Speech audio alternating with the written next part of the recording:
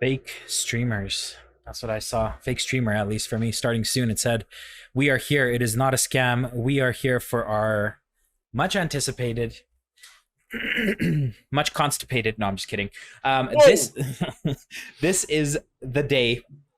This is the night. This is the whatever you want to call it. We are hours away from the Premier League season. We are hours away from all of the big leagues, except for I think Italy and Spain, which start in a couple of weeks. But you know what I mean. Mhm. Football is back, basically, and we are here for episode number 3, the all-important predictions episode. I am joined by my lovely co-host, my brother, my friend, Mykal87. You all know him by now. If you don't, Mykal, please introduce your lovely self. I just realized that my chat can't hear you because I have Discord muted. Pro streamers, what's up, everybody? Mykal87 here. Obviously, you guys know me. You hate me. You love me. We're here though. I see Spencer. I see you. I got H2 working now. But we're ready, man. This is everybody. Since we announced the podcast was going, I mean, in your chat and my chat, the immediate as soon as we announced that we were doing a podcast, are you guys doing predictions? Are you doing predictions? Who's gonna finish where? Everybody's been asking for this, so I'm really hyped for this episode. So we put a lot of work into this one, put a lot of thought into this one. So I'm really excited for this one. I don't know about UH2, but I'm ready to probably step on a lot of people's toes too, because I know we both have fans of a lot of clubs from all around the world. So Here's what I want to say. I didn't get my lawyer to write down the correct verbiage, but disclaimer for everyone listening on Spotify, watching on YouTube, watching on Twitch, for everybody that is going to be wait. Did you say listening on Spotify? I did. Talk about it, Mykal. Oh, that's right, chat. We're on Spotify now. Let's go. Talk Footy to Me podcast is officially on Spotify. You can catch episode 1, episode 2 on Spotify, completely free, obviously. Check it out. It's free other than selling your soul, but yeah. Yeah, you do have to have Spotify, which means you do have to give Barcelona money, so make sure you you get rid of that you just have to get rid of that and just Barcelona but we're on Spotify now. It took a lot of effort, it took a lot of work, but we are there. Every single episode from now on will be on Spotify. It takes about 24 hours after the episode is recorded and hits YouTube, but it will be on Spotify. Guess what?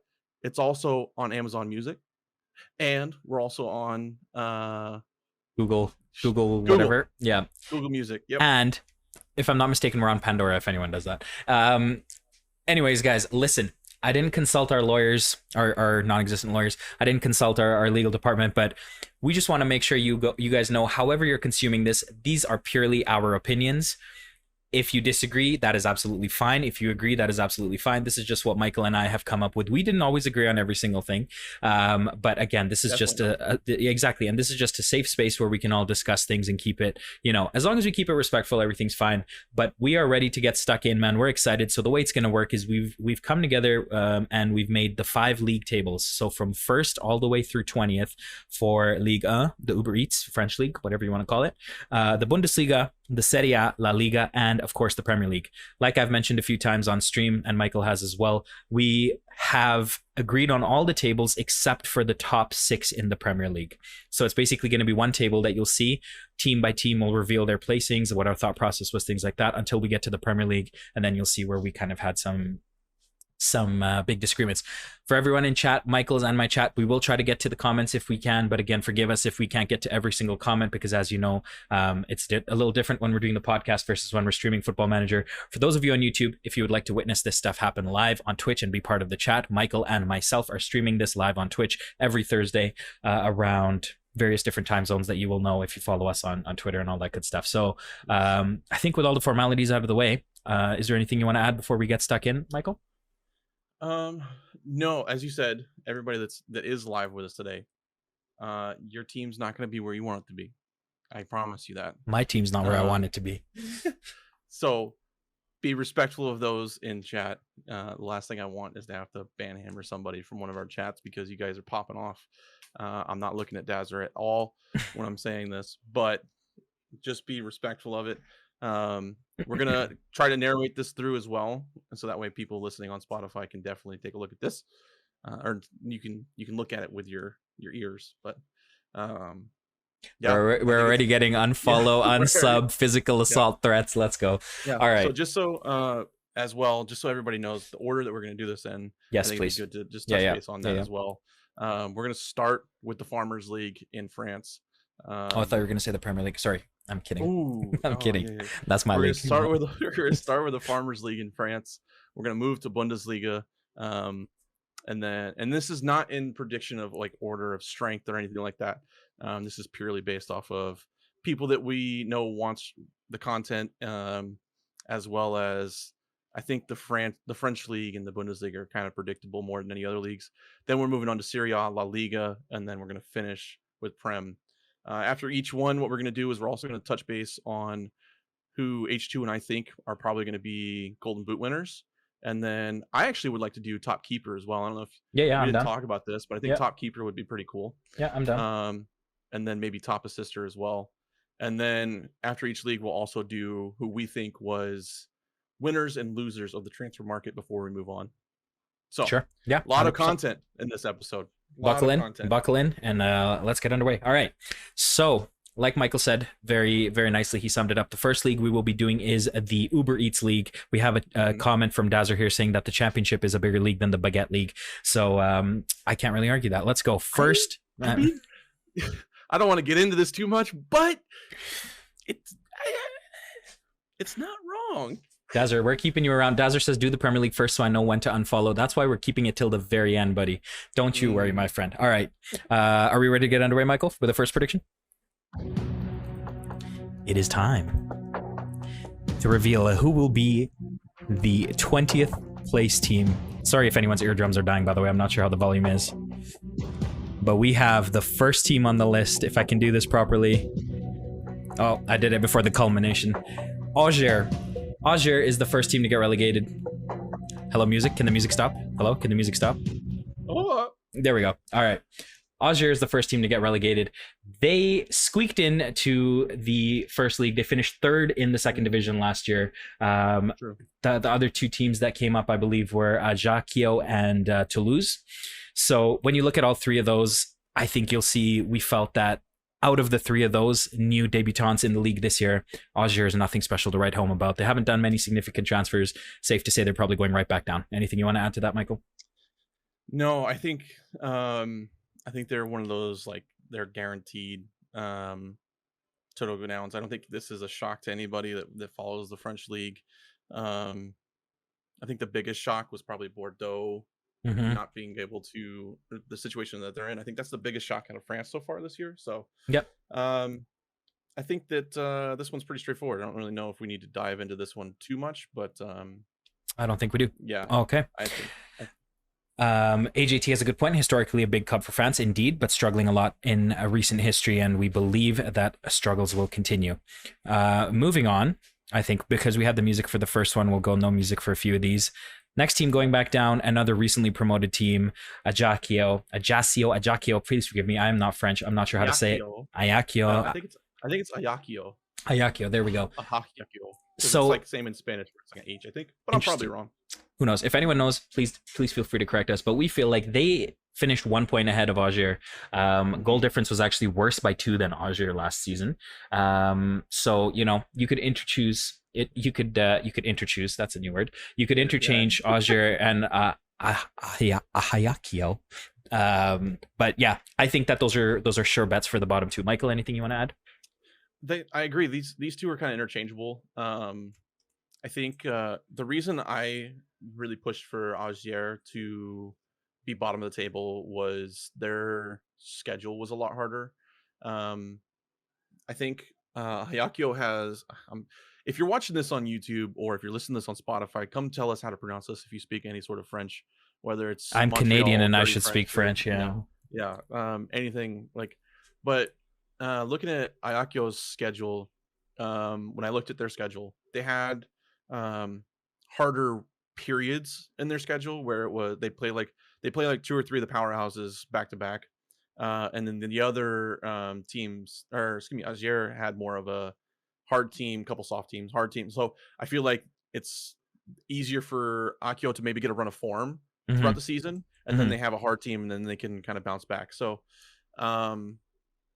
Like you said, though, I think this is probably like a 1 or 2 point difference. I think if either one of these teams makes it past 5 wins, we'll probably be happy. Exactly. Agreed. Perfect. All right. So these are the 2 teams that have just joined the Uber Eats League from the second division. The third team to join them was Toulouse. However, we believe the third team going down is Clermont Foot. This one might be a little surprising. They had a great season last year. So if we look at the table for last season, I believe they finished. I would say, well, not great, but they survived by 4 points. There were periods of the year where they were playing really well, and they were kind of a very on the like a team to watch. But yeah. I think when you look at, and without spoiling what we think about Toulouse, I think when you look at the bottom of the table last year and who's likely to go back down, I think it will be Clermont Foot. Well, they also, the big thing to me is they lost their leading goal scorer. Mm-hmm. They lost their midfielder, and they also lost their second right back and one of their starting center backs. So they gutted their team from front to back, and they didn't really get anybody that makes you go wow in terms of replacement. And a lot of these teams that towards the bottom of the table aren't really going to get anybody that really stands out. But Jeremy Bella was one that they got from Brighton. No, not Brighton. Birmingham.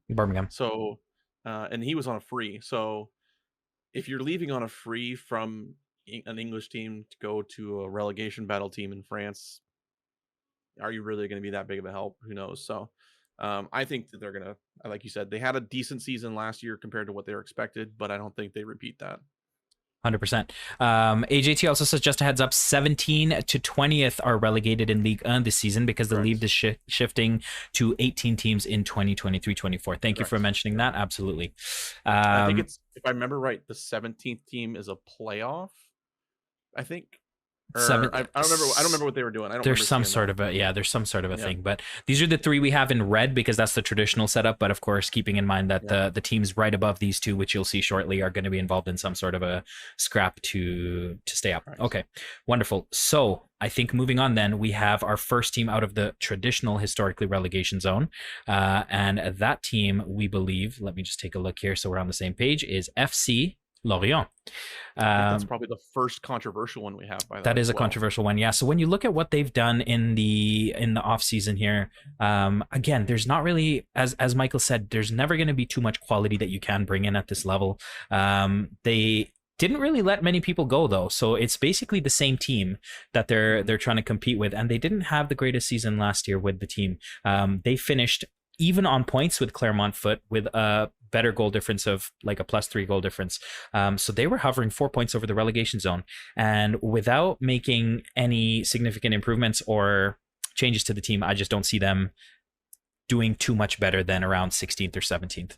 Well, to counter your point, even one of the reasons that I pushed for this controversial one is they just hired a new coach. Mm-hmm. So even though the core of the team is still going to be there, new system, possibly new. They have a completely new system, new coach in charge. Everything there is kind of on its head. So even though they had below or lower table finish last year, I think that they are going to be one of the victims of the expansion of relegation in France. 100%. And AJT says no playoffs in Ligue 1 this year. So supposedly it is the bottom four that are hard relegated, I guess. Okay, good points. Thank you. Moving on then. That just means that PSG is even gonna. It's just chances to win. Yeah, exactly. But that's a different horse to beat. We'll get over that. All right. So then we have finishing above Lorient, similar to last year. We have Troyes finishing right above them again, exactly like they did last year. Troyes, that is, bettered Lorient by 2 points last year. However, they did have a +12 better goal difference. So we think that, that superiority in terms of getting a couple of results here and there that Lorient couldn't will help Troyes stay up just above them. I think also they have a really high ceiling this season. Bringing in a couple good players. They brought in a lot of foreign players this season as well. They did lose, however, the big news for them was they did lose Mykal to Nottingham Forest, which actually impacts our prediction later. Hint, hint. But this is their first full season with Bruno Reales as their manager. So I think this team might surprise people. I do think they're still going to be towards the bottom and, as we said, battle this new relegation in France. But this is where I would expect them. I don't expect a shocking season out of them, but it is possible. It is 100%. possible. 100%.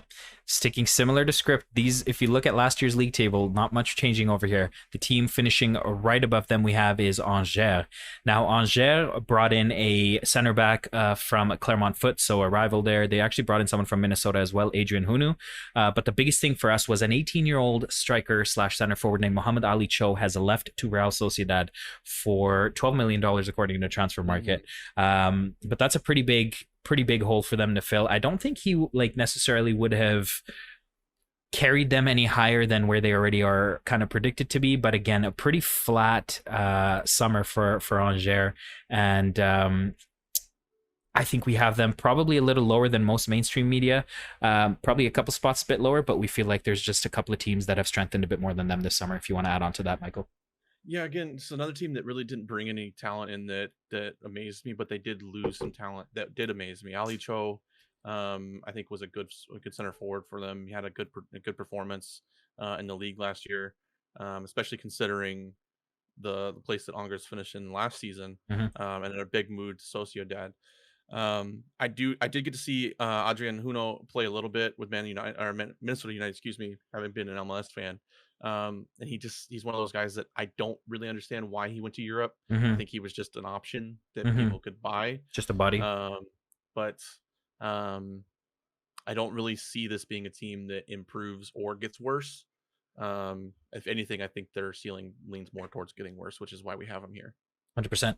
Now we have above them, and this is another thing I want to mention, guys. We talked about this a couple of days ago. There have been some changes, actually, not changes to the table, but some summer transfer movement. Actually, someone coming up for the next team that we predicted here has just joined them. So this could change things, but we had, as of when we made this table, Reims finishing right above Angers. And since we wrote that, actually, Balogun from Arsenal, from the Arsenal youth system, Folarin Balogun has joined them on loan. Also, they've spent a decent bit of money on Junya Aito, the Japanese winger from Genk, joining from Belgium.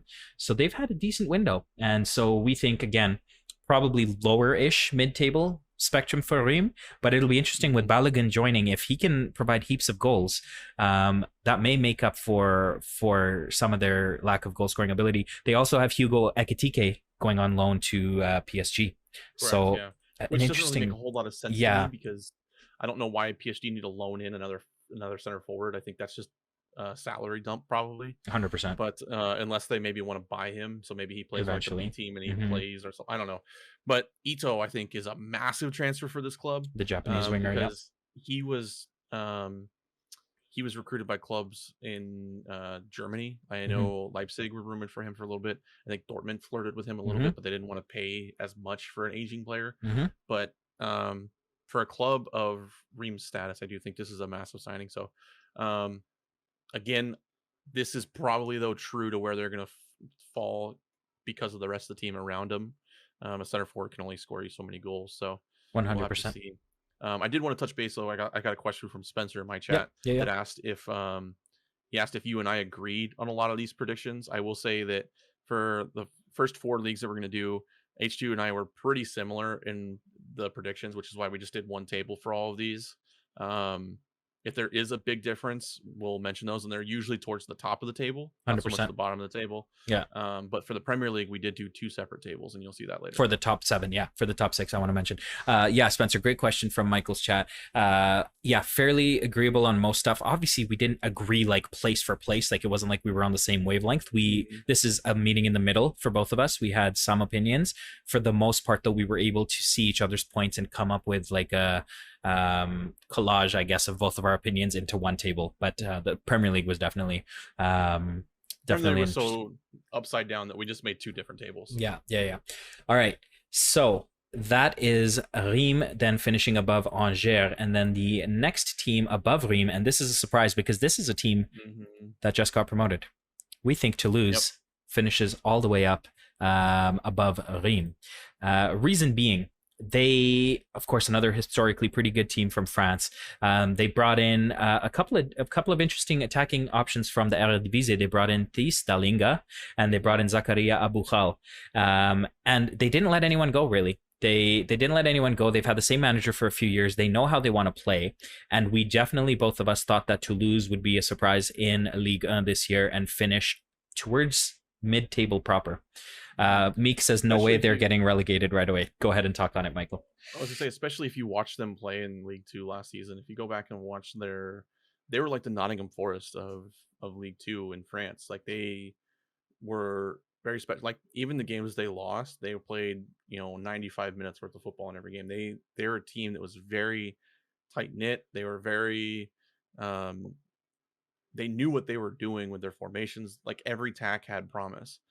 Sometimes you'll see teams, especially in relegation fights, that or teams that are fighting for promotion, that every now and then they just look lost with the ball. I was really impressed with this team. The way everything that they did looked like it had a purpose. They scored 82 goals for. They conceded 33 against, giving them a goal difference of 49. Okay, they're 82 goals for. The next closest team was Angers with 61.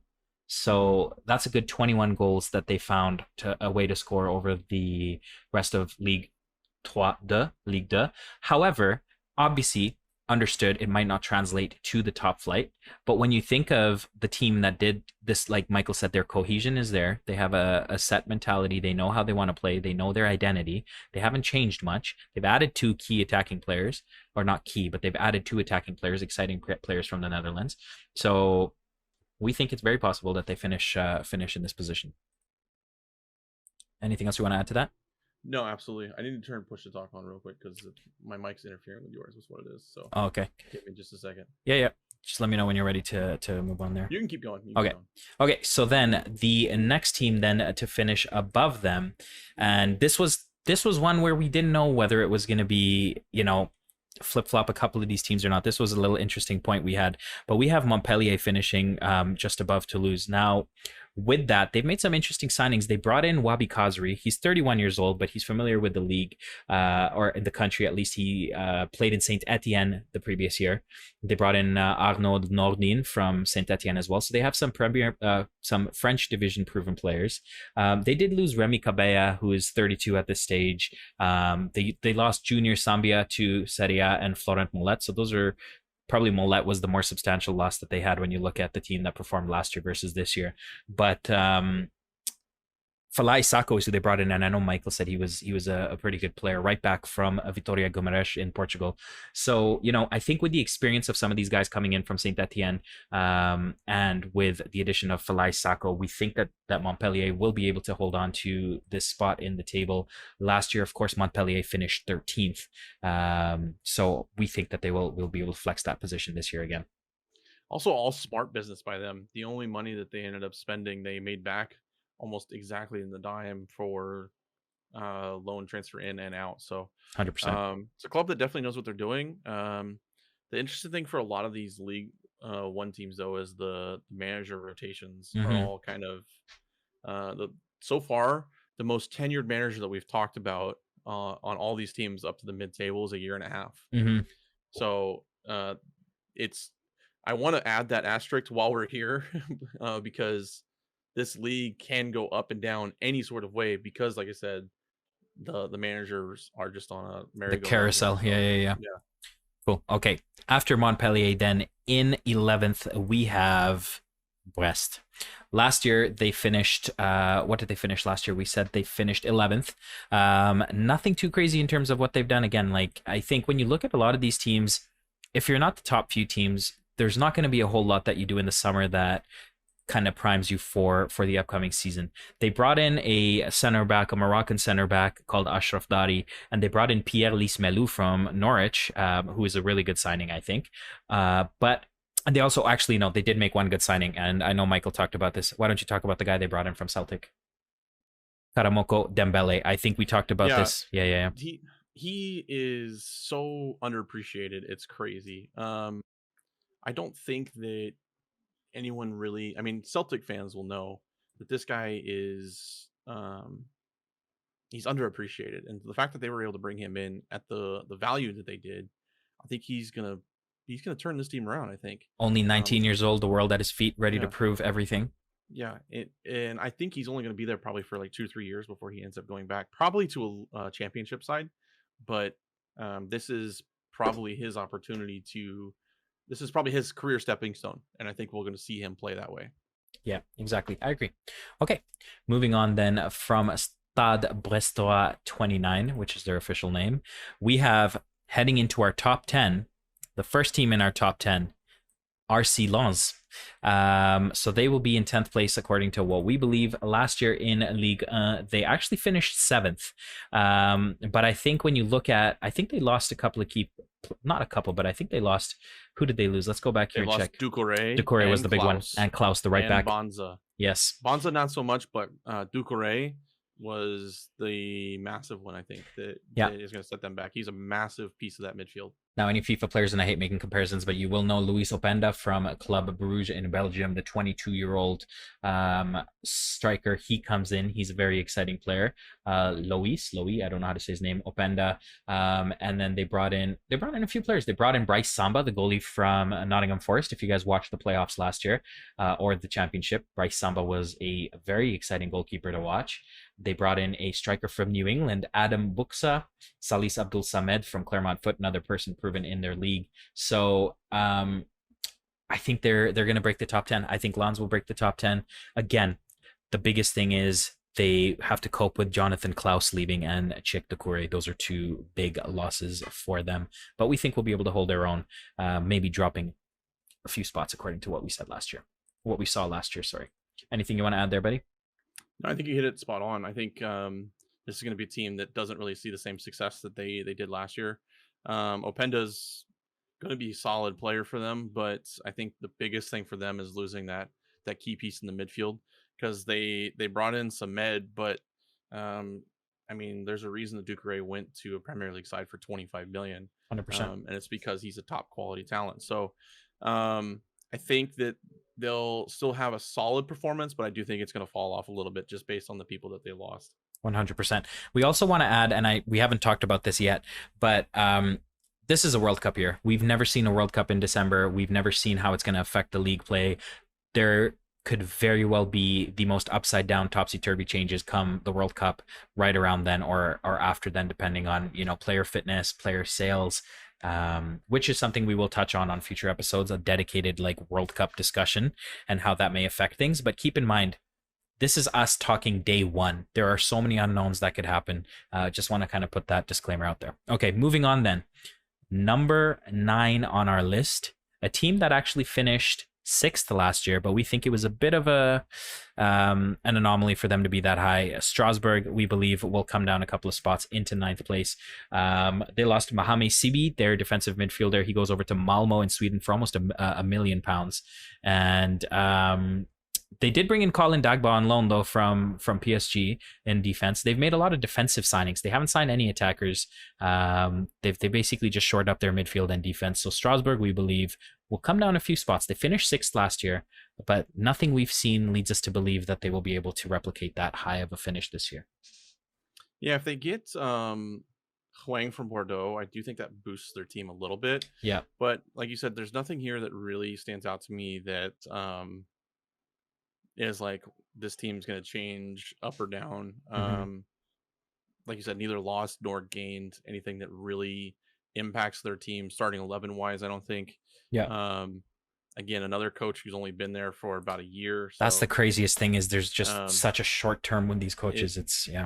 Yeah, but they still have quality on the pitch all the way around, though. And they're one of those teams that just can go on this run that just ends up being 7-8 games unbeaten, and the next thing you know, they're 5th place, and then they can also fall off just as hard. So it'll be interesting. They have match day 1, they're hosting Monaco, so I think that'll be a good test to see if they're actually going to live up to the expectations. But I do think that this is going to be an accurate prediction for them. I think so as well. Okay, moving on to, I believe, is it the 8th place team now? Yes, it is the 8th place team. We have FC Nantes. We think that they finished in 9th last year. We think they'll move up one spot. They brought in Moussa Sissoko from Watford, which is really interesting. And of course he has lots of experience. Seems like Huang is linked with everyone. He's linked with Nats as well. The forward that you mentioned from Bordeaux, the South Korean.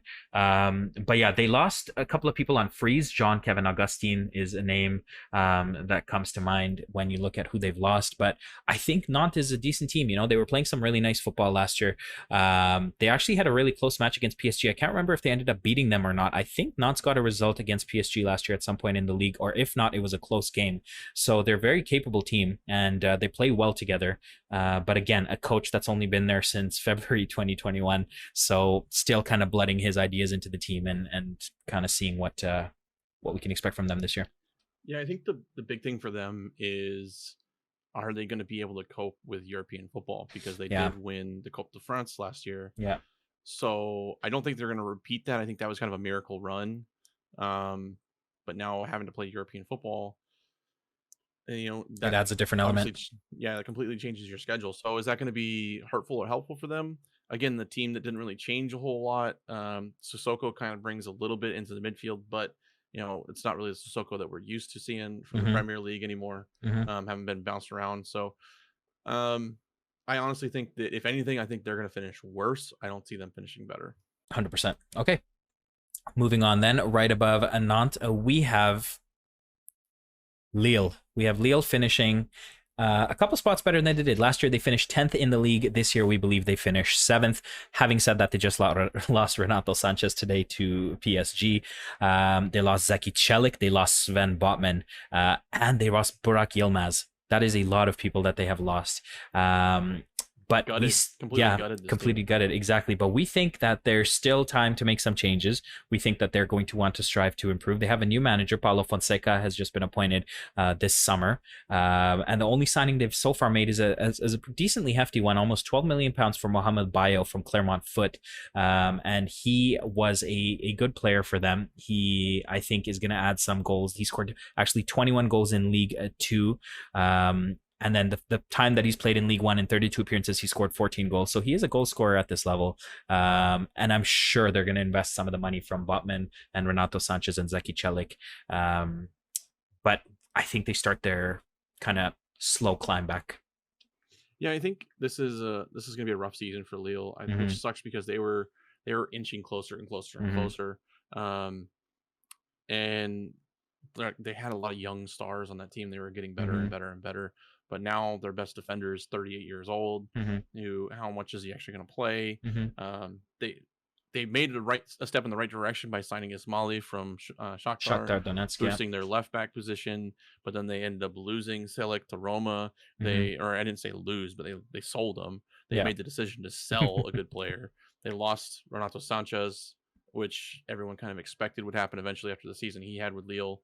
And then Botman, like, I don't think this team is going to recover from this probably for another year or two. But to your point that you mentioned earlier, with the winter World Cup, this is a team that could surprise some people with a couple extra players coming in mid-season that might secure them this European spot. When we talked about Lille, I think both of us agreed by far their biggest miss, obviously Zeki Celik, but Sven Botman is probably going to be the big one to replace. Would you agree? I think that's kind of what's going to hurt them. Yeah, absolutely. Okay, cool. Okay, moving on then, we head closer towards the European spots, finishing in 6th then above Lille. We have Rennes. Last season, Rennes were phenomenal. They finished top 4. We believe that they won't be able to replicate a top 4 finish again because of the European football they will be playing. Of course, they had some really tough matches in the Champions League last year, and they held their own. Like they're a decent enough team, but they've only really made one signing here, and it was a pretty chunky one. A 22-year-old Belgian center back from Bologna, Arthur Theat. FM legend, exactly. Joe Rodon comes in on loan from Spurs, so a Welsh player joining them. Mandanda, 37-year-old Congo/French goalkeeper who's been around for years, joins from Marseille. So, you know, I think they'll regress a couple of spots, but they'll be sniffing around the top 6-7 for sure. Yeah, absolutely agree. The Steve Mandanda signing, I think he still has like 2 or 3 years to play at the top flight level, and he's been, if anybody's ever followed the French league, he's been like the goalkeeper in France for a while. I mean, before there was Donnarumma, it was Mandanda. Like this guy was the machine. I think the Arthur Theati signing from Bologna Mhm. um, was probably a steal. I think him getting for only 20 million US. Yep. That's a steal, I think, Yep. especially at his age. Yep. And they didn't really lose anybody. They They did lost lose Aguert, the center back. Aguerd, Yep. Yeah. but they immediately replaced him. Mhm. They also brought in Rodon from Rodon. Yep. Spurs on Yep. loan. And then their center forward they lost, Matthias Tell, is a youngster that didn't really play a lot for him anyways. Yep. The reason I think this team misses out on Europe is, again, that nasty Winter World Cup, I think is going to rear its ugly head. And I think we're going to see some of their big players like Terrier. If he has a beginning of the season like he did last year at all, I think he's gone winter window. I think some team comes in with a just insane offer for him. Interesting. I don't think he stays. I think Laborda is probably another player at 28 who, again, if he has even a shade of the season he had last year, is probably another player that's gone mid-season. So cool. Okay, here we go. A nice little jump for our 5th place team. We think the team that finished 8th last year is going to slide up a few spots into 5th place, that being Lyon.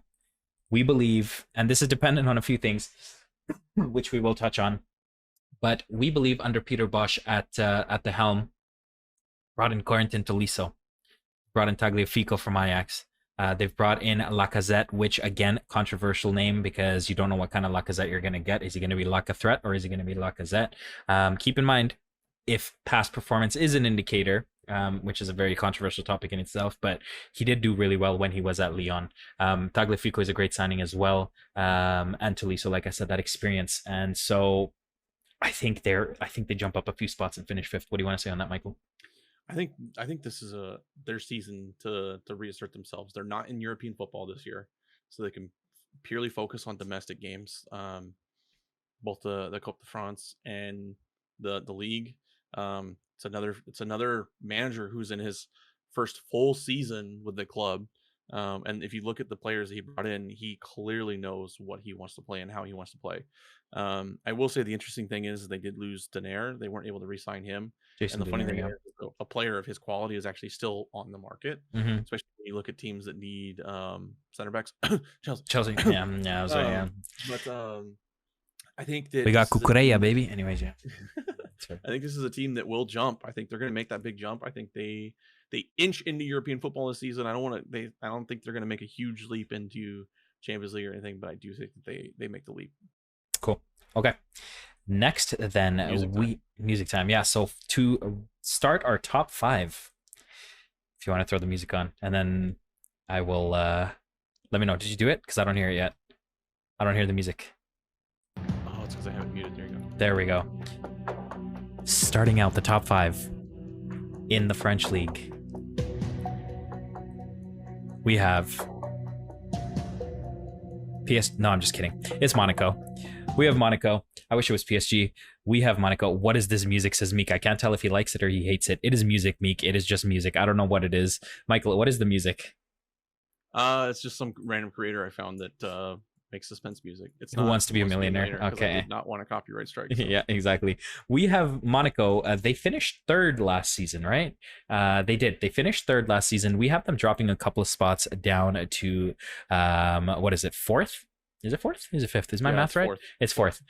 They brought in Nubel, right? Or no, they have Nubel, sorry, already. Did they bring him in this summer?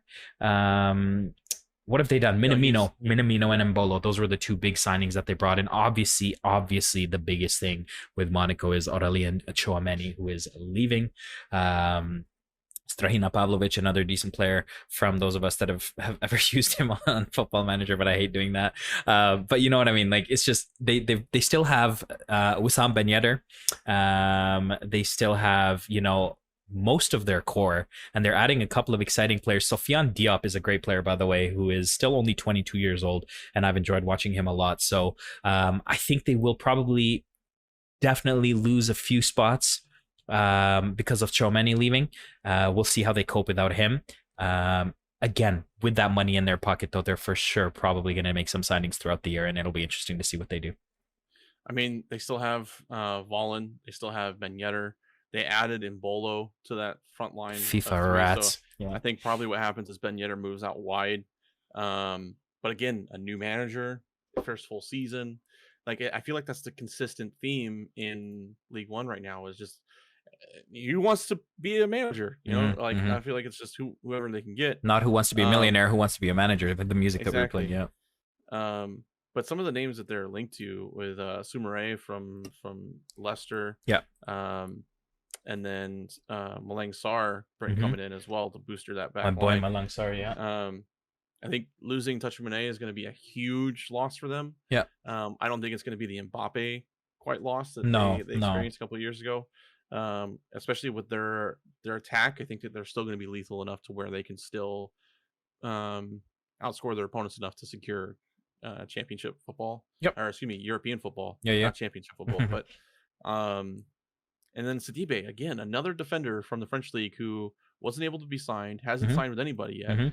A World Cup quality French defender, Chelsea, that it hasn't signed anybody yet. So it's Chelsea.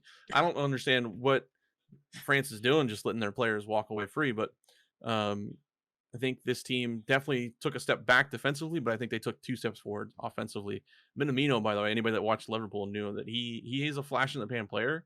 It's a shame that he never really panned out. He destroyed Chelsea when he was on loan at Southampton. He was a very, like you said, flash in the pan 100%, but he has that ability. He has that in him, and it'll be interesting to see if he can produce that. I think he changes the game over there for them as well. 100%. I think he's going to be a lot different. And then Embolo, again, that guy, watching him in the Bundesliga, he's a physical presence with a lot of speed. So, and in France, that's dangerous. So we'll have to see how he does. Let's go. Beautiful. Top 3. A little bit of music before I slide this up. Let's go. This is a team we both really like. And it would be really fun to see them in this spot here. We have Nice finishing in 3rd. Oh, give me a 50-50. We should have, we have Nice finishing in a 3rd place. This is a team that we both really enjoyed watching last season. The biggest question mark for us with them is going to be their new manager. Obviously, their previous manager has joined PSG.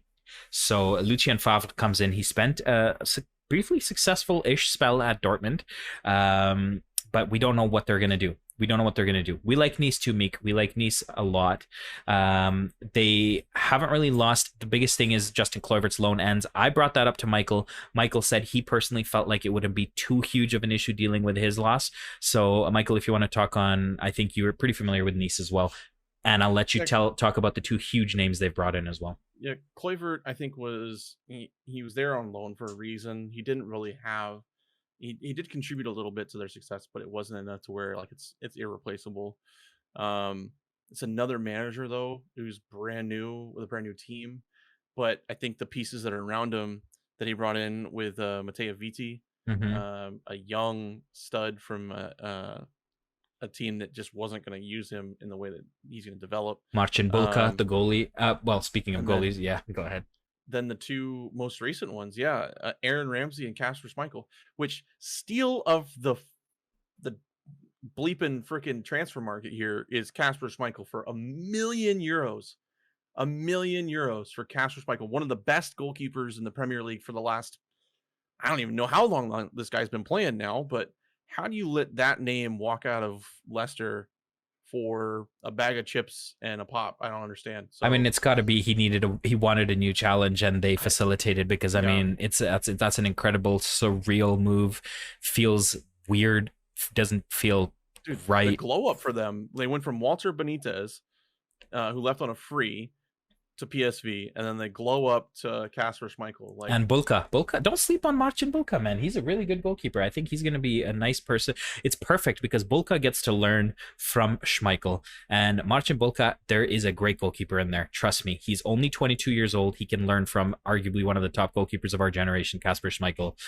So really smart recruitment from them to bring both of them in at the same time.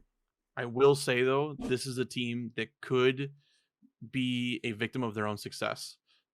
Dahlberg, if he has the same season that he had for them last season, and if he plays for Denmark the way he did with them the last time he played, I think he's a name that probably leaves in the winter window. I know he was linked to damn German team, Gladbach Mhm. was linked to him, Mhm. and then I believe it was also not Borussia Dortmund. There was another German team that was interested in him. So if he pops off, I think he probably leaves, and then I think there's a hole up front. They do still have Giori and they still have Delort, but a young talent like that leaving, As DJ Khaled would say, suffering yeah. from success. Exactly. As next CPL points out in my chat here, Nice and Monaco next to each other on the predictions and geographically exactly. South France represent. All right, moving on then. Top two. Surprise, surprise. It's not much different than last year's top two, or is it? Finishing in second place in the upcoming season in France, we have Marseille. Man, I'm so like, what's there? Run it back, exactly. I'm so my like, you have this intense music and I'm just like Marseille, but no, Marseille is, I think, gonna be, again, new manager, man. July 4th appointed this summer.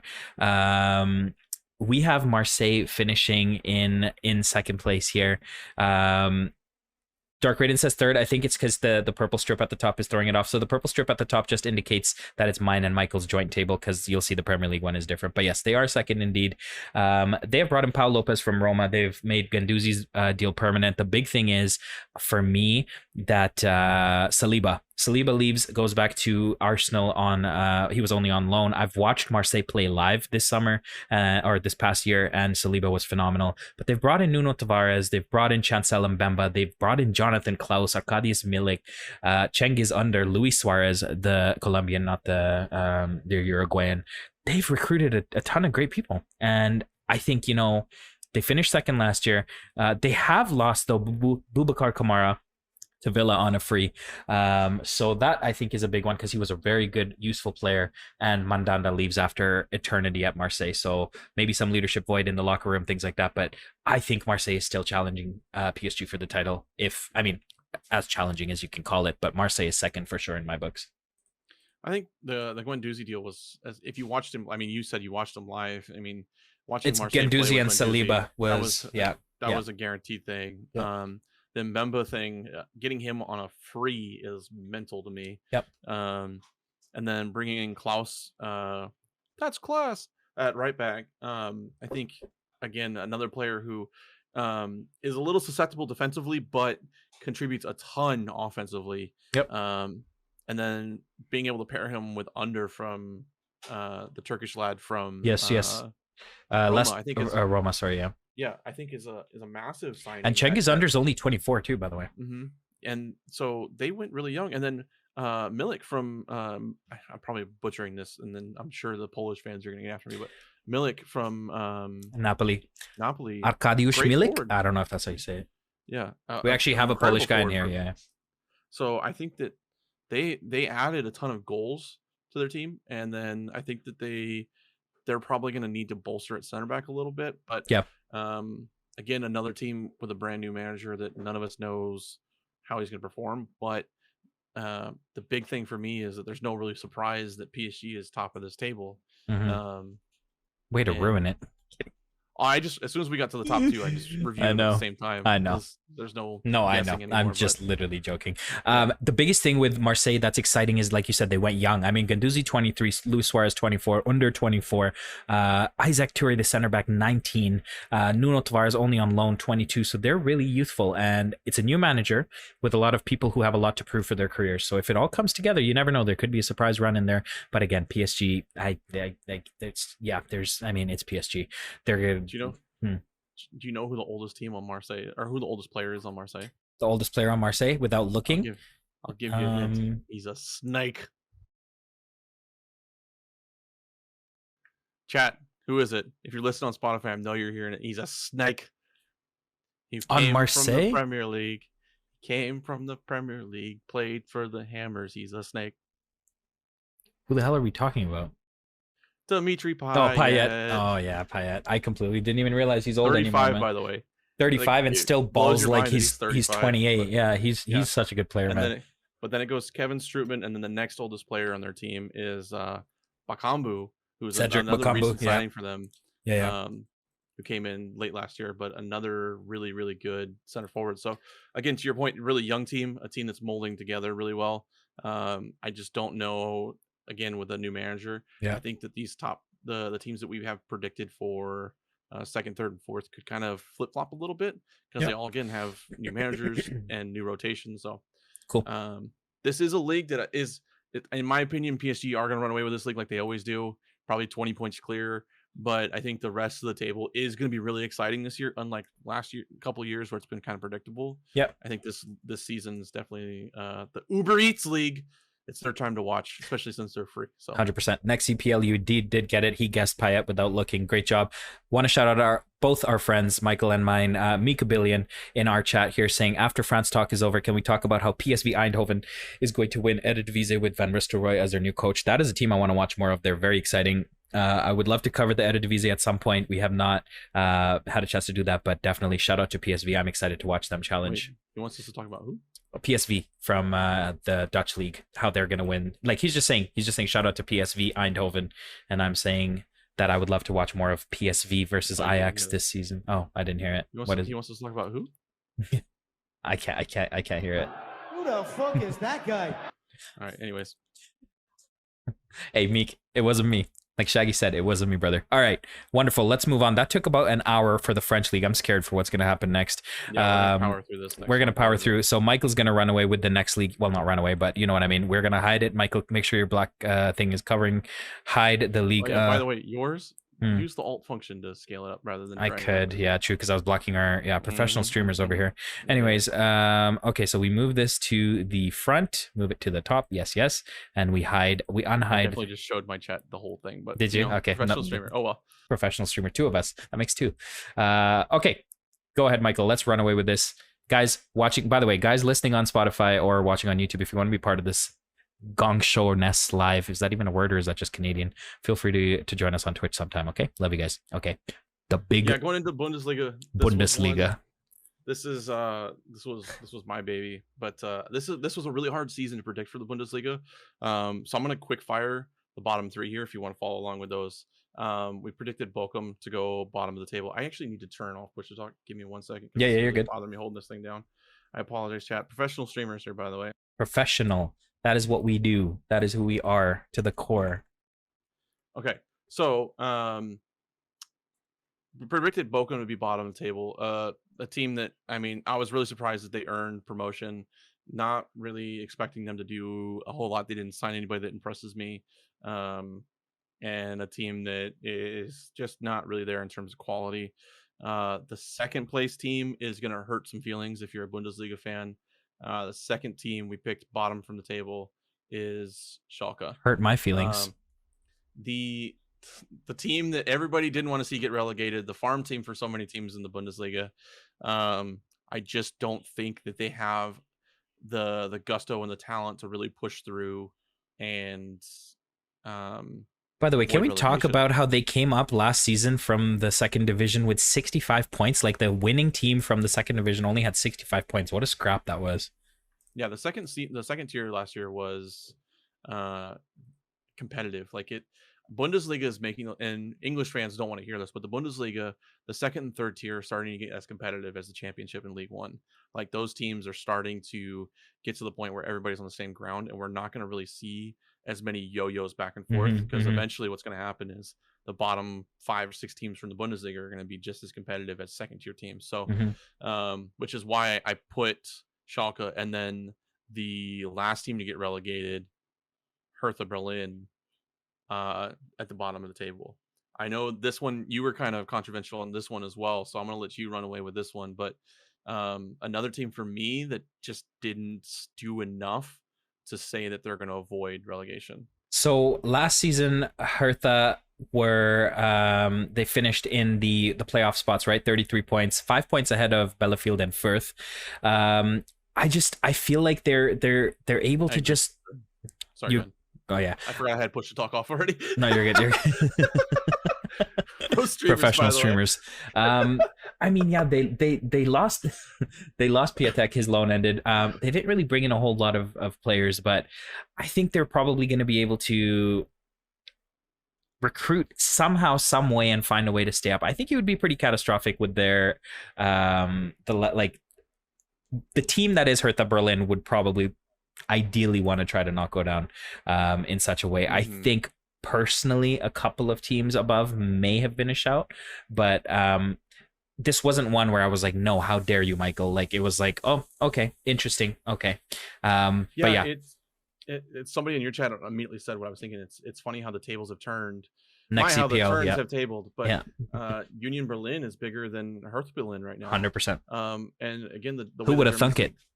The way the Bundesliga is structured is kind of what plays for it. And to your point, it would be a tragic thing to see a team of Hertha Berlin status get relegated. But to me, they haven't done anything that shows me that they want to avoid relegation. They were a team that struggled last year. They didn't bring anybody in to really fill anything. They have 2 major injuries going into the season. Mm-hmm. One of their wingers and one of their center forwards is out. I think Ngakam was possibly out for the whole year. I think he got his knee in. They lost Stark, which was a solid center back, to a divisional rival as well. And the signings that they brought in are nobody that makes me go, other than Ujike from CSK Moscow, which I'm excited to see the Nigerian beast back in a top 5 league. And I'm actually looking forward to how he does. But again, nobody really that makes me go, oh my gosh. And I don't, and a new manager again, the beginning of the season. Yeah, that's tough. That's always tough. I don't think this is going to be big for them. So I just don't know. They have to go to their in-town rivals as well, match day 1. So that's the Berlin Derby, match day 1.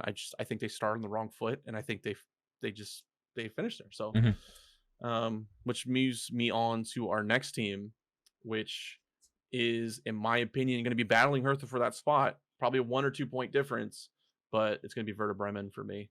I think they edge out Hertha probably in one of the last 2 games of the season. We're only 2 points behind Schalke last year coming up, by the way. Yeah, they were a solid team coming up, but again, not a team that showed me any threat in the transfer window that they want to fight for their spot to stay here. But you also just mentioned Stark leaving Hertha, joins Werder Bremen, so interesting switcheroo there.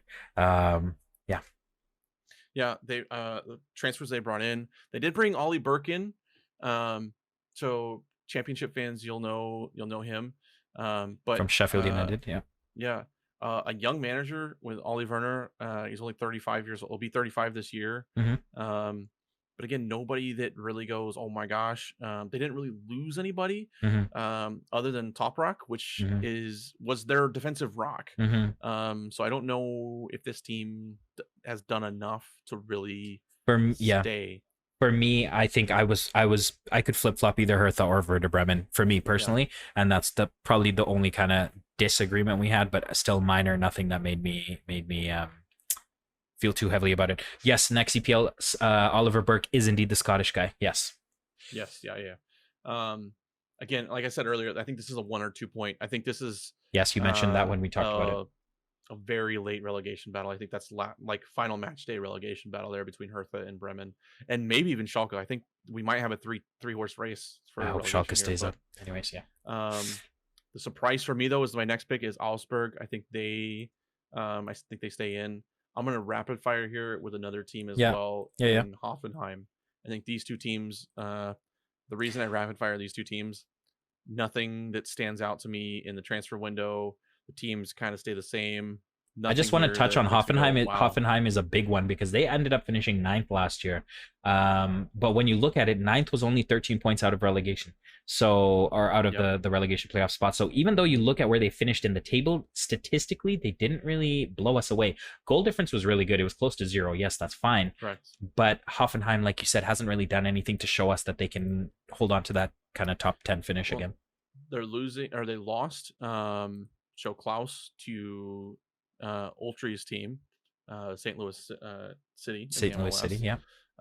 They lost their best left back to conference league rival Leipzig. So they didn't sign Nsoki, the good the good center back, the really tall and fast center back from Bruges. So it'll be interesting. But again, I don't think that they've done enough to really do a whole lot off time. And Augsburg was just Augsburg just had an Augsburg type window, so Yeah. I think they avoid it. But to your point, the table last year was separated by I think 5 points for like 6 different teams. So Yep.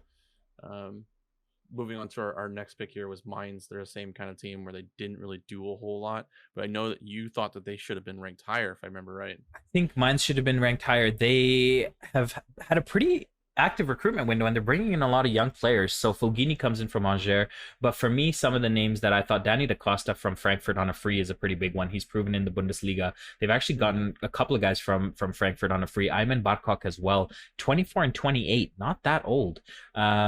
So, and when you look at where Mainz finished last year, they were 8th. Again, a little surprising to see them drop down a little bit. But when you look at who they lost, Niakite going to Nottingham Forest, which I'm super excited about. Jeremiah St. Just leaving, only 25 years old. Killian leaving to FIFA rat. Absolute rat.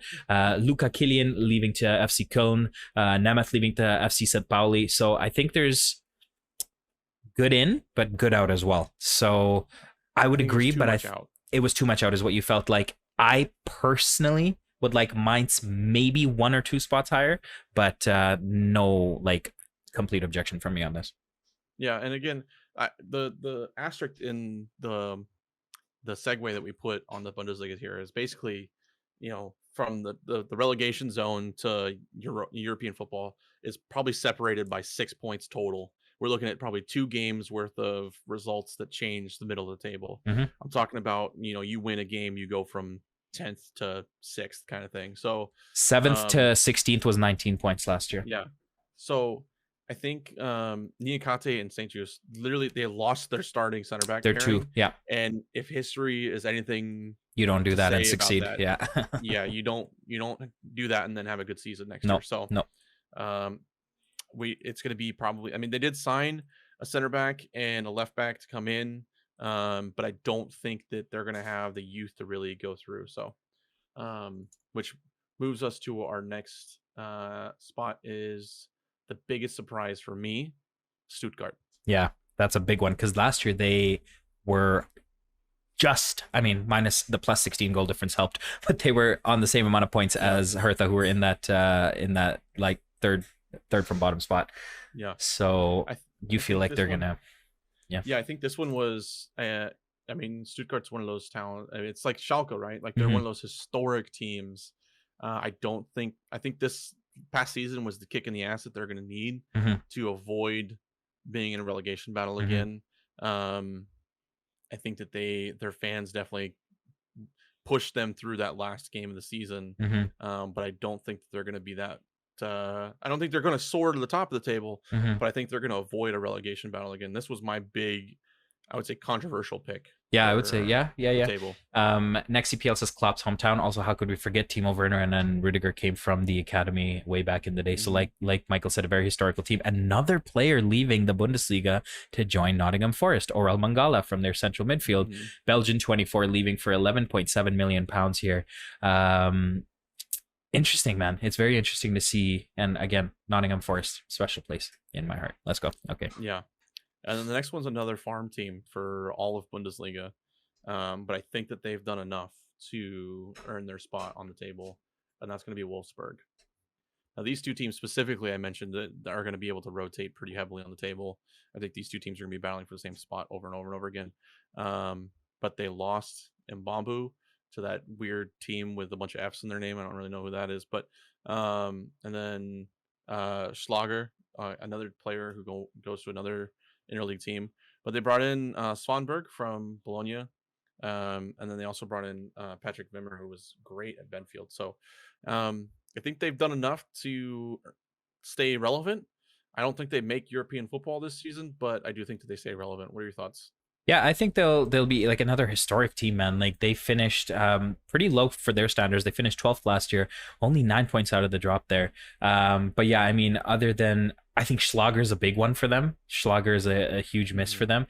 But I think they probably hover around mid-table. They're too big and historic of a team to struggle. And Niko Kovac is there, so he's an exciting manager. He's a good manager, and so he should be able to do something with them. The big thing for me was that winter window again rearing its big ugly head. I think that if they manage to keep shoot, I lost my damn train of thought. It happened to me right away. Baku, they keep Baku. If he has a good season, he might be snapped up by some German team, especially if he manages to make the German national team. Yeah. And then Lacroix as well. Yeah. He's been getting Another a lot of FIFA attention. rat. Yeah. So Talk about he is red card central, but we'll see. Talk about John Brooks. I know you and I talked about it. Yeah, and then they lost John Brooks, who hasn't signed with anybody, which hurts my soul. But he hasn't signed with anybody. I know he wants to go to the MLS.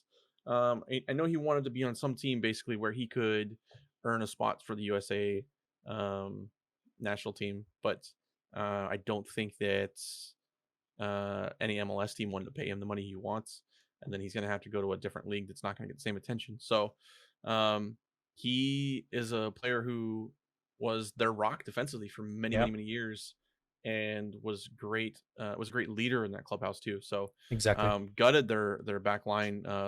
And I don't know, the one right back that they brought in to replace William and Mbambu was Killian Fisher from is it Neuenberg? Yeah, Neuenberg.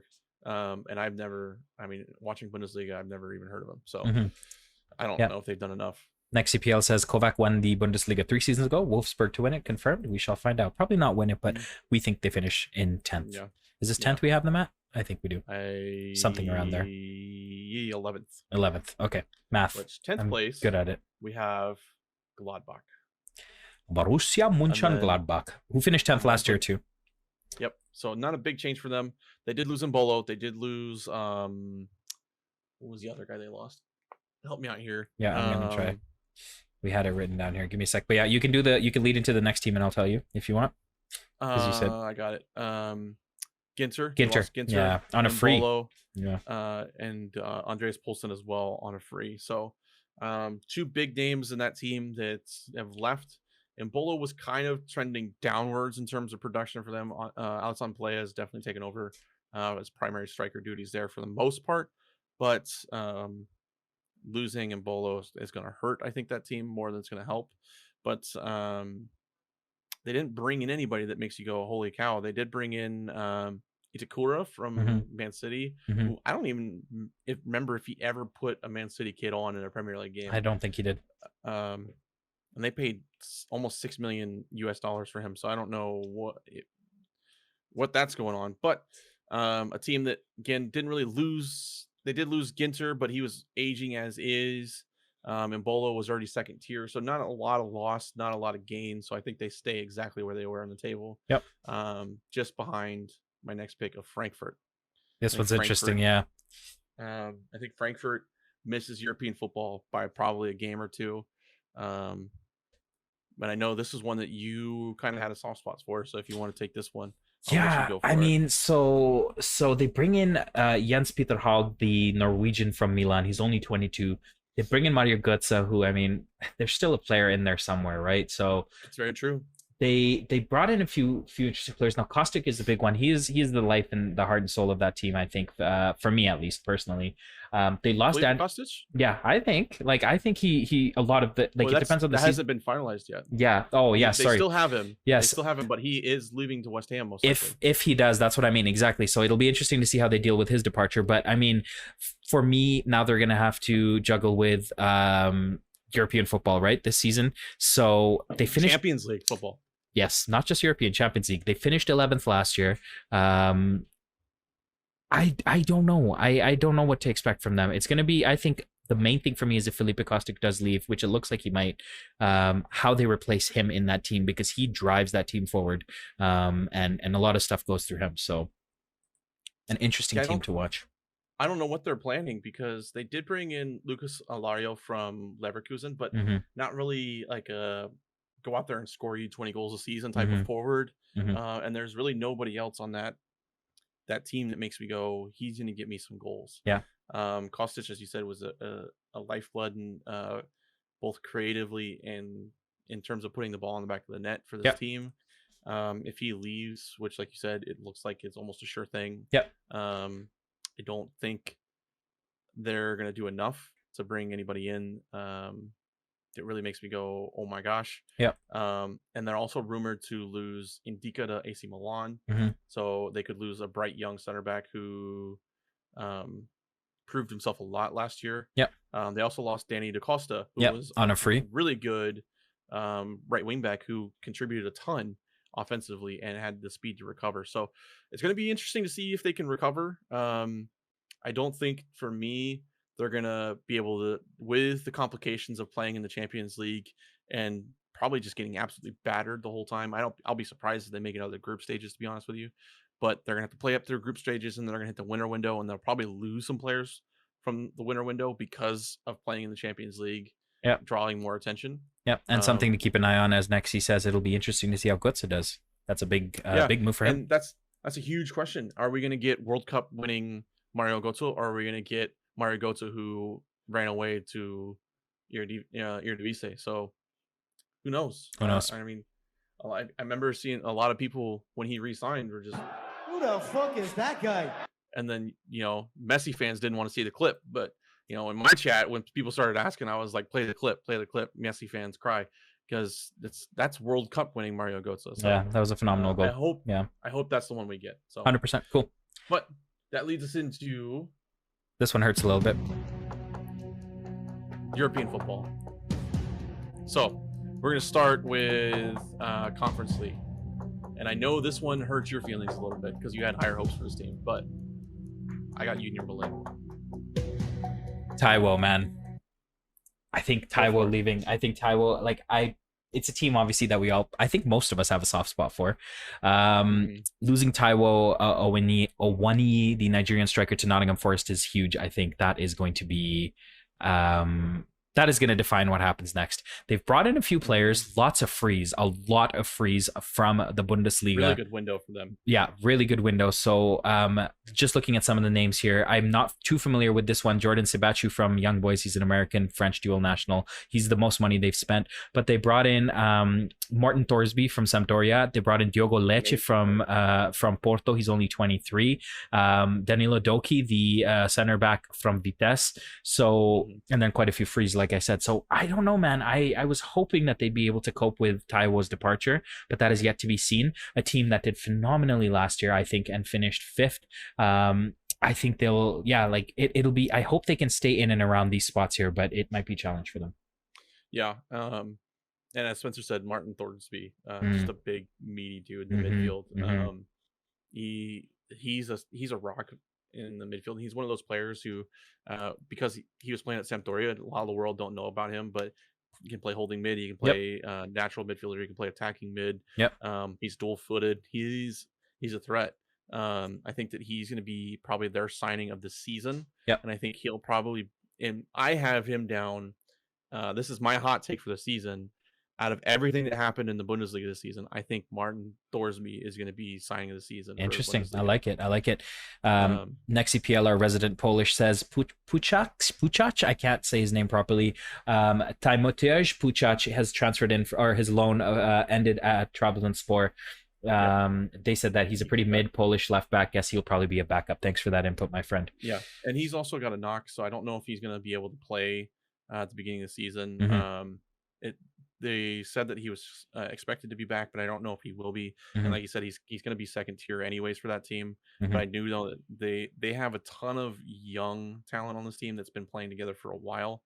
So I slotted them into squeaking past Frankfurt for European football here, because they don't have any European football holding them back this season. So I think that they make it in, which moves us to our two teams in Europa League. So I'm going to do these two teams at the same time, which are Cologne and Freiburg. The power of the beret. So this was also controversial. You thought you thought Cologne was going to be lower on the table? I wanted to flip Union Berlin and Cologne. I thought that Union Berlin still has a chance to squeak in 1 or 2 spots higher. But I mean, when you look at what Cologne, like I said, the power of the beret. I like their manager. I like Anthony Modeste. Obviously, he had a really good season last year. I just don't see them finishing above Union Berlin personally. I don't know what it is. There's nothing statistically like I said, Taiwo leaving probably hurts Union a lot, but I don't know. There's just a feeling I have where Cologne isn't really going to put together too crazy of a season, and get that spot there above Union Berlin. But again, I don't watch as much Bundesliga as you do, so I could be just talking like I could be speaking nonsense right now. No, I think I do think it's gonna be a tight race between Cologne and Union Berlin. Both teams are gonna have a really, really tight race. I do think Cologne has the better team and the better history as of someone saying United said stop talking footy to me, please. But Freiburg is the big surprise for me. Yeah. They're slotted to be mid-table this season, but for me, I think that they're gonna make Europa League football.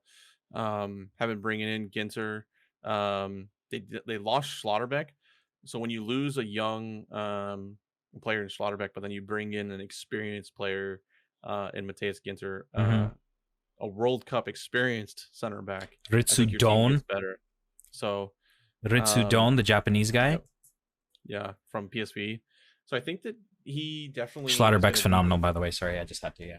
Yeah, for sure. I think these two teams could flip flop. I think Cologne and Freiburg could kind of flip flop, but I do think those are the two teams that make Europa. No problem. I agree.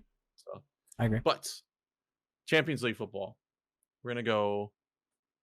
I feel like I know one person in my chat is going to be very upset at this next spot. So we'll just do this by itself. I'm gonna milk this one. What do we think, chat? If you're watching this on Twitch, who is this? Who is this team? I'll give you a hint. It starts with an L. I have Leverkusen as 4th place. Yeah, I got Leverkusen as 4th place. Next he says Bayern, hopefully. Yeah. No, I think you just made Grabby mad.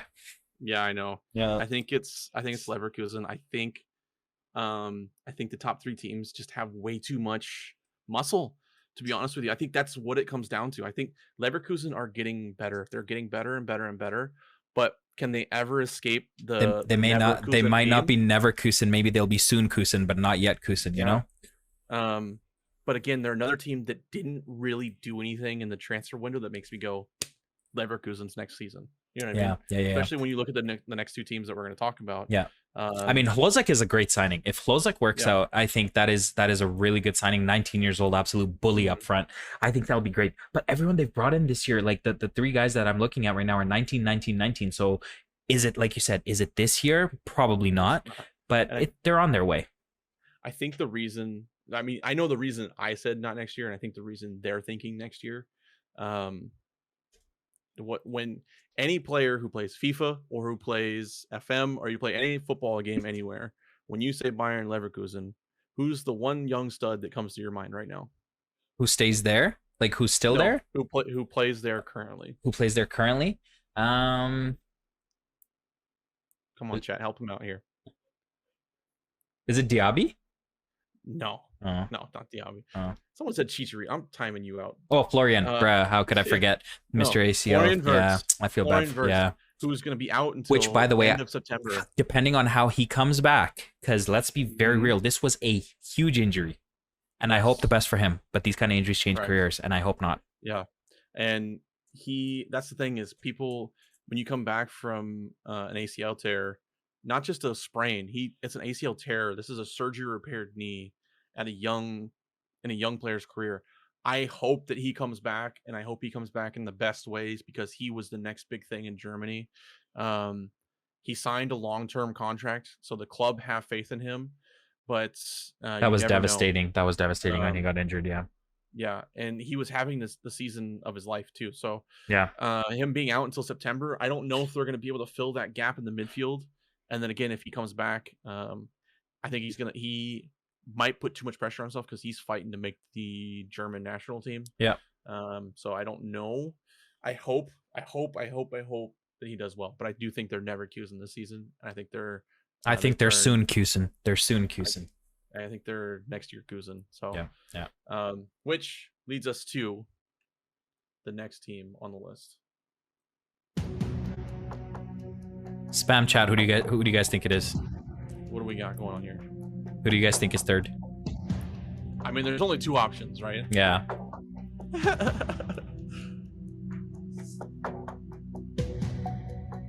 It is Leipzig. Okay, Dark Raiden got it. Yeah. Yeah, Leipzig. Nexi says Bayern. Oh. Nexi's just gonna keep throwing Bayern every time Yeah. that isn't first. It's for me, it's Leipzig. I think that this team and the big thing for me that I will say the reason I picked Leipzig is that ugly monster that we keep talking about, that mid-table or mid-season, transfer window. This is a team that didn't really suffer a ton in terms of quality in or out. They did lose Tyler Adams. They did lose Mykal, He Chang Wang. I always butcher his name. Brian Brobby left, but he didn't really, whatever. That was kind of whatever. Mykal, though, and Tyler Adams. Tyler Adams had a decent season for them. He's been decent for them, but not enough to me where I go, wow, there's a huge hole in the midfield. Mykal, on the other hand, is a huge contributor to that team. But they did bring in David Raum, and they also brought in Xaver Schlager as well. So I think they answered the question in the midfield with Schlager. I think he's a great holding midfielder. He's going to fill that role. And Raum can play. He's both-footed, so he can fill the role at right back. I don't know if he's going to go left back, but the reason I say that this team's third is that winter window. I think Nkunku, I don't think he finishes this year with Leipzig. I think he's gone. I think Dani Olmo is another player who's gone. You think Gvardiol stays or goes? Gvardiol, I think, stays, much to your displeasure. So what we talk, Kukureya, baby. I'm on the Kukureya party. I don't care. I'm on a high right now. Go for it. I just want to say this. We talked about this. Mykal and I talked about this. And so Werner's being linked with going back to Leipzig, whatever. And so Mykal and I had, I think, differing views on this. Well, we didn't have differing views, but we were talking about it. I think if they bring back Timo Werner on loan or whatever, I don't think they blow it up not blow it up, but I think they try their absolute best to hold on to Nkunku, Gvardiol, all these guys for one more season. If someone like Werner comes back, and try to put everything into winning their title before blowing up this team. That's what I think. That's why, even though, well, I guess it's no surprise Dortmund is above them at this point on our table, so I can speak on it. Even though I think Dortmund's had phenomenal window, I think there's a chance that Leipzig finishes second. But I would agree with you. I think that I think Leverkusen is battling with Freiburg and Cologne for that last Champions League spot. I think those 3 spots are probably around a 5-point difference. Agreed. I think the top 3, the top 1 is not really a surprise, but I think Leipzig, and then we can just reveal the second place team now. Yeah, let's do it. As Dortmund. Yeah. We can just reveal Dortmund and Bayern Munich. Yeah. So this is how we have it, guys. Yeah. I think Dortmund, like you said, I think they've done enough this window for me where they've shown that this is their season where they really want to push. I think they've actually done enough where I think they're going to apply pressure to Bayern, especially early in the season. But knowing how Bayern's going to spend in the winter window, I don't foresee Bayern finishing anywhere but probably 10 points clear of Dortmund. I think we're going to see another powerhouse season for them. So I'm not going to spend a whole lot of time talking about Bayern. I think that's pretty expected universally. But Dortmund and Leipzig, I think, could interchange. I think that to your point, Leipzig and Dortmund could swap between second and third. Yeah. For me, though, like I said, I expect Leipzig to be rated. I expect a full rating from them. Angelino is already linked to Brighton. Gvardiol is linked to Chelsea and Man City, so he's already been linked out. So even though they could bring Timo Werner back in as a good option offensively, to me they're losing too much potentially with Dani Olmo being linked to places and Nkunku being linked to places. And I think some of these big money signings or offers that they're going to get are going to be too tempting to avoid. It's going to be interesting. Dortmund's in the position where they've already brought everybody in. They're already they're putting all their chips on the table to make this move. Whereas Leipzig are kind of in a reactive state. We Right do now. need to talk about Haller, though. Obviously, we've touched on this. Hopefully, everything is on the mend for him. Our best wishes to him. But I mean, he was their major signing, along with obviously Schlotterbeck and Adeyemi. But Sebastian Mhm. Haller being out for we don't know how long. Do they go in for someone else to replace him? Do they put all their Correct. faith in Adeyemi and Mukoko? It's going to be interesting. For the record, and I'll say this, I have it Bayern, Leipzig, Dortmund. We compared it and we came up with Bayern, Dortmund, Leipzig. I just have a sneaky feeling.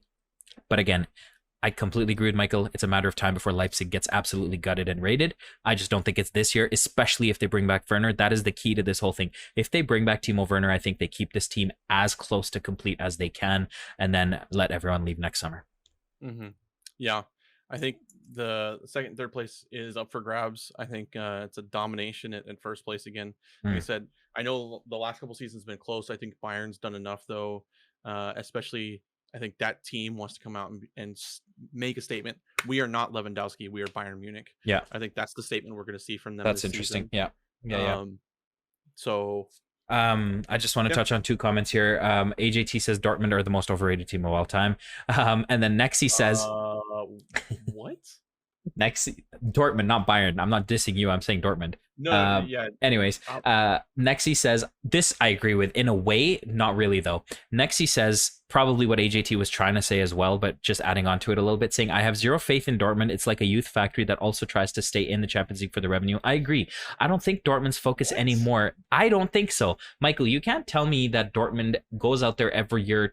I don't know. Maybe not. Maybe this is something that I don't know, but I don't think Dortmund goes out there trying to, like, for me, Leipzig is the team that's trying to dethrone Bayern right now.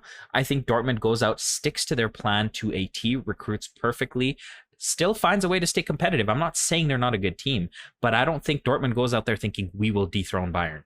It used to be. It used to be that way. But lately, I feel like it's about the business model for them. It's about making, like, astute business decisions. Leipzig is like, we're going full all in to try to be those guys. I don't know what you think about that take. Let me know.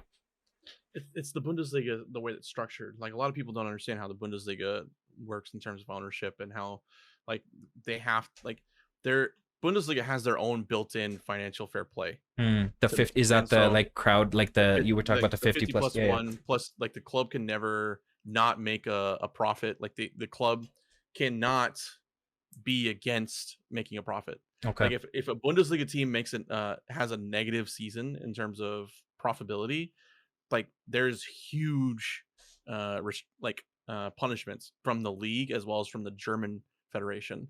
So, like, every team, including Bayern, is there to make money. Like, that's the bottom line. Like, yes, it's about winning championships, but they have to be financially stable to do so. It's like an economical. So I guess I'll ask you this just from my thing. Recycling. As someone who's familiar with the league, do you think Dortmund's intention every year is to be the top dog? Absolutely. Okay. Absolutely. Okay. Without a doubt. Talk to any Dortmund fan, they'll tell you, like, they do want to win a Champions League, but their primary thing for them, like, Bayern's standpoint is they're rivals for the rest of the league. Yeah. Bayern's standpoint is everybody hates us because we're top dogs. Yeah. Everybody else wants a piece of the food. Yeah. Dortmund's issue is I'm tired of Step Bro getting all the fucking attention. Sorry for my language. Yeah, no, you're good. You're good. But Dortmund wants to be that top dog. Like, they are there every single season. Okay. I do think that some seasons they are guilty of, they realize their standing and they shift their focus. I will say that they are guilty of that some season, but I do believe every season they walk in and they're going, we want to be the big dog. That spot is ours. They want it. Yeah. Okay. Interesting. And this is a season that probably in their eyes that they think they've done enough. Like, again, a lot of the teams in Bundesliga are going, Lewandowski's not at Bayern anymore. They don't have 40 goals a season anymore. It's an unknown. Yeah, they're looking at, there's a chink in the armor here. Like, we need to exploit this. But to me, as a Bayern fan, and we've heard it a lot around the camp already, is some of the players have even said it in their interviews, we're not Lewandowski, because they're tired of getting asked about what's the impact of losing Lewandowski, or how are you guys replacing him, or what's this going to happen? And they're going, we're not Lewandowski, we're Bayern Munich. Like, we're even why did his name all of a sudden escape me? The director even came out and said that. He's like, we're Bayern Munich. We sold players before and we won championships next season. So yeah, I think they have a point to prove. Yeah. But I do think that Dortmund also are coming out with their own point to prove, which to me is why I think they're gonna really, really push. So Yeah, Oliver Kahn says Nexi. yes. Thank you, For some Nexi. reason, I had Klinsmann stuck in my head, and I don't know Yeah. why. Grabby says Dortmund have a ridiculously effective business model. Absolutely, kind of like I would compare it to Ajax in the Netherlands. Zan United said every club has ambitions. I fully agree. I just think there are some. Obviously, every club goes out there with ambitions for the most part. I just personally feel like there are always going to be one or two clubs who try to balance their ambition with the realistic, like with their Taper your expectations. there you go. Yes. So that's what I think. Anyways, wow, we are which I'm loving, by the way, an hour and a half in, but we've done 2 leagues. We should probably jump on to the next one. I think Michael's gonna. We can power through because I think we unanimously agreed across this one. This one was very close. Michael is in charge of delivering the news to you, but basically this is from both of us. We are moving on to the Serie A. Let me bring this back down here. Oh, that is not what I want to do. Hello. I almost covered your beautiful face. I'm sorry. For those of you that are listening on Spotify, we're just adjusting our screens over here on Twitch to not spoil our next tables. Meek is excited because he just asked about whether we talked about Zlatan resigning with Milan. We will be getting to that shortly, my friend. I'm ready whenever you are. Who the fuck is that guy? I'm just kidding. Let me put some respect on Zlatan's name. That was just for the memes. I love Zlatan. He's one of my favorite players of all time. So of course Zlatan doesn't need love. Love needs Zlatan. Yeah. Exactly. So just gonna quick fire these bottom 3 because I don't really think the bottom 3 really surprises anybody here. So I'm just gonna reveal literally the entire bottom 3 at the same time here. I have Salernitana very bottom of the table. Cremonese, probably butchering that. I need to start. Apologize for our Italian fans. And then I have Lecce at the battling for that last spot. 3 teams that really didn't make any splashes. Salernitana lost. Who was that guy that they lost that we were mentioning? Is it not Salsa? What's his name? Hold on, let me see. The guy who was on loan. Who was it? They give lost us a sec, guys. Ederson, yeah, the midfielder to Atalanta, 20 million. Yeah, 18. So yeah. I don't think that they brought in a couple of young players, but nobody that really again makes me go, oh my gosh. So, and then same with Lecce and Cremonese. I don't think we need to deep dive into them too much because also just by the way, if you want to, and I'm going to do it as well, I'm just going to put up a poll for who we think is going to win. I'll put like 4 or 5 teams just because a lot of people are saying what they already think. So we're going to do a poll here for you guys. I'll leave it up for a few minutes. Yeah, and Salernitana, to Spencer's point in my chat, they barely avoided relegation last season. Yeah. I don't expect them to finish 1 point outside the relegation zone. Exactly, Spencer. Great point. The next big name here is a team that I don't want to say big name, but the team that I think that is going to be battling against relegation with them is Spezia. I think this race is probably another race where it's down to a game or 2. So I don't expect them.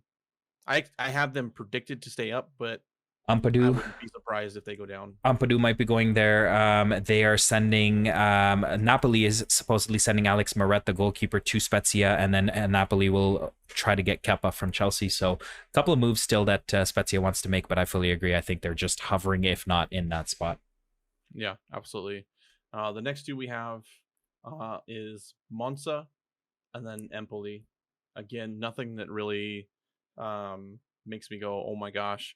Empoli, I think, is probably a shock to be down this low because they're a big powerhouse. But all these teams down here at the bottom, I honestly think are going to be battling relegation. I think this is probably going to be one of the biggest relegation races we've seen in Serie A in a long time. So, but I think that Empoli is struggling. Ribery. You want to mention on these, no, I fully agree. I think this bottom, I mean, even last year, 15th down to, or sorry, what was it that we were looking at? Yeah, 14th down to 18th. Well, not 18th, but 17th was only 10 points. So I think it'll be a plus or minus like 7 to 9 points between all of these teams, if that. Is Ribery still at Salernitana? Do we even know? He's probably close to 40 years old by now. I think he said he wanted to retire there. I don't remember why. I think it was like something family he had there. Yeah. Some weird thing, but I do think he's still there. Yeah. But yeah, no, I agree with the list so far. Obviously, I was there when we made it, so I agree. No, I'm just kidding. The next one, I think I disagreed a little bit on, or I hoped for a little bit better. Yeah. This was the big one. I think this is going to cause a little bit of waves in the Serie A fandom, but for me, and I think, like you said, you kind of disagreed, but we had Bologna.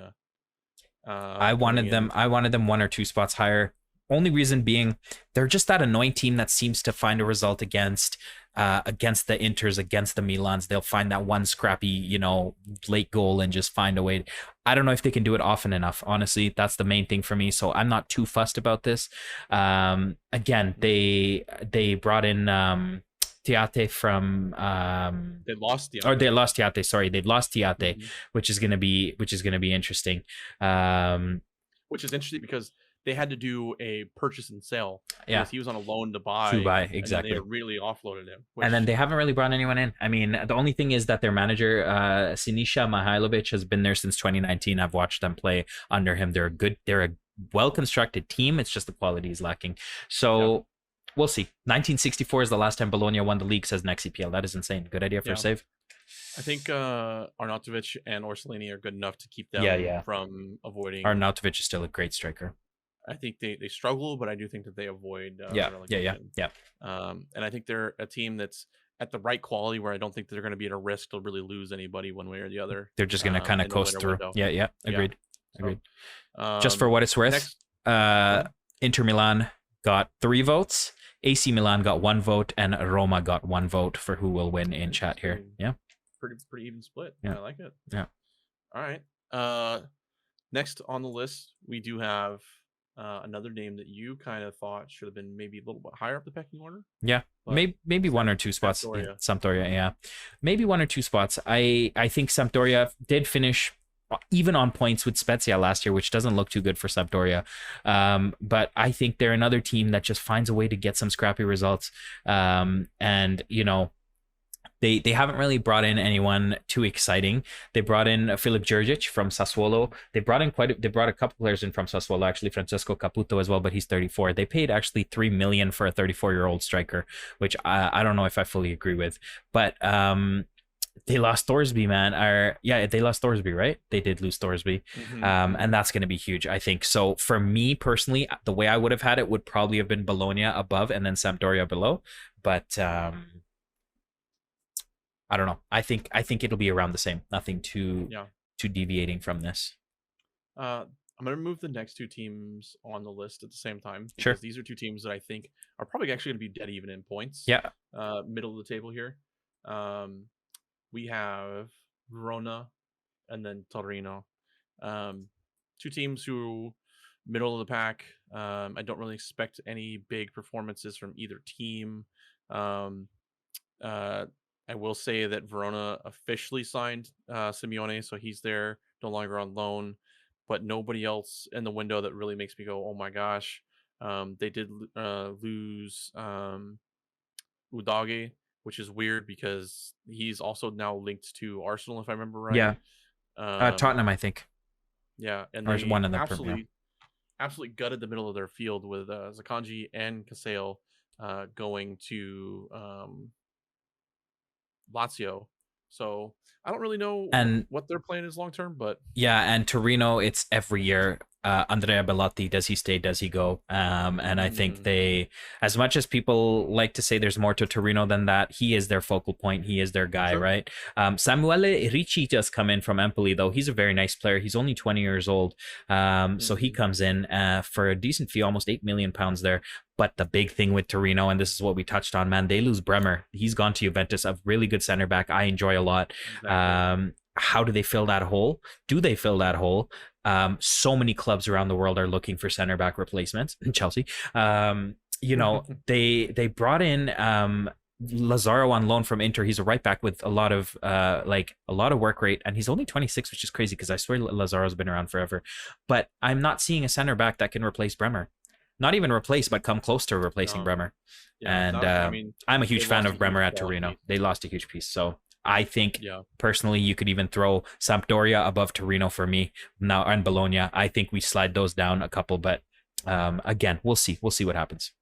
Yeah, I mean, again, this is a league that's probably going to be the tightest race that it's ever had. Yep. And we were talking about this, not just mid-table relegation. Like I think that all this through whole league is going to be a lot closer than people are used to. I'm 90% sure we talked about this on the last podcast, man. We said if ever you have not watched Serie A, this is the perfect season to get into it. Yeah, I was just about to shout out Spencer in my chat again. Said that he's most excited to watch Serie A this year because Exactly. it's going to be a good title fight. There's going to be a lot of big surprises. So I think this, if you don't have hashtag sponsor us Paramount Plus, Serie A hashtag sponsor Michael because I live in Canada and I don't have Paramount Plus.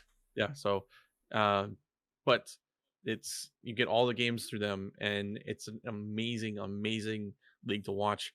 If you're an English fan, or if you're a couple time zones ahead of Italy, wake up or stay up, whatever it is. Yep. Watch Serie A before you watch your English matches because this is a very exciting league. Yep. Especially this year. Yep. Which moves me on to my next 2 spots. We're gonna do another 2 spots here because again, 2 teams that I think are dead even in terms of quality right now is Udinese, just above Torino for me, and then Sassuolo. I think is going to be. I can tell already that you're grumbling at me here, but I think those are where we kind of came to an agreement here that this is where they should go. But I think Sassuolo is the big surprise for me. Yeah. So Udinese is a decent team, man. Without recency bias, just having watched them play Chelsea twice, a first 11 and a rotated 11, they are a good team. They gave Chelsea quite a few problems. Pereira is amazing. He used to be at Watford, the Uruguayan, I believe. He's kind of the heartbeat of that team. The big thing for Udinese is, do they lose Destiny Udogie, the 19-year-old left back? He is being heavily linked to Tottenham, and I think he is probably going to be an important player. Which is weird because they just bought him. I thought he would have been an important player, but he might be leaving on loan. Messina comes in, Beto comes in, and one more name I saw here that I wanted to mention, but I can't find now. Anyways, what I'm trying to say is I think Udinese probably finishes under Sassuolo. Sassuolo's really good. The thing with Sassuolo is, did Jeremy Boga just leave this year? Because I think that if he left just this year, he did. Boga was really good for Sassuolo. Berardi is awesome. I see Nexi saying that. But for me, Jeremy Boga was but a very important player for them. Him joining a rival in Atalanta, who we will get to at some point, that's going to be the key. Udinese and Sassuolo could very easily be one or the other. Like Michael said, it's just going to be such a tight race throughout the whole thing. Yeah. And then to your point with Torino, I think Berardi is that same player where it's like, is he staying? Is he going? Is he staying? Is he going? Is he staying? Is he going? Every year. He's one of those Italian players that I think, same with Raspadori, who, is he staying? Is he going? Is he staying? Is he going? As long as those 2 players are there, I think Sassuolo has a fighting chance to put their name closer towards the top of the table. Yeah. They also brought in Augustin Alvarez, who I don't know much about. I don't know. 21 years old. He was really sought after by a lot of teams out of Uruguay. And I think that he could surprise some people. And if you look at some of the money that they spent on players that we don't really know, that usually tells you something, that they feel pretty solid about these players. 100%. So Scamacca, though, Sassuolo, that's the big one. West Ham picked up a great player there. That's, I think, and that's going to come back to our conversation later, so I'm not going to spend a ton of time talking about that one. But that puts a lot more goal pressure on Raspadori, so we'll see. But we'll move forward here. We're going to move up one more spot, though, this time to Fiorentina.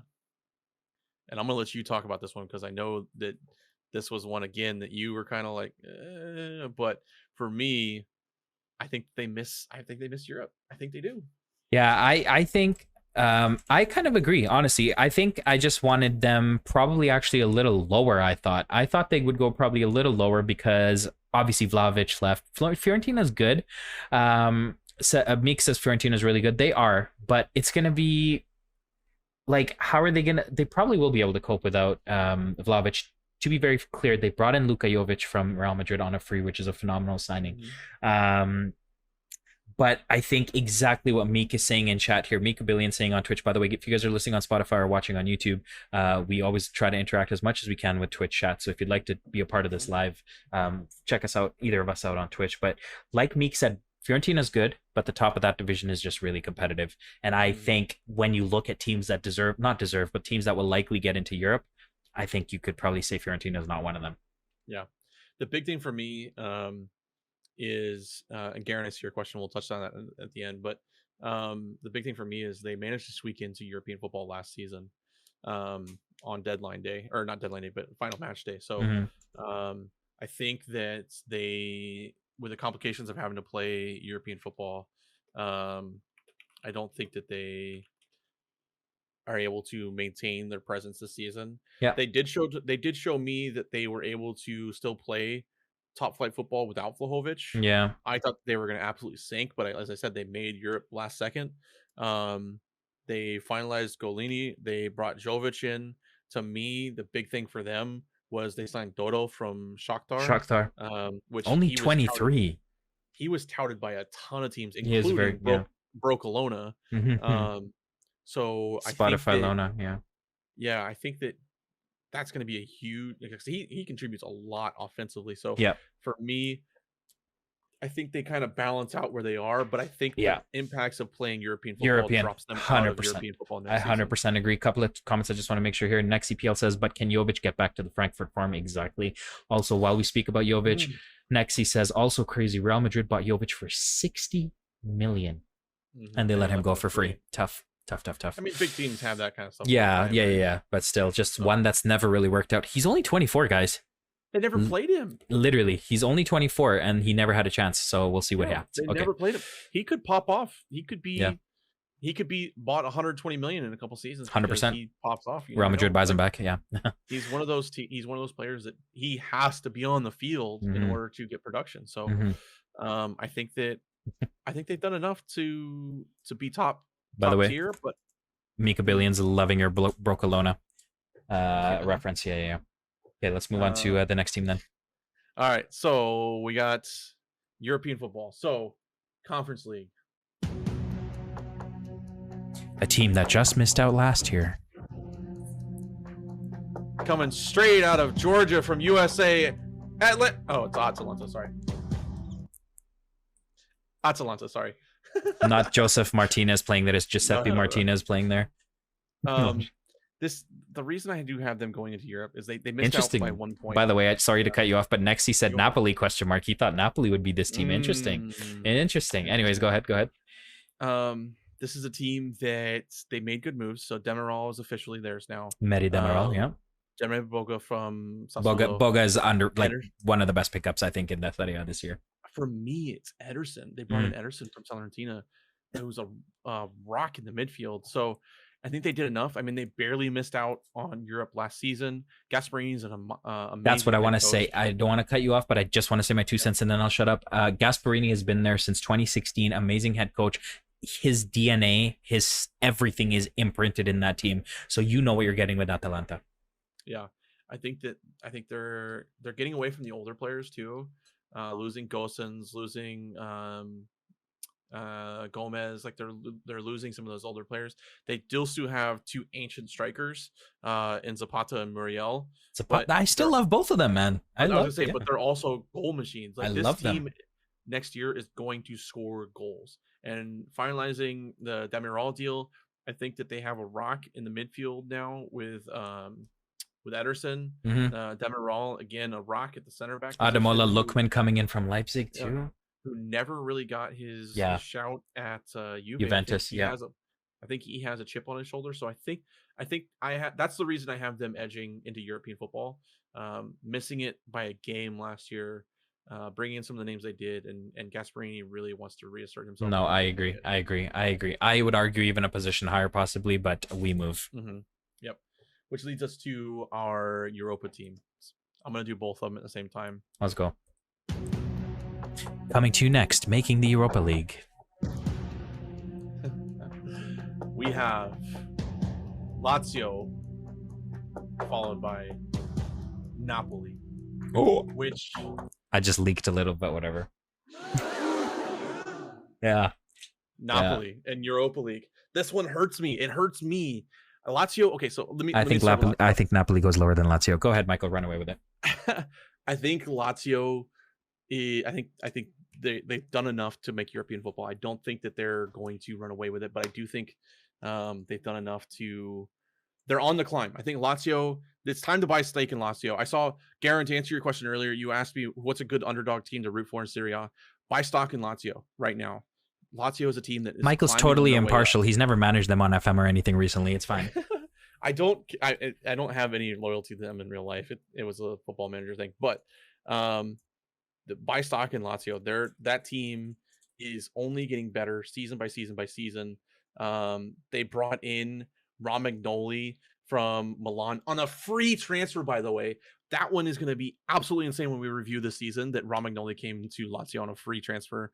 They brought Zakanji in from Verona, who had a phenomenal season. They brought Maximiliano from the Spanish team is escaping me. Granada. They brought in Marcos Antonio, who had a phenomenal season in the midfield with Shakhtar. Casale, another one. They did lose Correa. His loan finished, or excuse me, his transfer finalized with Inter, so he's going. They also did lose Luis Felipe, but for me, losing Luis Felipe, trading for Romagnoli, totally happy with that. By the way, is Luis Felipe official? Yeah, went on free to Betis. Okay. Okay. Another team that has something that they need to prove. Their first full season under, well, I guess technically second season under Sarri. I feel bad for them having to watch Sarri ball every day, but yeah as a former Sarri ball watcher. This is a team that I think you need to buy stock in now. I don't. Milinkovic-Savic still only 27, by the way. How they've managed to hold on to him. Sergei Milinkovic-Savic is still only 27 and still at Lazio. Yeah. Unbelievable. Yeah. Luca Romero, the youngster that everybody who's ever played FM or FIFA knows. And then how do we forget the goal machine Ciro Immobile? Ciro Immortale. The guy's 32 and still playing at home, probably 32 goals a season. I think it's kind of like a Benjamin Button thing almost, or I don't know if that's a good comparison. No, it is the same amount of goals as he is, the years old he is. So Ciro is amazing. This is a club who's doing fantastic business and has fantastic players. Okay, but I will let you talk about Napoli because I know that you thought they should have been out of Europe, if I remember right. Yeah, so I love Napoli. Out of all the teams in Italy, my affinity has always been towards Napoli. It's always been a soft spot. I used to watch Cavani and Lavezzi, like that era of Napoli. I was in love with Napoli, okay? I just looking at it's beyond the. So I see a really good comment here. Nexi's talking about stats. Insigne goal and assist, 27% of Napoli's goals last season. Did they bring anyone in to replace him? Beyond that, Nexi, but listen, that's stats. Let's talk about leadership. Let's talk about club culture. Lorenzo Insigne is Napoli. Kalidou Koulibaly, not as much, but gone. The whole... I would interrupt you, but I would argue that. Okay, thank you. I just didn't want to piss anyone off, but I think that's the identity of Napoli gone in one window. Who did they bring in? They brought in Min Jae Kim, a South Korean center back from Fenerbahce for 16 million, and Gisa comes in from Fulham. I will say the one signing that I'm excited about at Napoli, and I told you this guy's name, and I'm going to absolutely butcher this. He is from Georgia, I believe, the country Georgia. He is a 21-year-old left winger who is supposedly like probably one of the top talents in the world. Kvichka Kvaratskhelia. Remember the name. Who the fuck is that guy? There we go. We've gotten out of our system. Now we'll be talking about it in 2 years when he's winning golden boots. This guy, Kvicha or whatever you call it, 21 years old, £9 million from Dinamo Batumi from the Georgian league, whatever. Bottom line, I'm super excited about this guy. Victor Osimhen. Napoli were top until week 24. Go ahead. Wasn't he Fabrizio? You were saying Fabrizio said a year ago, he was like, remember the name. He said before he moved, he's like, remember the name. Whoever gets him is going to be lucky. And Napoli ended up getting him. Now, listen, Gavin Brash, a regular in both of our channels, said a while ago that Napoli were top of the table until like week 24 or 25, right? So what happened? Osimhen broke his face. Hopefully he doesn't have any injury issues again, but Osimhen is an elite striker. They will live and die by his performances. And I think for me, the culture and the identity loss that you see with Insigne and Koulibaly on top of the skill that you are losing defensively and creatively, I would love Napoli to finish where we have them predicted, but I just don't see it. That's my rant over. So the big thing for me that was the reason I did have them here is they did have some key players leave. Insigne left on a free. Koulibaly left on a free. and Milik. Koulibaly did not left on a free. Or no, excuse me, Koulibaly wasn't on a free. Don't scare me. I was like, we have 35 million to spend. Okay, yeah. where's it? No. They did lose some of these players. Yeah, and but, Milik too. Like Milik leaving his. Yeah. Anyways, go. he was kind of. Yeah. But the core of this team is still there. If you look at like outside of Koulibaly, I will say Koulibaly is the one asterisk I will say, but the rest of the team is still there. Like they did lose a key center back, and again they're bringing in Jay Kim, who before this transfer happened, I did not know about him.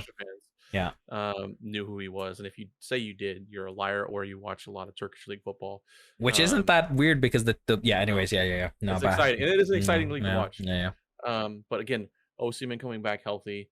Can he stay healthy? Will he have the same productivity?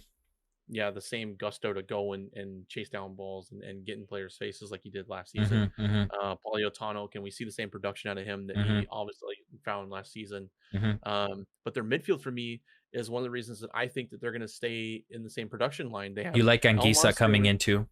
Elmas, Zielinski, and Ruiz in the midfield to me. Playing together another season. They also have Diego Demme behind him, who's a rock defensively. He was basically shunned out of Germany, but I mean he's phenomenal holding midfielder. And then they still have Irving Lozano. Chucky. The fact that they've been able to hold El Chucky for years now. Yeah. I think that this is a team that for me, yes, they lost some leadership in Insigne and production in Insigne, but were they going to get the same production out of him this year, even if he stayed? Fair enough. I don't know, man. We'll see. Like my heart says I want them to finish here, but for the record, I think it'll be tough. I'm just excited to watch Kvaratskhelia. I just want to mention, what did I want to mention? Rumors. Yes, Nexi says that Ospina left, but I don't know if that was relevant. So touched on this earlier, but the biggest rumor out of Chelsea, at least for our goalkeeping situation, is that Napoli is heavily going after Kepa Arrizabalaga. They want him on loan, and they want Chelsea to pay 75% of his wages, which is atrocious, but has to be done because he's just rotting away on the bench at Chelsea. And I still hope he can redeem his career. But listen, they are sending Alex Meret, their backup goalkeeper, on loan supposedly to Spezia to bring in Kepa. So that is something to watch out for as well. Does that make them better or worse? Which Kepa are we going to get? I don't know. Barcelona about to sign Kepa. Yeah, just for the memes. Okay, let's move on. We're at 2 hours. Let's go. Right. Yeah. Holy smokes. All right, so next team up in the first slot for Champions League. Who do we think it is, chat? Spam it, chat. Who is Let me see who you guys... Spam First it. team in Champions League, 5th place out of fourth place. Fourth place, excuse me. I can count. I'm seeing a lot of Romas. I'm seeing a couple AC Milans. All right. 3, 2, 1. It's Juventus. Which Roma believers reunite. I know a lot of people are. Everyone's probably losing their mind, but I think Juve. I think they've fallen. I don't know what they're doing. Man. I knew you had a strong opinion on this one, so I'm really this charge, I feel like I haven't shut up in the last 2 minutes with Napoli and Juve, but I just have to say, man, I don't know what Juventus is doing.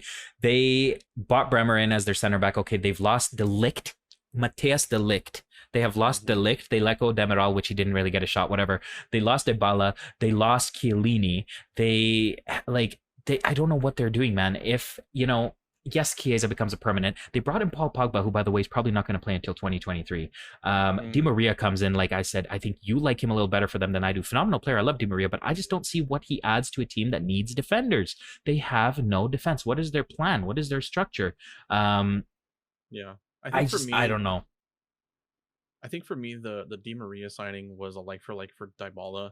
I mean, not in terms of age, but I think left-footed, crafty on the ball, cuts inside a lot, creative, plays centrally. So I think that's their kind of like for like until they can. It's a band-aid on a broken leg kind of thing. But Bremer's phenomenal. I know you're high on Bremer. I'm high on Bremer. I like Bremer. Can he do it alone? Yeah, literally. Literally. They finalized the Chiesa deal, so they're out another 44 million this season, but that was kind of anticipated anyways. But Bernadeschi, Mandroga, Demiral, Dybala, De Ligt, these are all players who are going to be stars at any club that they go to, and Juve let them all walk on. They sold De Ligt for 73 million US dollars. That I've already touched this on a previous episode. That's going to be the signing we all look back on when we're talking to football about, or talking to football with our grandkids. Like, De Ligt was signed for only 70 million pounds. Like, holy shit! There's no way that should ever have happened. Listen, I want to talk about one thing that we haven't talked. I haven't actually talked to you about this, Michael, but I read up on this the other day, and it's very disturbing. And I want to just touch on this. Mo Ihataren. I don't know if you guys know who this guy is, but he is from the Netherlands. He's only 20 years old. He's had a really rough personal life, personal career, whatever. I don't want to talk about it, but basically he came back on loan now to Juventus. They were trying to give him like a new lease on life because he struggled with a lot of issues, and he was supposed to make an impact. And he's going through some really dark stuff in his personal life. Supposedly he is being threatened by a criminal organization because of the girl that he is dating. I think you guys have probably seen this, but I mean, he might have to just disappear off the face of the earth here just to survive. And that's really dark and scary to think about. But sorry, nothing to do with like Juventus's long-term chances. But when I saw his name on my page, I just wanted to touch on that, and my thoughts are with him. I will say shout out to Juve because they are. I did see on that article that they're protecting him and trying to help him. They are gonna basically fund the bill, so that way if he puts, I think it said if he's put in a position where he can't play football because of security reasons, they are going to ensure his safety financially. Which you love to see. But yes, but yeah, I don't know, man. Juventus, I think there's. Can you spell his name in chat for me so I can copy it? Because I don't remember how to spell it. Mohamed Ihataren. There you go. I wrote it. Oh, I should probably put it in my chat. Do you want me to throw it in your chat? Sorry. I got it. But yeah, I think Juventus is just missing a lot of key pieces, man. And again, Mykal and I touched on this because we had them here and we were like, well, do we think they'll get third? What?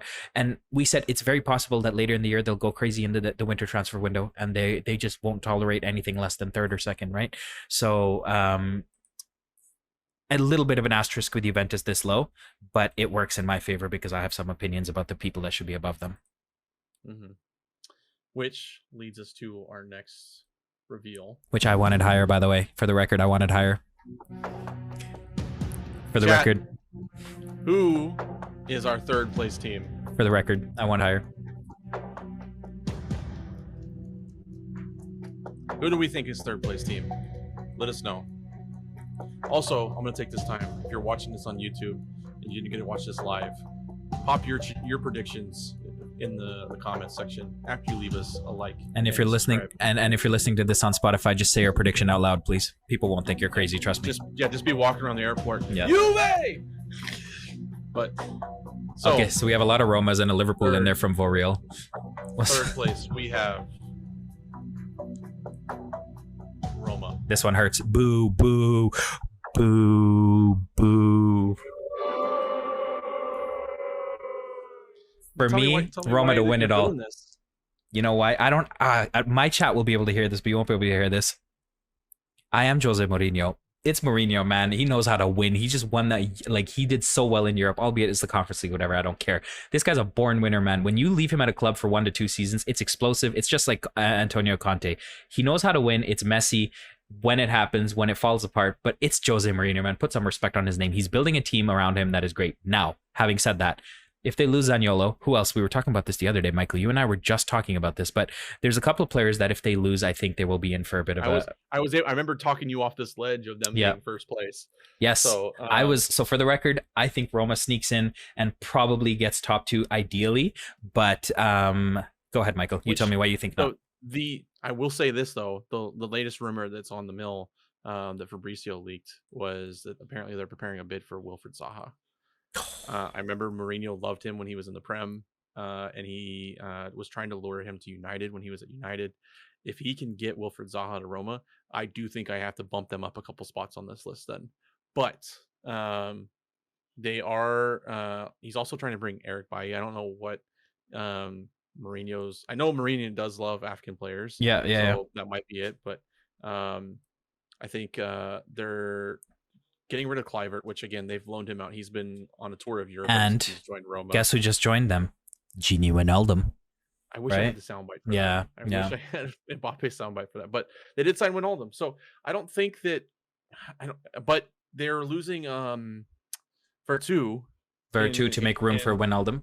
Yeah, which to me given how they play and how Mourinho plays, Vertu is more of a holding midfielder when Aldum's kind of more of a roaming mid kind of. He does have a little bit of defensive quality to him, but I don't think that trade-off really makes sense to me. Yeah. I just want to touch on what. Yeah, go ahead. So they brought in Dybala on free, which again, if anybody's ever seen it on Twitter or any of the videos of his reveal, Google they treated him Dybala's like it was reveal. a damn pope. They shut the city down. That was amazing. Yep. They brought in Silic from Lille, Zeki another Cilic, phenomenal right back player. Yep. Nemanja Matic, I know Mourinho really loved him, and he was a part of the reason he was in United in the first place. So the only players that they really lost, Paul Lopez, who was an ancient freaking goalkeeper, kind of whatever. Alessandro Florenzi, again, like almost 40 years old. And then Under to Marseille. To me, that's the one that stings a little bit because he was probably quality. Yeah. But I just want to touch on what AJT said here. Inter are so much better than Roma, as are Milan. Of course, there's no denying as teams, they are clearly the superior teams in terms of talent and all of that. It's just the magic of Mourinho, bro. Like what he did with Porto, what he did, in some of the teams, it's Mourinho. Like that's all I can say. I don't think that Roma can compete talent-wise or skill-wise with those two that you mentioned, AJT, 100%. But Mourinho finds a bloody way, man. And I don't know, maybe. But we will see. Yeah. I will say for me, the reason I didn't have them higher is so I think everybody is high on Mourinho because he did win a trophy first season with Roma, right? We're all really high on that. But what trophy did that league come from? Yeah, no. Wait, what? Like the Conference League? Yeah. Yeah. He won the Conference yeah. League, right? No, I know. So I will say that they made some amazing signings. He's getting that team cohesion together, which is why I think they will make. But I mean, Mourinho. Champions No League, offense to United fans, but Mourinho won a Europa League with Manchester United. Like, yes, this was the Conference League, and people can meme it. True. But I mean, Mourinho. Let's just remember, Mourinho is that guy and has been. So we'll see. But talent-wise, I fully agree. They are nowhere near the top two, which I think we can probably reveal at the same time. And we disagreed on this. I do think though that this is that Roma is another team that we need to put an asterisk next to because of the winter window. Yes. So. For the record, Mykal and I had different top twos. What you see, I believe, is I gave into Mykal's version, I think, right? Is that correct? Can you confirm that, Mykal? I think, right? Because I had it the other way. I think. Why do we have it this way? Maybe not. Let's just do it. Oh, no. Yeah. I think this is the one I talked about. Yeah. So Mykal convinced me on this one. We did agree. I think this was a 1 to 2 point difference. Yes. This is going to be another. This is going to be right down to the end. Yes. Let's go. Yeah. Which Milan finished in first place, according to our heated debate at 5 a.m. Is it AC Milan? Is it Inter Milan? Is it red? Is it blue? It's Milan is blue. Boo. I said Milan's blue. No, I say boo. I'm telling you, man. You take it. Go. We talked about this for like 20, 30 minutes, man. This was crazy. So at the end of the day, what lost Inter Milan the championship last season? The goalie. It was a goalkeeping mistake because Handanovic was injured. They had a goalkeeping mistake from a player who played like 2 games before that or something like that. And that's what came back to bite him. It was the 1 game difference. Credit to where credit's due. AC Milan had a phenomenal season, but Father Time bites you in the ass eventually. Who are their strikers? I love Olivier Giroud is goated. No Giroud slander will be tolerated. No. Giroud is gonna need a walker to go down the field next season. 0 chance. He has the blonde hair now. Watch out. He's bringing sexy back. The guy is gonna. I mean, if you look, I hate to bring fantasy football into this, but his FIFA card's gonna have like 10 pace next season. The guy is. That's the problem. It's not about the pace, brother. It's about the brain. Trust, bro. Listen, true. The thing that made it AC Milan for me, and this is where we disagreed. I think Inter Milan is probably going to be a very, very good team. Yes, no problem. AC Milan plays as a team. Watching them play, they are one unit, okay? Junior Messias is a great player. Rafael Leao has had a breakout season and looks like the real deal. Yes, they lost Kessié, but I still think that they play so cohesively and so together that they will find a way to win this year again. Inter Milan brings back Romelu Lukaku. We know how phenomenal. What? By the way, as soon as you said that, Spencer in my chat goes, "We all know H2 just doesn't want Lukaku to win." There we go. Listen, because we're on the record here, let me be very clear. I want Lukaku to succeed at Inter. Why? He's only on loan. If he does horribly at Inter Milan, they will be under no illusions to want to pay him and bring him on permanently. I hope he leads them to a phenomenal season, but I hope they lose out by a point or a goal difference or something at the end of it, because AC Milan is one. The way they play is phenomenal. Not saying Inter doesn't do it, but it's not the same. Lukaku has a lot of question marks. Which Lukaku are we going to get? Are we going to get the Lukaku that dragged them to the title? We didn't drag them, but put them on his back. Is he going to work well with Lautaro? Is Lautaro even going to stay? What's going to happen there? I think on the record, 100%, write it down, Hamza, H2, whatever you want to say, on August the 4th, 2022, I'm saying that AC Milan will win the Scudetto. I think he will. They will. That's it. Write it down. I think you're. And I want to touch. And I want to. Sorry, one thing. Say we agreed it was a 2-point race. Yeah. The only thing I want to touch on before I give it over to you, Meek says Zlatan, because he's been mentioning Zlatan a lot. Phenomenal. Zlatan still has it, but I think it was set up here somewhere, and I don't know who said it. Forgive me, but coming off as serious of an injury as he has at his age, I know he's probably going to find a way, but I don't think we see the same Zlatan before the injury. Honestly. Yeah, I don't think so. He's had his knee pumped. He said he pumped his knee every day since through the pain. Yeah.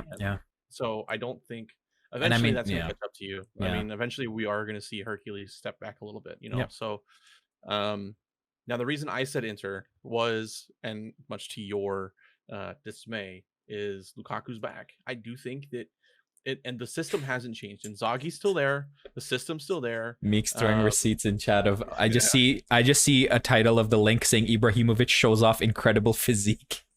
Yeah, I mean the guy is different. I mean he's not normal, but yeah. Upper body versus lower body is two different things. I agree, Meek. Like I think he's in phenomenal shape, but it's a pretty serious condition to be like your knees hold up your body. Yeah. And that's to me is the different thing though. Is Zlatan, I don't think he's gonna be in the shape to start, which means Giroud has to start. So now you're looking at no Giroud slander will be tolerated.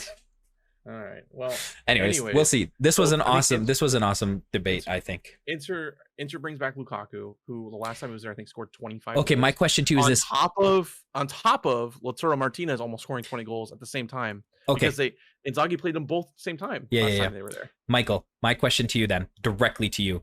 Yes or no? Do we see the same Lukaku that led them to the title? Yes. Okay. I think so. I think the drama with him at Chelsea really brought him down. I think the fans turned it on him because, I mean, to be honest with you, he brought it on himself. He was an idiot in interviews and he could have managed that better. But I think the drama surrounding him at Chelsea hindered his performance. I think the system at Chelsea wasn't system 100%. System 100% was not. Yeah. You have what Inzaghi did last year was left-footed Lukaku on the right, Lautaro Martinez on the left, and those guys ran off each other. Lukaku, the big body that he is, was able to hold up the ball. Lautaro Martinez was able to run off of him. Those guys are probably going to combine for 40 goals just between the two of them. The only big player that they lost was over the hill Ivan Perisic, which I will say I did mark him to be a phenomenal signing for Tottenham, so I don't want to bash on him, but they're not losing maybe Skriniar, but maybe not. Yeah. Piece, but they're bringing in Onana, which everybody forgot Onana was even a player. Who was I like Onana. For the season. 100%. They finalized Correa, so they have another young Argentinian who's back with them now that they finalized his purchase. And then they brought in experience with Henrik Mkhitaryan in the midfield. Yeah. So I think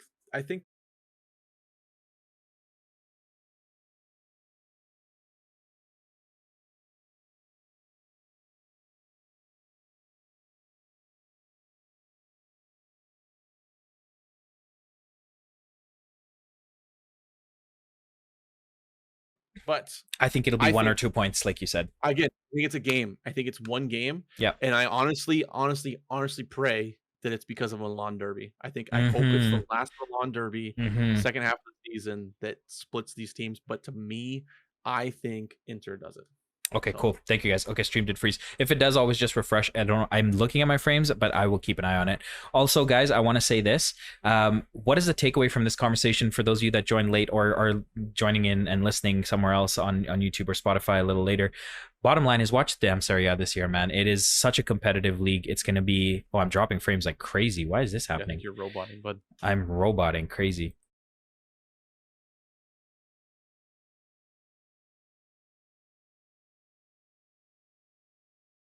So you can take it away, Michael, if you want to talk, because I'm just probably not going to be.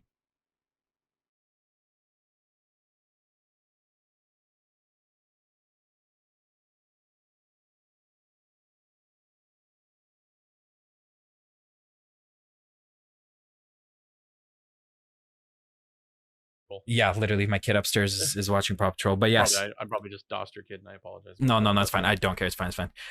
But yes, Meek came over to my chat. He's like, "All right, I'm coming here." yeah, guys.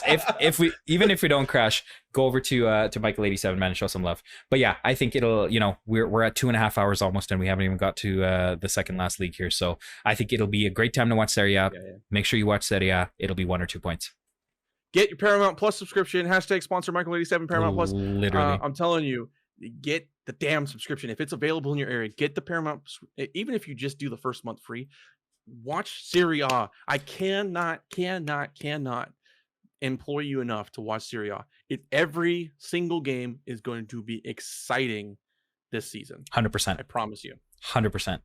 Perfect. What a good one. That was a great debate. All right, but we're moving on to our next league, which is your ballpark primarily. Well, I will say that this is another league that we agreed on pretty much in every position. There's one or two. I don't even remember where we disagreed here, to be honest. But yeah, the bottom half we had basically everywhere together. So yeah. But we're moving to La Liga. By the way, Michael, since you are begging for sponsorship from Paramount Plus, Grabby's asking, can we record it or something on Paramount? Do you know if you can record it? No, you can't record. You can't record it, but they do playbacks, just like NBC and anything like also, on demand. If you don't get to watch the Paramount or the Italian games, Paramount Plus has a YouTube channel where they upload all their games that they stream. If it's any game that they stream, they do upload highlights to Paramount Plus's YouTube channel, and they're extremely good highlights too. So make sure you check them out. # Perfect. sponsor me Paramount Plus. Please, we're begging you at this point. All right, moving on. La Liga.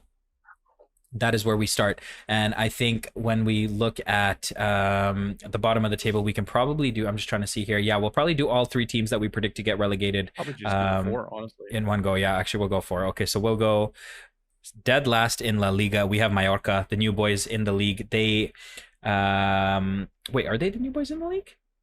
Mallorca, they're one of the new boys in the league. I'm tripping out here because I'm trying to look at their season here and I don't see it. No. They're not new boys. They're not new boys. Yeah. Valladolid and Girona. Okay, so we have. Oh, I should probably do the alt thing like you said. But we have Mallorca, Girona, and Elche as the bottom 3.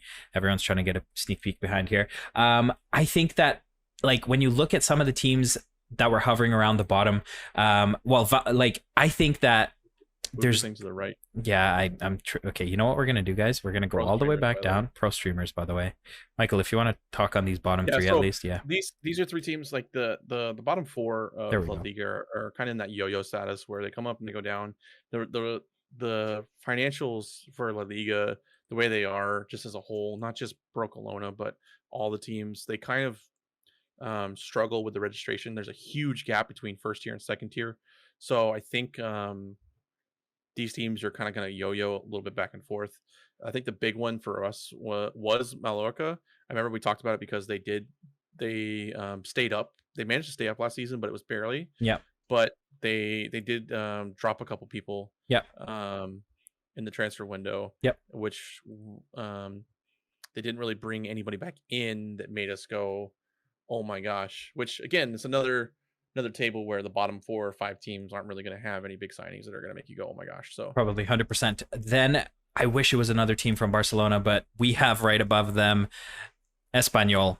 I wish it was actual Barcelona, not RCD Espanyol Barcelona. But we have them finishing. So the only signing that they've really made is Vilhena from Krasnodar, the Dutch midfielder, two-ish million. Lost a few players on freeze though, not really life changing in terms of quality that they lost. But last season they only finished 4 points away from relegation, and they haven't really done much to make us think that they won't be hovering around the same situation this year. So I think that Espanyol sits right above Valladolid. Moving on then above Espanyol, I'll go two at a time because I want to talk about both of them. So we have Almeida and Cadiz. Cadiz is a name that's going to surprise quite a few people being this high. They barely survived relegation last year. They survived by 1 point. I was fortunate enough to watch Barcelona versus Cadiz at the Camp Nou. Cadiz came away with a historic 1-0 win against Barcelona, and it was not a fluke. It was not a fluke. Cadiz plays together. They play as one. That was a defining moment in their season. I would argue one of the most historic wins for them as a club. I personally have a huge soft spot for them after that. Also helps that I've started to hate Barcelona now a lot more than I ever have. So I hope that Cadiz, I think they play as one, man. I think they are a very solid unit, and I think that they find a way to honestly move up quite a few spots. Almeida is an interesting one. They did get promoted, even on points with Valladolid. As champions. They were the champions. So we think that they're going to be able to scrape a few results next year and finish slightly above relegation. If you want to add on that. I will say for me, the reason that I agreed to move them up a couple is they did sign Pozo from Sevilla, which I think was a good signing for them. Didn't really fit in at Sevilla, but he is a phenomenal player. But then they signed two youngsters in Kaiki and from Brazil. Amazing player. He was actually touted by Real Madrid and Barcelona. He agreed to go to Almeria because of playing time. And then Guedes from Valencia. No, Guedes from Liga. From Portugal. Not that Guedes. The younger Guedes. Yes. Good youngsters who I think are going to develop. The rest of the team, though, for the most part, stays the same. Same manager, same team. I think that they're going to be. I think they're going to avoid relegation. To your point, I think Cadiz and Almeria are probably going to battle, but I think Espanyol and Valladolid are going to be battling relegation. Whereas I think these teams are going to be in a comfortable spot above relegation, but still bottom table. Agree.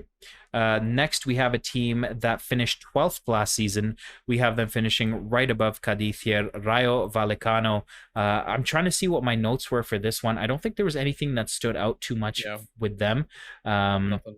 I think it was just this is where we figured they would fit in. They haven't really done too much in the transfer window yet. Again, a lot could change. But you know, they do have enough quality to, I think, finish around here. I think they still have the Colombian striker Falcao. I think Gus is saying that as well. El Tigre, as we used to call him. I used to love him at Atletico Madrid back in the day, but he is 36 years old, so we can see what he does. But we have Rayo Vallecano there. And then above them, we have a team that finished 10th. We have them dropping down just a tad here. Osasuna finishing in 12th on our table, I believe, if I do the math correctly. 12th or 11th, one of those.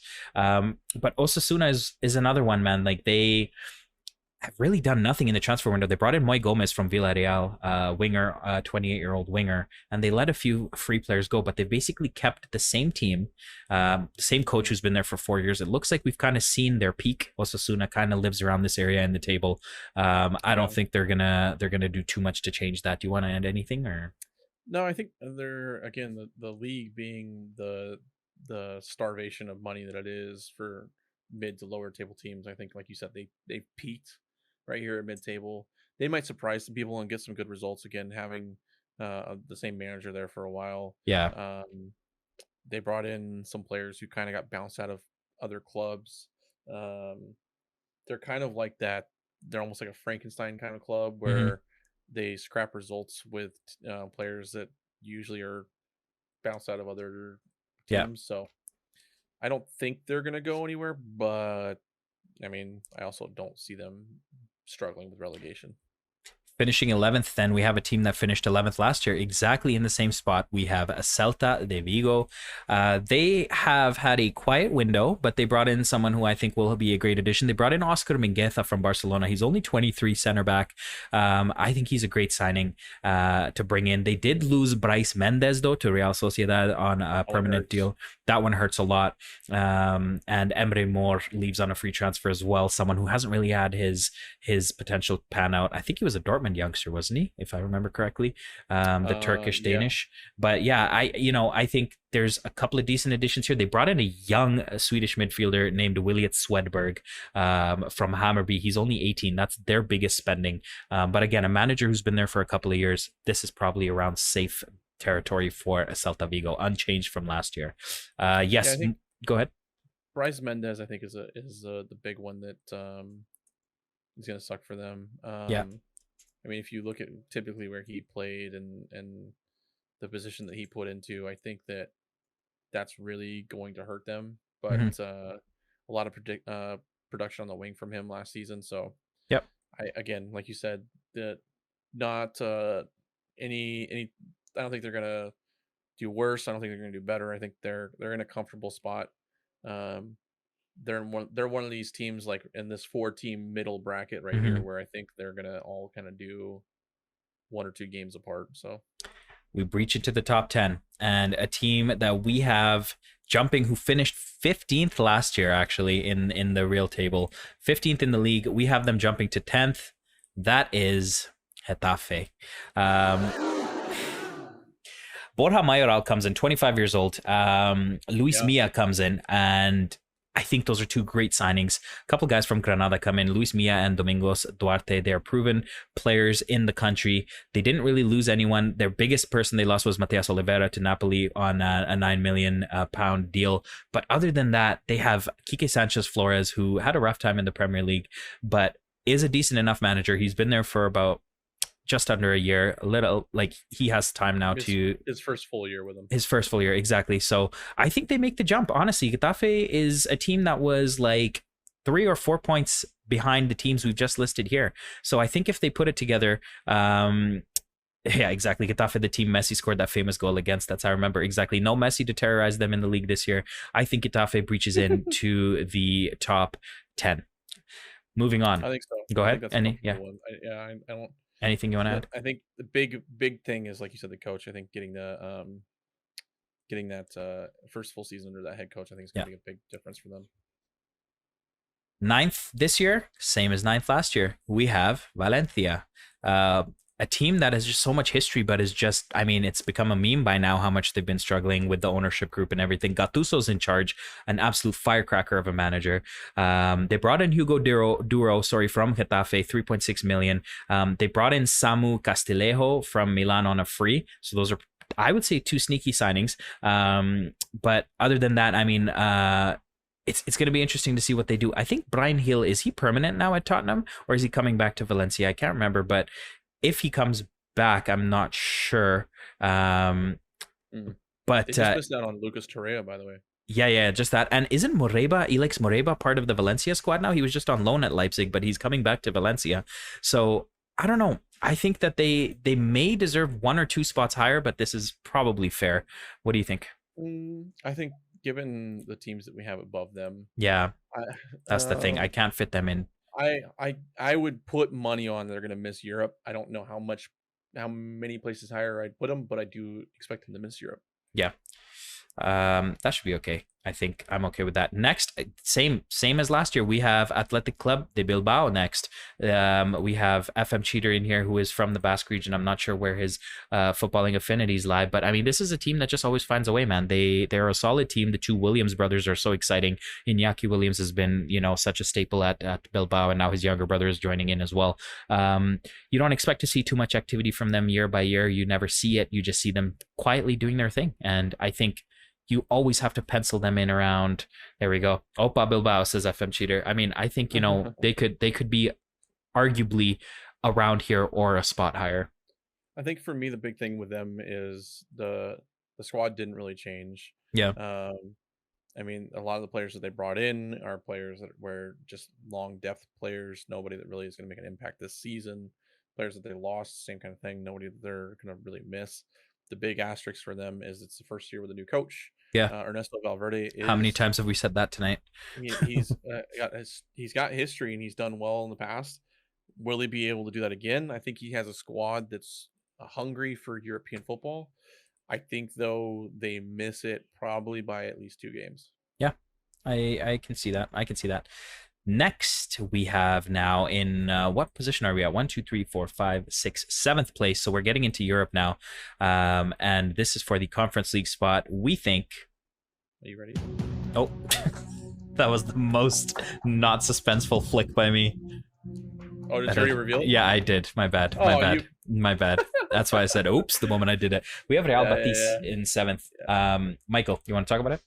Or I think this was a hard one because I remember you argued that Valencia and Betis should have been swapped on this table.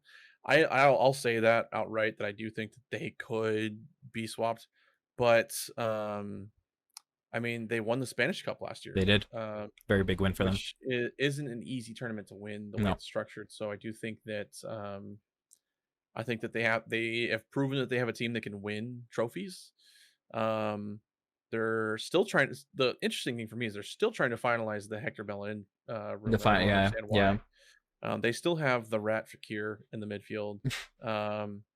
They did lose Alex Moreno though, which kind of sucks. They also lost William Carvalho. Christian Tello leaves, but he hasn't really been important. Willian Jose comes in though. They're linked currently with Awar from Lyonnais. I think. Did you say Luis Felipe? Yeah, that one's huge. Willian Jose, an established striker in the Liga, joins them now. He's consistent for about 15 goals a season. So yeah, I think that the only player that they really lost that stands out to me is Christian Tello, who is unsigned, by the way. I don't know what people are doing like that. I need to call the Portland Timbers front office and be like, hey, we need to sign Christian Tello. But it's a team that doesn't really. I mean, Jose immediately slots up front in front of Fakir. They still have Canales. They still have Guadrado in the midfield, and then their whole back line actually stays the same. Plus getting Luis Felipe. So yeah, and they still have Pellegrini, who has shown that he can win trophies with teams that he goes to, and he won a trophy with them last year. So they do have to play European football again this year. Which again, he's proven that he can manage a squad in Europe. But I think that the reason I had them here and not even higher, in my opinion, is that they're still playing European football again. So agreed. Yeah, we really made FM Cheater mad with the Betis over Bilbao. I'm sorry, my friend. I hope you understand. It's nothing personal. Okay, moving into the Europa League spots then. You want to do both at the same time? Sure, because I think it's going to be a huge gasp when they see 6 and then 5. All right, so we have Sevilla and Sociedad above them. Throw your tomatoes now. Let's go. Let's get it over with.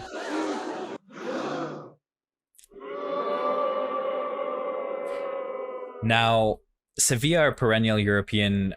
They just find a way. Like we know by now, they live for the European competitions, right? Why would that be a gasp? Okay, so FM Cheater understands. It says reasonable. Okay, so a lot of people still think no. The reason is a lot of people still go ahead. It's this team, right? Where's my fat finger? Right there. That's the team. For me. Move it a little more to your left from my camera because I cut you wrong. Are you like basically just very close like this? Yeah. Sociedad. I'll just say it because Spotify and YouTube. Yeah, they can't see us. Sociedad to me is the team that makes me gasp at this. Sevilla, everybody I can agree. Sevilla, right? Sociedad's the team that is to me the most inconsistent team in Spain. I don't understand what their deal is because they have talent everywhere, but they lost William Jose. So so can I talk about who they brought in? So Sociedad, this is so for me. Let's be very clear. The way I see it is, I don't see this as Sociedad being better than Sevilla. I see this as Sevilla struggling to replace Jules Koundé and Diego Carlos. They've lost their starting center back pairing. No one's talking about this. Everyone's acting like it's fine. Sevilla have such heavyweights as Alex Telles. Yes, we just heard Jonesy said in chat. Just listen. Anyway. Did you say Alexis Telles is a heavyweight? I think he's just bruh. Listen, rumors that Reguilon goes back, whatever. Bottom line, no one's talking about how they lost the spine of their defense with Diego Carlos, who went to Aston Villa, and Jules Koundé, who has now gone to Barcelona, to a direct rival, by the way. Not a direct, but exactly. I know, Jonesy. I know. So, I think that it's more about who they replace those guys with. They brought in Marçal from Galatasaray, the Brazilian center back. Alex Telles joins them today from United, or the other day, whatever. Like 90 years old. He's 26. Surprisingly, he seems ancient, but not. But, yeah, he's 26. He's 26. I've seen him around forever. Now, listen. Sociedad. Bryce Mendes from Vigo. Mohamed Ali Cho, who we talked about earlier when we did our French prediction from Angers. And Takifusa Kubo, the Japanese 21 sensation who didn't really pan out, the Real Madrid prospect. 3 of those guys have come in who on paper are very exciting, okay? Yes, the huge question mark will always be Alexander Isaac. Is he going to stay? Is he going to go again? It's kind of the perennial question we ask every single year. Willian Jose has left, like you said. But I think on paper, they have brought in some decent recruitments who, even in the case that they lose Isaac, will probably not provide the same quality or the same flash, panache, whatever you want to call it. But I think that it's more about what Sevilla has lost and is yet to replace with versus what Sociedad, like you said, as inconsistent as they are on paper, their contingency planning is correct. And if Isaac stays, even better, they're much stronger. Yeah, that's the big asterisk for me is Alexander Isaac, because I know he was linked with Bayern when Lewandowski was starting to get around. They squashed that deal real quick. Because I think they were asking for like 150 million, but I do think that once the winter comes around, especially if he's got upwards of 10 goals, I think he probably is a target for somebody in the winter, especially now that Willian Jose is gone and he's able to start majority of the games now. I think his name gets on the score sheet more often. But I don't think that, like you said, that team really didn't get worse. Yeah. Porto leaves, but if I remember right, he's like 34 or something like that. John Jose never really, like, he's probably gonna end up back in Belgium. He didn't really have a good performance. Yeah. Willian Jose, again, another older player, so they didn't really get worse. Yeah. Ali Cho, they brought in. That's what I'm saying. Player from them. Bryce Mendes, another great. That's what I'm saying. So. But it's about putting it together, like you said, the consistency. The consistency for them. Which for them, I feel like the cloud that hangs over Sociedad's head is injuries. Yeah. I feel like they can never stay healthy for long enough. And the big thing for me is if you watch Sociedad play, the lifeblood of this team is Oyarzabal. Yeah, Mykal has he's a ruptured ACL. And he's out until end of October. It's a lot of football until the end of October. Yeah. So then there's a lot of football after October with the post World Cup. So very much question marks. I think he might be healthy because he'll probably miss the Spanish squad because of the injury. But I mean, there's a lot of football for them to play from now until end of October without the lifeblood of their team. So for me, I actually do think that Sociedad could drop down, but from my heart still says they make Europa. I think it's a mix of, like, what does Sevilla do from here? That's the big thing. And it depends on what the recruitment is from here. But like FM Cheater said, Monchi, however you say his name, is still at Sevilla, man. So you never know. Okay, moving on then. We are at 2 hours 42 and we have yet to do the juicy Premier League. Let us tell you who take us probably a whole other hour is the first Champions League spot. This one is going to be a big jump from last year. Villarreal jumping from 7th to 4th. Villarreal says Nexi. Okay, so someone who thought along the same lines as us. I think you have more to say on this than I did, unless you want me to talk, but I think I'll let you go first and see if there's anything I want to add on why you think Villarreal goes 4th. So Villarreal has been one of those clubs that constantly, like, they outperform their expectations. Unai Emery has proven that he's one of the best coaches in Spain. But good evening. Who did Villarreal lose? They lost Serge Aurier, who was anyways. They lost Asensio, the goalie. Moy Gomez is the main name who left. But Asensio was, an older keeper and kind of on the downtrot, so it's whatever. But they brought in Luis Morales from Levante after they went down. So I think that's a huge one to bring in. And they brought the GOAT back. Pepe Reina is back in Spain. Yeah. So 39 years old, by the way, still an active goalkeeper. I don't Also Lo think Celso's that team loan got ending. worse. I don't know about Lo Celso's loan ending. Like he wasn't a full game changer, but I think he fit that team pretty well. He was phenomenal for them. I think they finalized that deal. I think he actually ends up going back. But but, I mean, they have an that elite. team didn't get bad. No, and they have their Gerard up front is phenomenal. Romero. I think that if Danjuma linked with anything? Because if he stays there too, I think they're probably going to be right around there. I think they're shoo-ins. He's hurt. That's why. Is he hurt? Okay, but yeah, I would go with. Typically, Sevilla would be in here, but like I said, until they answer the question marks of losing their 2 starting center backs, I'm not comfortable putting Sevilla top 4 anymore. For me, it's Villarreal. Also, Gerard Moreno is still 30 years old. Yeah, the way he plays, he doesn't need to be that. Like, it's a perfect goals. Yeah. Paco Alcacer is still there at 28. Wow. Like they still have like a good core of players who, like, I mean, didn't ask Man United how they feel about Villarreal. You know, so like this is a team that I think are going to do well. They've proven that they can handle European contention. Having finished 7th last season, they don't have European football this season. Or no, excuse me, they're in the Conference League this season. Yeah. So, by the way, I just have to say on record, FM Cheater's still giving me shit for putting Betis up there. I'm just saying I agree somewhat, but I wasn't as hot on Betis. But I still think, well, because you know the thing with not to get sidetracked, but the thing with Betis is like I think they're going to ride that high from winning the domestic competition. That's the big thing for me. And so even though they are going to be in Europe this year because of finishing 5th last year, I still anyways, okay, sorry, I didn't want to sidetrack your thing. Look at who their coach is. Look at who Betis' coach is. So. Okay. Do we want to go? I think Villarreal. I think they manage. I think it's clear too. I think for this league, I think the top 4 in the Champions League are clear of Europa League and Conference League. Yeah. Villarreal for me playing in the Conference League, I think they handle that schedule perfectly. Yep. The only thing that can really bite them in the butt there is the travel because they got to go play in Croatia or Bulgaria or some whatever. But I think they handle it just fine. And then the team is still the same old random powerhouse that they always are. So yep, I agree. Okay, moving on. Top 3, guys. Who do you think is 1, 2, 3? Throw your guesses in chat. We'll reveal 3rd, and then we will do 1 and 2 at the same time. Coming in at number 3 in La Liga. By God, whose music is it gonna be? I'm just gonna start sliding up here.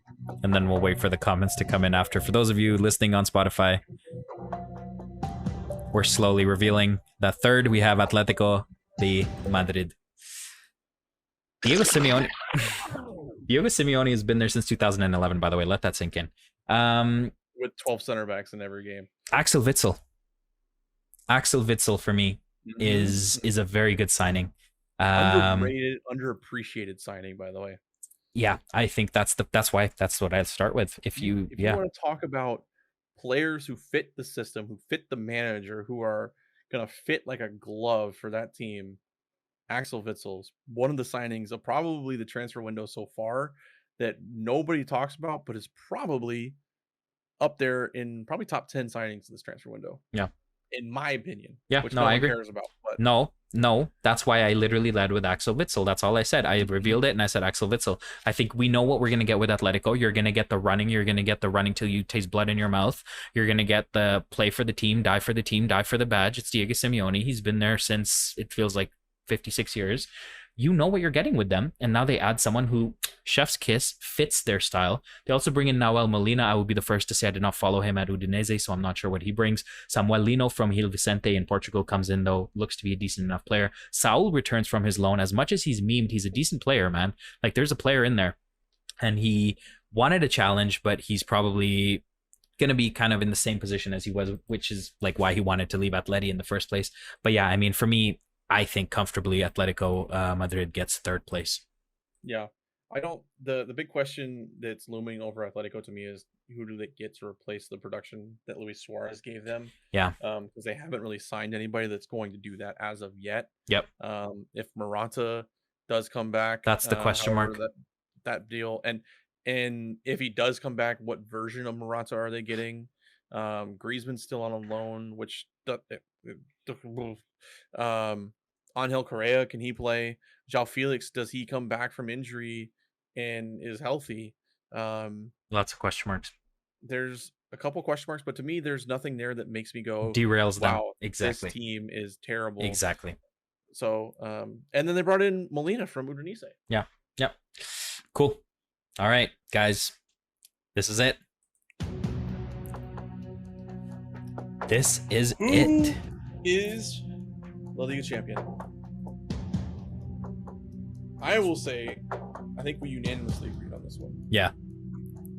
I hope you remember what we agreed on, because I hope you think it's unanimous. Yeah. It was with discussion, but I think it was unanimous.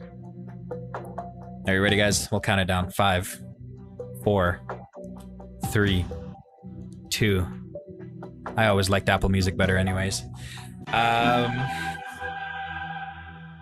Sing it, chat. Sing it, chat.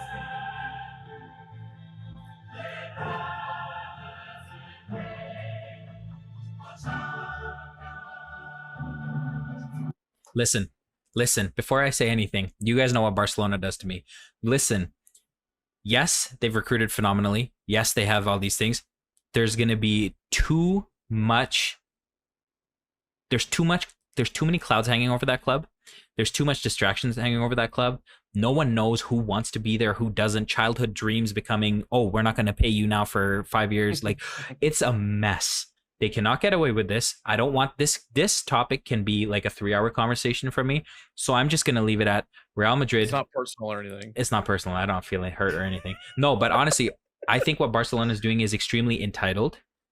I think there's no denying that. Like, you can say, like, Barcelona fans can be smug about what's happening, but what they are doing is extremely entitled. It's extremely disrespectful to the sport. They have tried to ruin the sport multiple times by creating a super league for their own survival. They will probably do it again. They have sold the soul of their club, renamed their stadium to Spotify Camp Nou, one of the most historic stadiums in the world. Like I said, it's not personal. Real Madrid's going to win, and that's all I want to say on that. Go ahead. I think unbiasedly, as a conscientious bystander, I think Ancelotti is just going to outmuscle Xavi at the end of the day. I think the squad that they put together, like, Real Madrid knew what they wanted. They knew what they needed to. I mean, they proved last year that they can win the league. They can go into the Champions League and they get it done. Was it pretty? No. Is any Champions League pretty? Never. But they got it done, which at the end of the day, there's a trophy in the cabinet because of what they did. So, 2 trophies actually in the cabinet because of what they did. They went and got Touch Monet. They know they wanted to get a youth player who's proven in the midfield. They did that. So now they have Camavinga, Touch Monet, and Valverde. They have the next Real Madrid midfield that we get to watch to replace Cruz, Casemiro, and Modric. Yeah, literally, to learn from them and then replace. Which, if you look at Real Madrid historically, they do the same thing. Casemiro, Modric, and Cruz all came within about 3 years of each other and got to grow and develop and play together. Camavinga, Valverde, and Touch Monet, last 3 years, they're going to get to grow and develop and play with each other. I will, yeah. And they play exactly how Ancelotti wants to play too. It's not like they just went and bought Touch Monet because, wow, this big flashy signing, No, this guy makes sense for his system. And then they also went and got Antonio Rudiger, who is another. I mean, he's a good center back. He's not a great center back, but he will do the job. I wonder whether we're going to get pre-Tuchel Rudiger or post-Tuchel Rudiger, because pre-Tuchel Rudiger was good, but not, like, let's be very real. Now, I will say my personal stance on this situation and this league, for me, out of the top 2, it's the lesser of the evils for me. And I don't necessarily consider myself like affectionate towards either Real Madrid or Barcelona. But like I said, as much as I used to grow up with an affinity for Barcelona because of Messi and all of that aside, I think just for the good of the sport, teams like Barcelona need a bit of a reality check, and I'm hoping that happens in the league. I'm hoping that happens in Europe, and I'm hoping that happens on a conscious level with people standing up and saying this just isn't right. Well, and to your point, yes, Barcelona did, again, we'll take the controversy out of it and everything. Barcelona have spent almost $170 million US. They lost Coutinho permanently. They lost Trincao permanently. They lost Longley, on a free to or loan. Sorry, yeah. they gave up on Ngueza. He's out on a loan to buy, or no, he's on a free. Free. They gave up on Ricky Puig. He's on a free, which I thought was a loan, but apparently that it's listed as a free transfer, but I think it's a loan. But they brought in so many pieces that like it was like a FIFA season. Like you know, you get your first team in FIFA and you just buy a whole brand new team. Yep. It's basically what Barcelona did.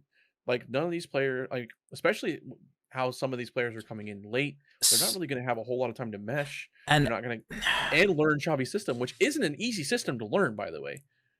You sent me that thing a few days ago, the wages, and just for context, Frankie de Jong is on 560,000 euros a week, which they're asking him to miss out on his loyalty bonus and give up money on. Sergio Busquets, yes, he means a lot to Barcelona. He's on 420K a week, okay? Let's go down. Fifth highest paid player, Miralem Pjanic, 300,000. It is obnoxious, the recruiting that they've done. When's the last time he even played for Barcelona? Andreas Christensen, 200,000. And I'm a Chelsea fan. Andreas Christensen is at best 100 to 120K a week player. So something needs to be done, man. It's enough. If I speak, I'm in trouble. Yeah. They got to put all these pieces of the puzzle together. And like I said, the big thing for me is Xavi's system is not an easy system to learn. There's a lot of nuance to this. If they figure out, that he wants to play again. If they figure out how to make it work and get rid of all the drama and the BS surrounding the club, they could be a powerhouse for the next 5 to 10 years. Yes, they would have done it successful. I remember when we were first talking about this table, and this was like the last one because of this that we built top to bottom. But I actually wanted to put Atletico Madrid above Barcelona initially. Yeah, you did. Because I thought Barcelona were going to start really slow and then eventually build to what they should be. Yeah. But again, because of this, and I'm tired of beating this dead horse, but because of this nasty mid-season World Cup, I think that Barcelona are going to start to get their heads above water to where they should be, and then the World Cup's going to come, and they have basically every player on their team is going to go play in the World Cup. And then they'll buy Mbappe after the World Cup, and it'll be all good. Yeah.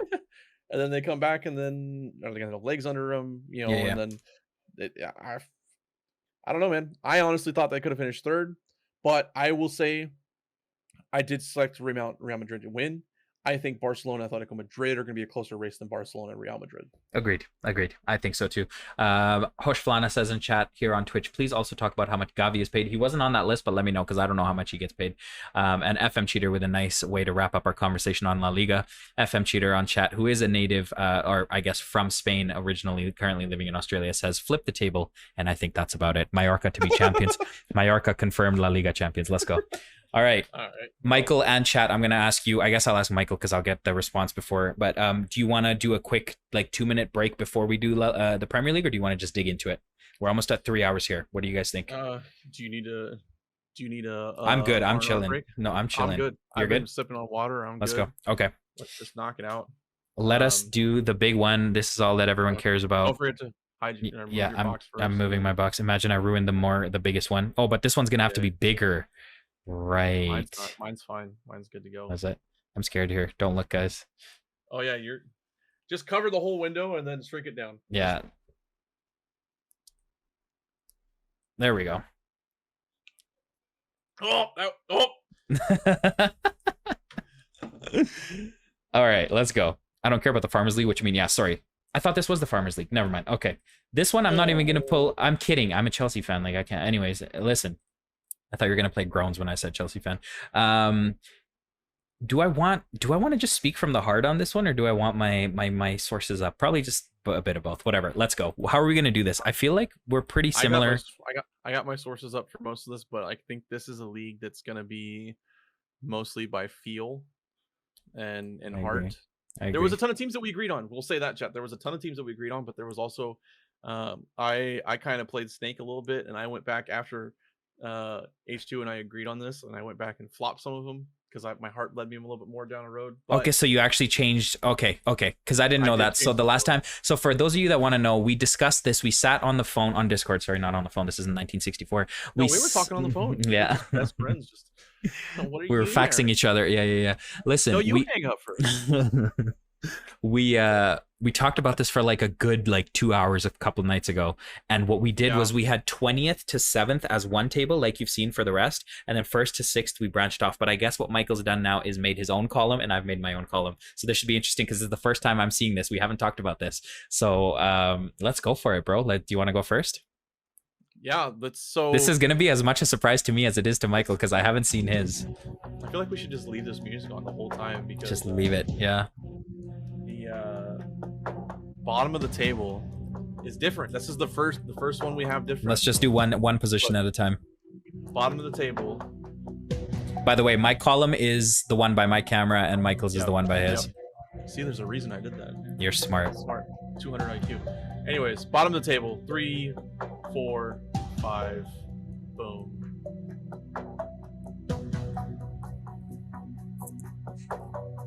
Dazzer, AJ, NRK. If you guys are still in here, I know you're gonna come for me, bro. I know you're. Jesus, that's a really long sound. Sorry. They were really angry. But you know what? Let's just drag it up one extra slot here, just for the sake of argument. Just go up one more slot, just so everybody can see what we're thinking. That's the only thing that changed. That's it. That's all that changed. It's just not happening, man. As much as Bournemouth. I just don't know. Bournemouth is Chelsea's boogie team. So I'm traumatized from hearing Bournemouth. And I know that they're going to take 3 points off of Chelsea. I just know they are at some point. But I just don't see Fulham staying up, man. I don't see what they bring. They lost Fabio Carvalho to Liverpool. Mitrovic is a phenomenal striker at the championship level, I think. When it comes to the Premier League, I don't think that he is that good. Now, they brought in João Palhinha from Sporting Portugal, who's great. They've brought in Andreas Pereira, who, having spoken to Fulham fans, 2 of them specifically, and I can name drop them if you want me to, they're not excited about Andreas Pereira. They're not. And then Kevin Mbabu. Dan says Fulham will stay up. Okay, hot take. But yeah, I don't know, man. Take it away. What do you think? What do you think, brother? I actually am excited about the Palhinha signing because I do have a soft spot for Liga NOS. I think in my opinion, it's another league that doesn't get the same attention that it deserves. But the rest of their signings, Mbabu, I think he's more of a meme signing, if I'm being honest. He's atrocious defensively. If you watch him in the Bundesliga, he's great offensively. So maybe that helps. But I feel like in the Prem, if you want to be a good Premier right back, you have to be able to play both at the same level. You look at a lot of right backs and left backs who struggle. By the way, Bert Leno, great signing by Fulham. But they've lost Anguissa, they've lost Carvalho.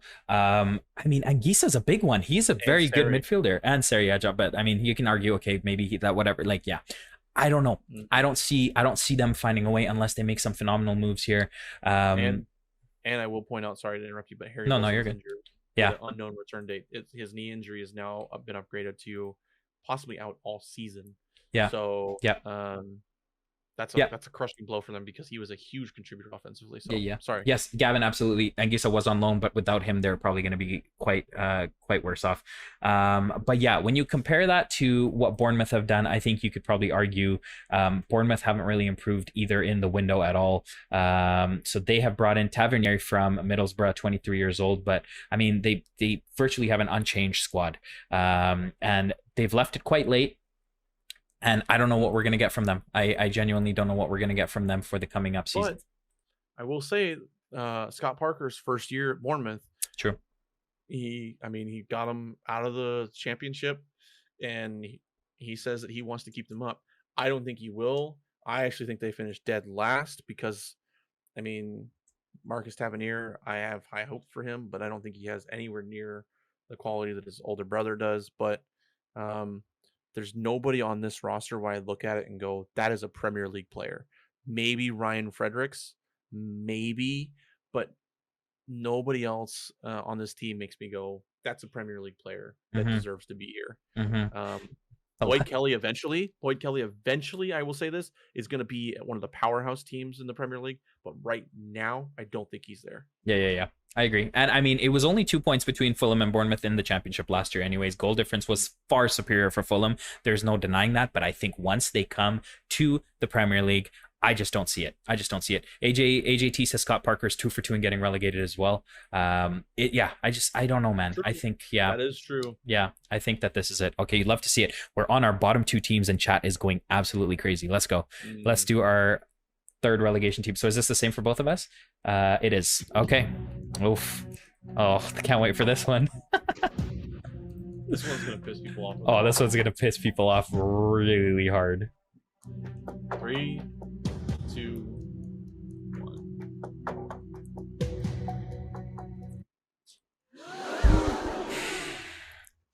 I think we both agreed that no, it's there's no doubt. It's Southampton, by the way, everybody listening. Yeah, no, it's Southampton, guys. For those of you on Spotify listening in, I guess did we even talk about the last two? Anyways, I don't know, man.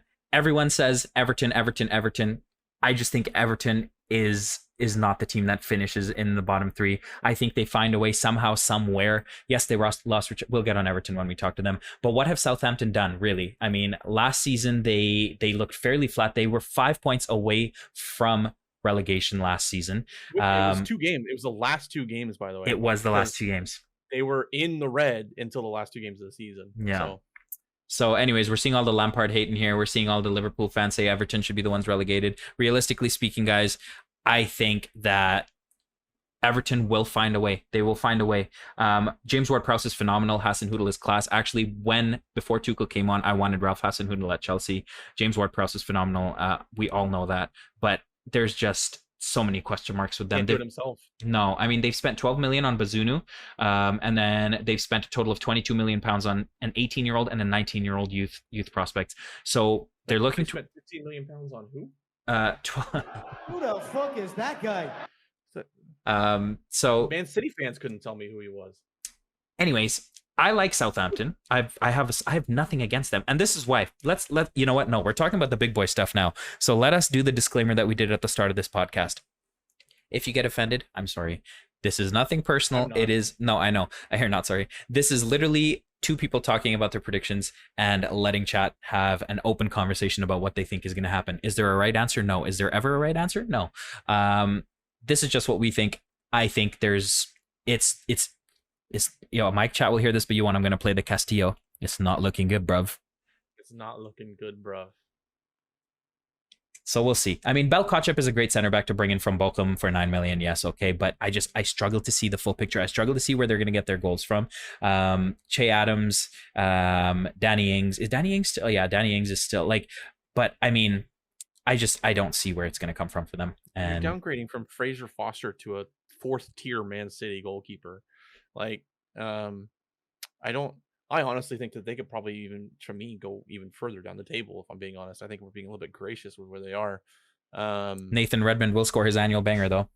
Yeah, for sure. I mean, yeah, and James Ward-Prowse is going to score 10 free kick goals, but Kyle Walker-Peters was being rumored with a move away. It's just I don't see what's going to happen. I honestly don't think James Ward-Prowse is with Southampton at the end of this season. That's a big call. I don't know about that. I think he's transferred out. I don't think he wants to. But I think, especially if Southampton are in the red, and if he's having a good season, I think he leaves because he's been let out of how many England squads for these big tournaments. So, I mean, eventually he's 27, time's ticking. He's probably, if he misses this World Cup squad, he's got probably one more World Cup before he's out of football. So, I think to me, it may be shocking, and Southampton fans may not want to hear it, but I think their captain leaves by the end of the season. SW14240 says in chat, Fulham 10 times better than Everton. Mitrovic is a phenomenal striker, but like I said, I think at the championship level, he's a good striker. He can perform at the Premier League, but I don't think he leads that team to safety, personally. Harry Wilson is injured right now. How does he come back? When does he come back? We don't know. Dan Davin says one more thing, but then I'll throw it over to you. Dan says, I disagree. Everton will go down. Everton can't spend a lot because of financial fair play rules. My retort to that is, when has financial fair play ever actually been enforced? A team you just don't think of Everton in relegation, and I feel like the Premier League will do what it takes to not let that happen, as we've seen various breaches across various leagues about financial fair play and nothing gets done. So or it's a slap on the wrist. It's a slap on the wrist. I don't think it'll completely derail their situation. What were you gonna say? I am pulling for Mitrovic. Yeah, me too. I love Mitrovic. I have nothing against him. Yeah. Mitrovic is right now. All he is right now is just a player that the streets are never going to forget. Me throw on But fire. Yeah, no man. I would love for him to come in and put Fulham on his back and become a golden boot contender. I would absolutely love that. Yeah. The problem is, I will say that even if Mitrovic does have a golden boot quality season, the rest of that side still lets him down to where they're still in relegation. Yeah, I agree. Also, I'm seeing a lot of hate on Frank Lampard as a coach. And while he is not the most complete coach, he did very well with Derby. He did phenomenally with Chelsea, getting them top 4 in the season where they had a transfer ban after losing Eden Hazard. I don't think people understand what Frank Lampard did at Chelsea. He is the reason that Reece James, Mason Mount, Fikayo Tomori, and Tammy Abraham, I don't care about the memes that he had to develop them because there was a transfer ban. He did it. At the end of the day, he did it. He gave those players the platform to express themselves, whether it was by force or whether it was anything. The bottom line is he saw what was needed to unlock those players at Derby with Tomori and Mount. And so he's very inexperienced, I think. But there's a coach in there. I don't think he should have taken the Everton job. That club is a mess. Honestly, that club is a mess. What are you pointing at? I don't see it. It's off. It's cut off. You have to move like a little more to the left. I don't see it, bro. I don't see it. Just move the thing up a little bit. Oh, did you move? Oh, but I was waiting for I you did. because You're on the team. Sorry. Yeah, Everton. There you go. I think I don't think Lampard's as shit of a manager as people say. Like I said, find me another manager that walks into a Chelsea team that loses Eden Hazard, has a transfer ban, and finishes top 4. I still disagree. Yeah. You took the words out of my mouth. I don't have. Okay, just one thing. AJT says Chelsea were under transfer ban, but still brought in Kovacic during that window. If I remember correctly, Kovacic came before that. Pulisic was bought the year before and spent the year on loan at Dortmund. Even if Kovacic was brought in, let's just say, which I am strongly not remembering because I've lived through it, but if he was, let's say he was, you're telling me Kovacic is the reason Chelsea got top 4 that year? Simple question. Simple question. Kovacic has been a ghost for the most part. Until this year, where he was, and the last year, 2 years, he's been great. But that season he came in, even if he was, Mateo Kovacic was not the reason Chelsea got top 4 during that season. Let's be very clear. It's true. If Lampard was as good as you said, he would not have been sacked. Okay, I'm going to stay off this topic because this has nothing to do. I mean, if you realistically sit there, you knew this was going to happen. No, I knew. It's been my whole life. If you realistically tell me that Frank Lampard is a shit manager for doing what he did at Derby and then doing what he did with a transfer ban Chelsea, just because of what's happening at Everton right now, I would argue that you don't know anything about football. Simple. And if you don't like that, I'm sorry. That's the I don't usually. No, because listen to me. You know me. I don't usually have an opinion like this, but this is absurd. Like, this is actually absurd to say that he is an absolute shit manager. He's not the best. He's not well-rounded. He's not a great manager. I'm not saying he is a good manager, but I'm saying the disrespect that he gets, it's really overlooked. Thank you, Chelsea. Kovacic was at Chelsea since 1819. Exactly. Ranty H2. Jonesy, you rant every day in my chat, brother. It's my turn. It's always, I listen to the United rants all day long, brother. It is my turn. But yeah, no, honestly, like, Lampard is not a good manager. I don't think he is, but I'm just sick of the disrespect that he gets. I've said this very vocally on stream. I don't know why he took the Everton job. I think that is a very risky job to take. I don't think he has the ability to pull them out of the mud that they're in. But I don't think Everton gets relegated either. I don't know. Anyways, I'm done because I'm probably just pissing people off. No, you're good. You're good. I agree with you, man. I think Lampard's gonna. How much is Lampard paying you as his PR manager? I'm not sure, Jonesy. Not enough. I think Everton has a chance though.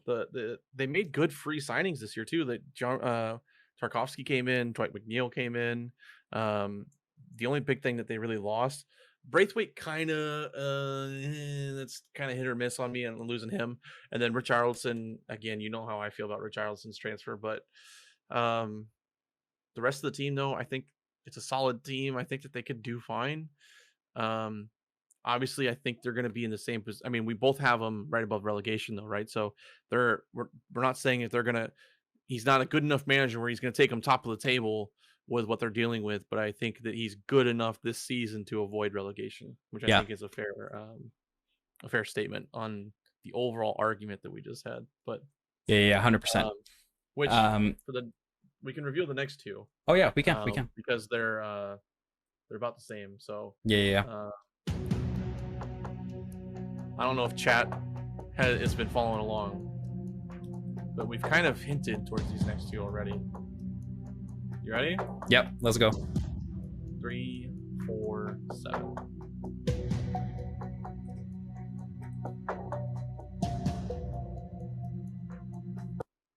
I don't think there's any shock or anything into these ones, right?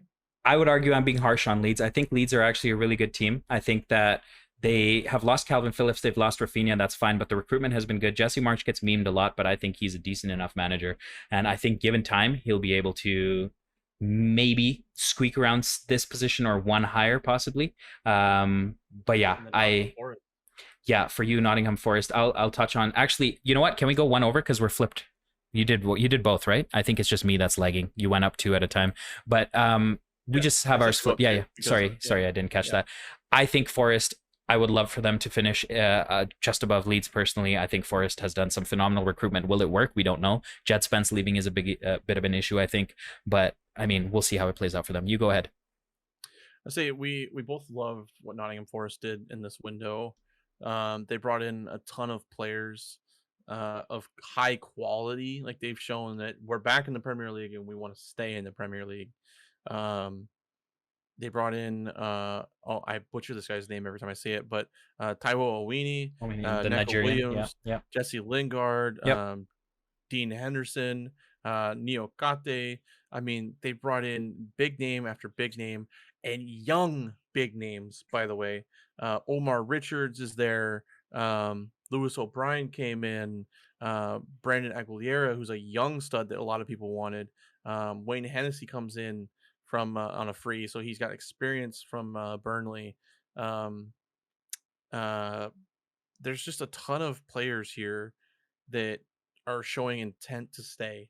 Now, I will say the reason that I put them lower than what you did, I think, is for me, I think they're going to avoid relegation, but I do think that bringing in so many players to a team who were so cohesive and played so well together may throw a wrench in the system. 100%. I just want to touch on something for those of you that aren't listening on Spotify or on YouTube where you don't see the chat. Zan United has a good question here. He says, why is it all based on players that the teams have and not, as well as how the teams have played or are playing, etc.? I think because we're more looking to like what this transfer window has added or taken away from the teams. It's more like a preview for how the teams are looking now. Of course, there's a lot more to it than just who you bought and who you haven't. I think that's a good point that we should touch on. It's not as simple as, oh, they bought this guy, so now they're going to be great. Not at all. Yeah, it's just when we're doing our season preview, we probably want to look at what's changing because we know how they play. Like Simeone and Atletico, we touched on. We know what we're getting with them. What's changed, right? So that's if that makes sense. We usually touch base on like how teams play and what's making them better, what's making them worse. Yeah. But that's definitely a big consideration, if not the biggest consideration, is how they are currently. Yeah. And to me, that was my point with Nottingham Forest, is that they did play really well together as a cohesive team. And then usually, if history has anything to say about it, when you bring in a ton of players, and like that many players that they did, even though they are quality players, you're now changing up the team and the cohesion, and it makes things a lot different. So again, I think they're going to be good enough to avoid relegation. Yeah. I don't think they're going to be this mid-table powerhouse that everybody thought. 100%. Now, as far as Leeds, we both agreed that Leeds improved to avoid relegation, and I think avoid relegation more comfortably than Nottingham Forest, in my opinion. Yeah. But again, not anybody like Brendan Arison, that's a phenomenal player. Luis Sinestra, another good young player. Tyler Adams. Sinestra's going to be a great signing, by the way. Luis Sinestra is going to be phenomenal. Rasmus Christensen, Mark Roca. So again, good young players that they've brought in, but they lost Calvin Phillips, the rock in the midfield. They lost Rafinha, their creativity on the right. Jesse Marsh has shown he can get his team to fight, but can he get this new team to fight? Yeah. To me, the rest of the team that's still there isn't good enough to really move them up the table. I think they stay around. A couple spots to avoid. Yeah. And the thing about Calvin Phillips too, the first year they came up, he played 29 matches. The second year, which was last year, he only played 20. So you did see that they struggled without him, but they are also used to playing without him with all his injuries and his issues. So, and exactly, Zan United, great point. So something we can touch on. Nottingham Forest did their business very early, so the players are bedded in and know what to expect from the manager and style. Exactly, my friend. Okay, do you want to move on to the next, because we have the same team? Yeah, we can do the next two, because the next two are actually, if you really wanted to, we could do the next 3. Sorry, I just want to touch on one more thing. Dan Davin, I've seen this a couple of times, saying the Leeds manager isn't as good as Bielsa is. I mean, it's clearly they felt that they needed a change, right? Like Marcelo Bielsa would still be employed at Leeds if everything was all gravy and smooth. So are they the same manager? Probably not. Are they as good? Probably not. But clearly Leeds and the hierarchy felt like a change was needed. So, but yeah, Bielsa was a phenomenal manager, obviously. All right, moving up. Let's do the next 2 then. You want to do 2 or 3? Because the next 3 are the same. Yeah, let's go 3. Okay. Let's just go. Are you just going? I'll wait like 1, 2, 3, go.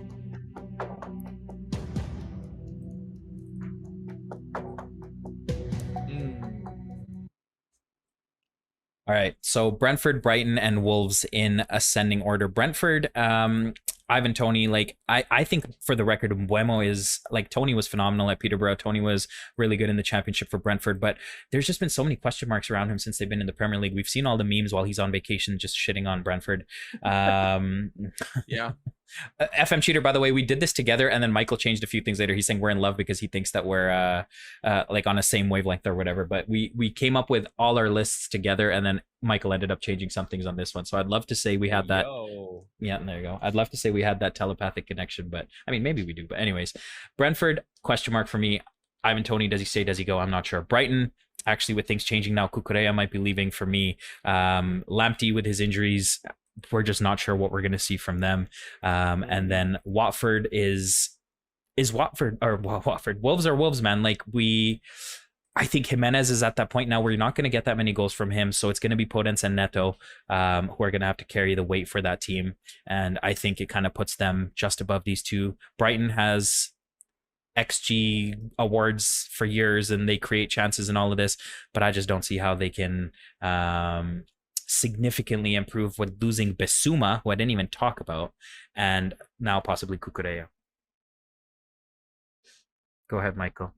Yeah, I think Cucurella is leaving, and then you lose Cucurella, you lose Bissouma. Bissouma was so good for them in the midfield. Cucurella there's a reason he was sought after by, some of the biggest teams out there. So, Brighton, outside of those 2 players, is there much on the field that really comes together? That's the big question. Is Graham Potter, like he pulled a lot out of that team last season. Does Danny Welbeck contribute as much as he did last year? Does McAllister all of a sudden start popping off? Solly Marsh, does he all of a sudden find his groove again? There's a lot of what ifs on this team that you don't really know, and their defense was just so leaky last year that I don't think that they're going to be consistent. Brighton, or excuse me, that was Brighton. Brentford for me, like you said, Eriksen's gone. Like Eriksen, yeah, he didn't play a ton, but when he was on the field, was a game changer for them. Then, like you said, they're at a risk of losing Ivan Toney, and I think if he leaves, that's probably 10 goals, 15 goals out the window. Yeah. Like I said, I personally prefer Mbeumo from Brentford, but yeah, the big team here that's somewhat, I don't want to say controversial, but in terms of placement on the table is kind of a surprise /, not really, is Wolves for me. The Hee-Chang Wang deal. Yeah, going back. Yeah, making that permanently. Nathan Collins coming in, so they shore up defensively a little bit, but there's no real identity on this team that makes me go, that's what they're doing. I mean, they're getting, aren't they getting?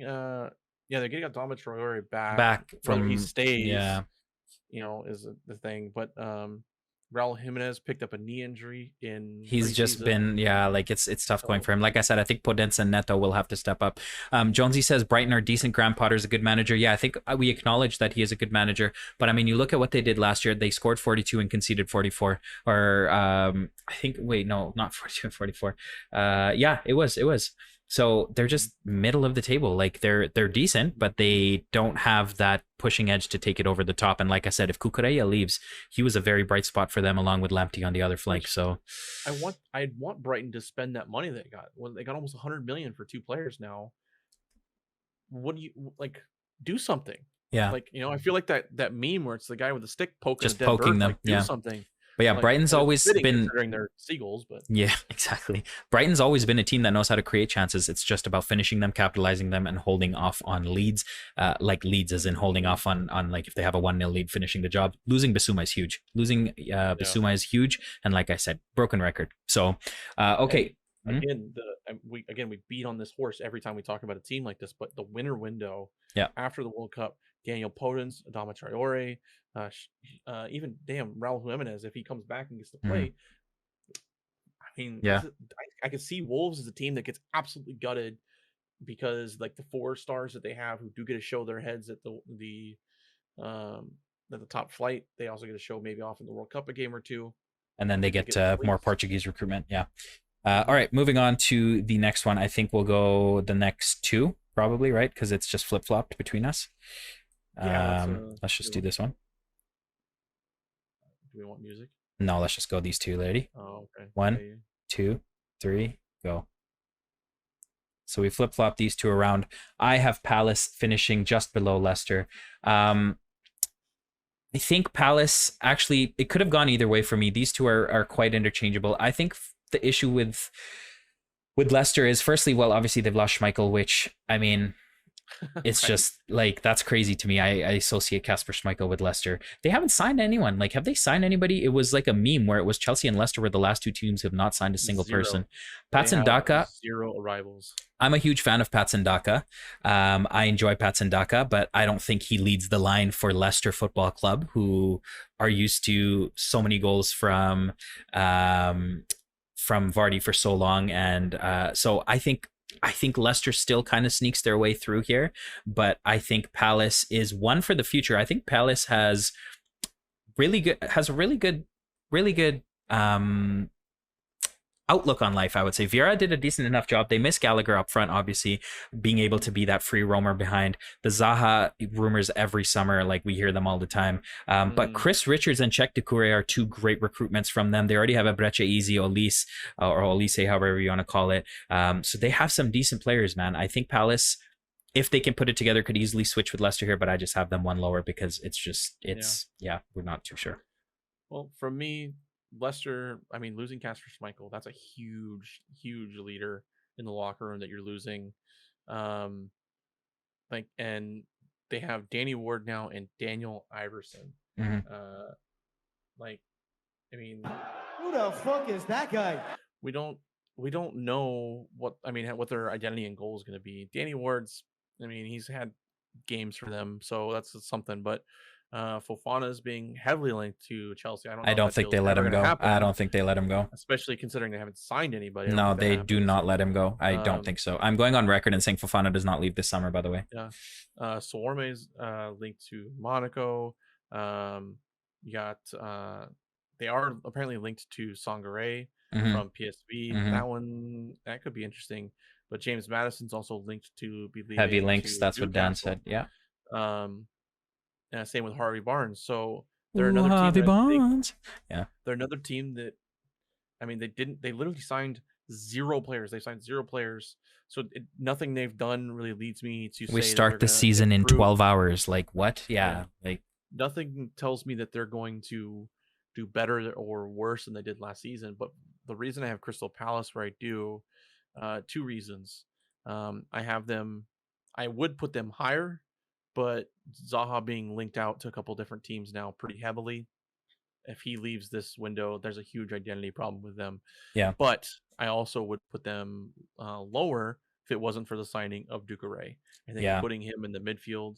I think Patrick Vieira went on record when he brought him in and said that he sees a lot of himself in Doucouré, which if any of you got to watch Patrick Vieira play, that's a pretty bold claim. So, and again, but nobody else really for them. And then you brought Chris Richards in, which I don't know how much playing time he's actually going to get, but there's nothing else on this team. So these are two teams that we both kind of agreed when we were talking Yeah. about this, that they're kind of lateral. Like they're not really going to go Yeah. up or down. Or I think Palace are a few moves away from really contending. Mark Gahey is a phenomenal defender. He was player of the season at Swansea on loan in the Championship, former Chelsea player, obviously. Tyrick Mitchell is a great wing back. I think the front, like Oates and Edouard, we still are trying to wait to see if he breaks out. But Abreche Eze and Mykal Olise, or Olise, however you want to say it, they have quite a few pieces, man. And I think they just are a few good moves away from really pushing themselves up. Well, and also remember we talked about Leicester having issues with players wanting to basically saying that they're not going to come back. Tielemans has been linked with a move and has said that. Yeah, what's happening with Tielemans? Yeah, he basically, I think he said that he is not going to sign a new contract with Leicester, which is one of the reasons they're entertaining offers. But I think they also want like 100 million for him, which I mean, not completely justified, but he's also a Premier League player. Yeah. And then Ndidi is kind of in the same boat where he's being touted around, and I don't think he's going to end up coming back to Leicester. So I actually think Leicester could get fleeced and then fall down the table. But for now, I have them mid-table. Such a special club, though, man. Never forget what they did a few years ago. Okay, we move up then one spot to 9th in the table. Both of us have the exact same team here. Ready? Do you want music or? Yeah, I'm gonna get rid of this so that way it's easier to read, by the way. But okay, you ready? Yeah. Oh yeah. Wait. DJ MJ is falling off. There we go. Do you want to count it? Chad, we're getting closer to European football here, Chad. Who's this next spot? Let us know. Again, if you're watching this on YouTube, I want to see your tables in the comments. Let us know where we went wrong. All right. Yep. Aston Villa. Okay, let's go.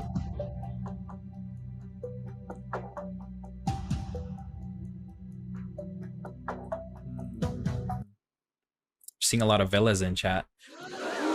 Actually, no, I just saw one Villa in chat, but I think the thing with Newcastle, and we talked about this during our transfer thing, what is Newcastle doing, right? Like, they have the money, they have the ownership. They brought in Sven Botman, who is phenomenal. Matt Target, okay. Nick Pope, okay. But they're not really spending. I forgot that Middle Eastern club Newcastle existed. Too low, okay. Exactly. We can't just gloss over that. Instead of Eddie Howe, their manager's now Ali Howe. No, you know what? Like Jonesy said, they have not spent as much as I thought they would. And that's the thing. We're seeing them kind of take maybe a more deliberate approach and see what happens. Are they waiting for the World Cup to see who they can buy as like the next flashy player that breaks out like James Rodriguez did? Are they just going to take it super slow and see what Eddie Howe does before deciding what position they want to take with a new manager or keep him? So I think there's just a lot of unknowns. However, Sven Botman is a great signing. And I think it's to be determined what they do, you know? Again, Madison linked. We don't know yet, so we'll see. Yeah, they're linked to a ton of good players. John Joe Shelby's got a hamstring injury that apparently he was nursing to the end of last season. He re-injured it in preseason. Will he be able to play? Newcastle fans will know that even though he's not necessarily on the field all the time, he's a huge part of their identity. Their strikers kind of let me down. Their two options right now are Chris Wood and Callum Wilson. Like, I don't see either one of those guys getting double-digit goals. Which sounds harsh, but I like Callum Wilson, but I don't think he's they still have St. Max, who I actually am not high on St. Max. I think to me he's like the Ousmane Dembele, where he's all hype, no production for me. When I watch Newcastle games and I watch St. Max on the ball, I get frustrated. Just the constant step-overs. The constant step-overs with the Louis Vuitton headband on. Yeah, I understand like the tips and tricks and stuff like that, and that's fine. But have a purpose. Me, he's like one of those guys in a hype video that doesn't even know there's a goal in it. You know what I mean? So, Joe Wellington still there. Is he ever gonna? Joe Wellington is ready for the season. He's been running around in preseason, body smashing people. By the way, Guermez, I'm Bruno Gomes. Yeah, I actually picked him he's in my fantasy team. I actually think he's gonna pop off. Very good player. Trippier is gonna be there. Full season, full extension. Sven Botman, player for the future. But then, like you said, let's look at the players that they are still linked to that they still could splash cash on. Jack Harrison, they're linked to him from Leeds. James Maddison from Everton. they're linked to youngster Gabriel from Brazil. Isaac, they've been linked to Isaac, which, as we talked about, I don't trust any of their center forwards. Getting Isaac would be a huge step in the right direction. James Madison, Harvey Barnes, Cornet, like they're linked to big players. But at what point does the wallet open up to get them the wins? Mhm. So for me, that's why I put them here, is because until they show me that they have a true intent on winning games, So for I those of don't have you, anybody to put 'em higher. no, I couldn't agree more. So for those of you that are listening on Spotify or watching on YouTube, I think the one thing we're seeing from chat that a lot of people seem to have an issue with is Villa has not appeared on the list yet. We are at spot number 9 and Aston Villa is not here. So that's one to keep an eye on, because that seems to be our most controversial one, which when you actually look at, and not that we based our thing off this was all guts and vibes, but afterwards we decided to not compare it, but just look at other predictions and stuff. You'd be surprised at what a lot of statistical things had Aston Villa at. Anyways, we'll just leave it at that. Okay. Next, then we have, I think, the same team for 8th, right? We do. You want to just... Let me see. Yeah, let me prepare myself here. For the record, for this one, I think this could have been flipped with the team above, but I think we went with this team being 8th. But I think this team could have been one spot higher. So this is the last spot outside of Europe, chat. Who is the team? You already revealed it, didn't you? A little bit. I didn't mean to. My finger slipped. I don't think they saw it. Did they see it? Who is it? Who is it, chat? Who is the last team that fails to make Europe? Everyone's going to say Villa, In the obviously. Premier League. All right. 3, 2, 1. Bam.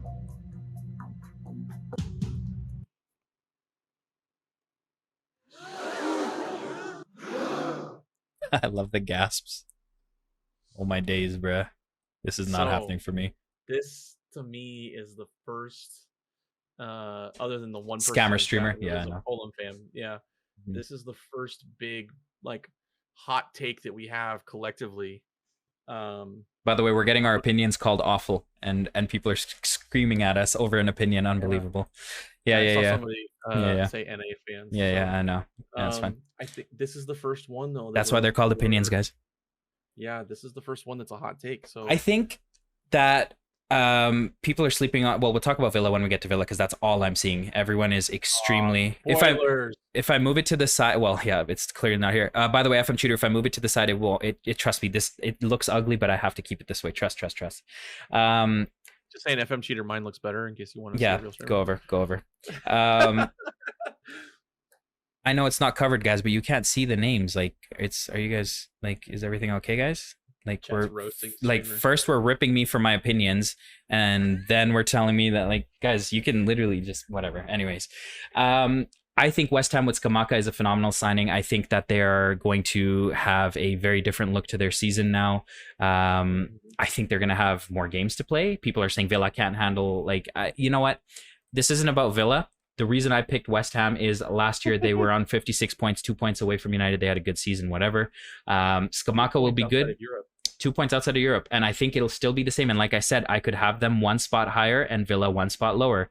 But, you know, like I said, it's an opinion. And if you guys think it's a shit opinion, wonderful. Let's see at the end of the season what everything. Chat's popping off, dude. Okay, here's what we're going to do. Here, go. Just talk. So same thing for me was, I mean, we talked about it. They were 2 points outside of Europe last time.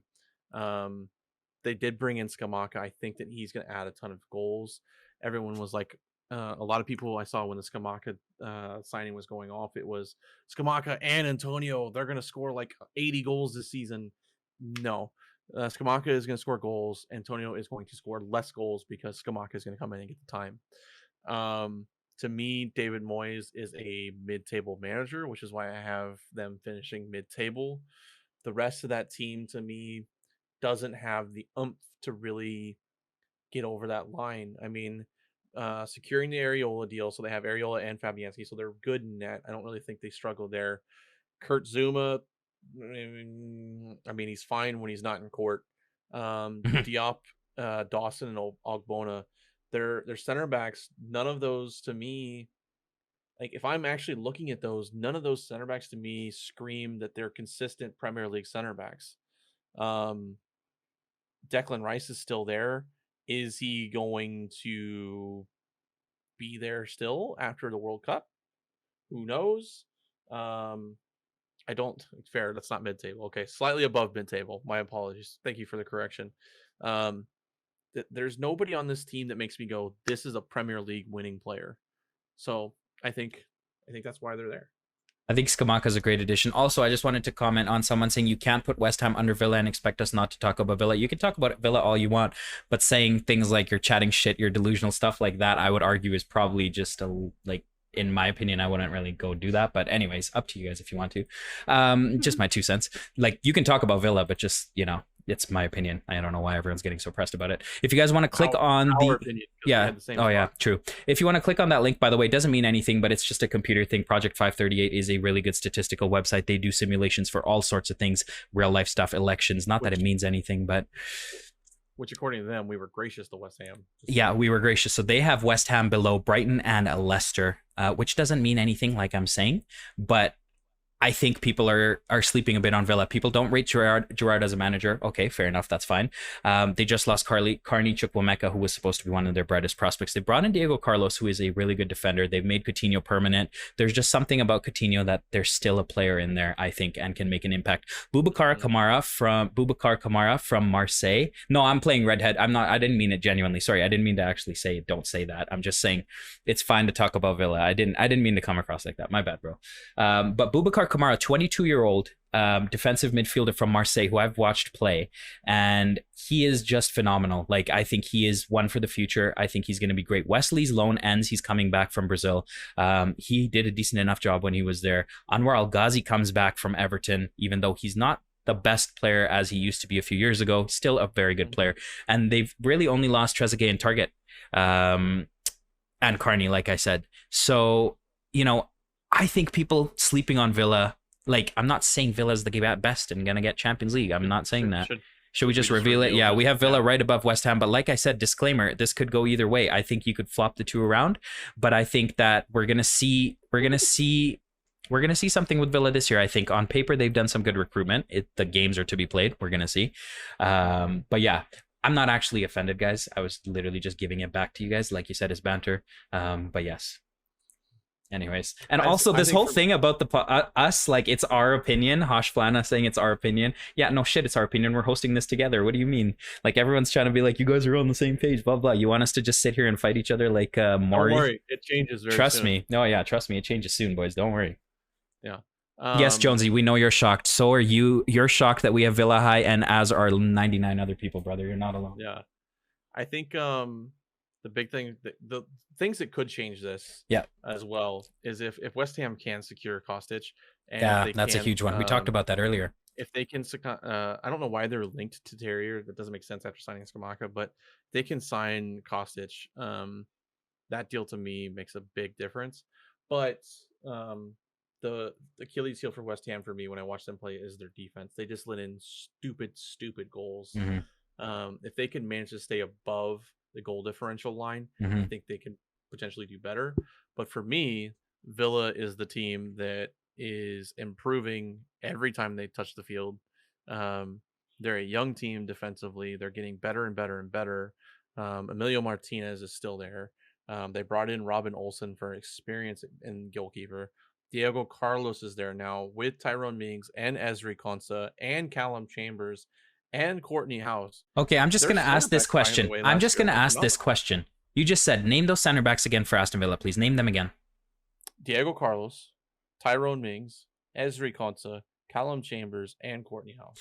Compared to Kurt Zouma, Aguerd, who's injured, who just transferred in, Issa Diop, Craig Dawson, and Angelo Ogbonna at West Ham, and Aaron Cresswell sometimes deputizing at center back. What's so shocking saying that Aston Villa has a better defense than West Ham? Yep. And they have, I saw somebody in chat already mentioned this too, but Lucas Digne is going to be here for the full season now. Correct. And he's healthy. Correct. They also brought in Ludwig Augustine from Sevilla. Augustine, yeah, exactly. Yep. Ashley Young's there for a little bit of, I guess, depth at 37 years old. I don't really understand that one still, but Matty Cash, young and developing. Yeah. Boubacar Kamara is there. Kamara. I'm telling you, you guys are sleeping on him. Felipe Coutinho, look at what he did when he came in with them. Danny Ings is going to be healthy and better. I still think that they do. I mean, Ollie Watkins, again, somebody who's growing up and developing. I say that as he's 26, phenomenal season in the championship, but he hasn't really shown it at the Premier League level. Wally Watkins.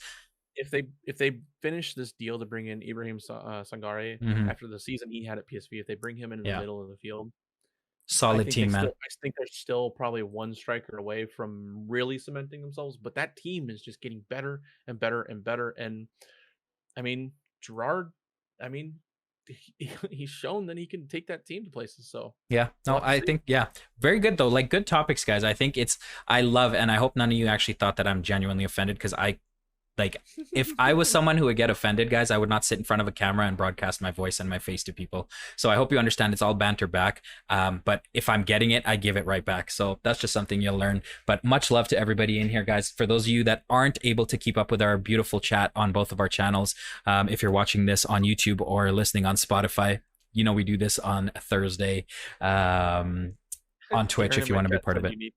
Garen in my chat said you need more concentration training. Literally, I know I do. I really do.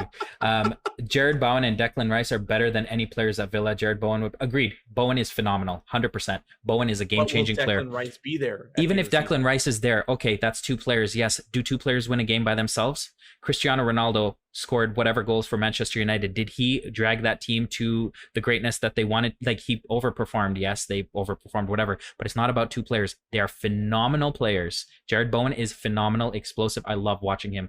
Declan Rice, very, very, very elite player. But when you look at, I think it comes down to the defense, man. When you look at Ogbonna, Issa Diop, Kurt Zuma, those kind of guys versus the defenders that, in theory, Villa will be putting out this year, I just don't see it, man. But yeah, Jared Bowen and Declan Rice, phenomenal. And all those center backs that we talked about, like Diego Carlos is the oldest center back in Aston Villa right now. Yeah, I know. And he's good. He's 26, 27. It's getting better and better and better. Jonesy's having slight panic attacks here, saying surely United are next. Please, please, please. So let's go. All right. So Europa League football, ready? Jonesy's gonna hate one of us. Here we go. Jonesy's gonna hate one of us and love one of us soon enough. Ready? I'll let you. This is a big one. All right, chat. Europa League though. You want I think we should do one at a time from now on. Oh yeah, one at a time. Yeah. Because this is where we disagreed. This is where we split apart. All right, chat. 6th place in the Premier League. What are we feeling? What are we feeling? All right. 3, 2, 1, reveal.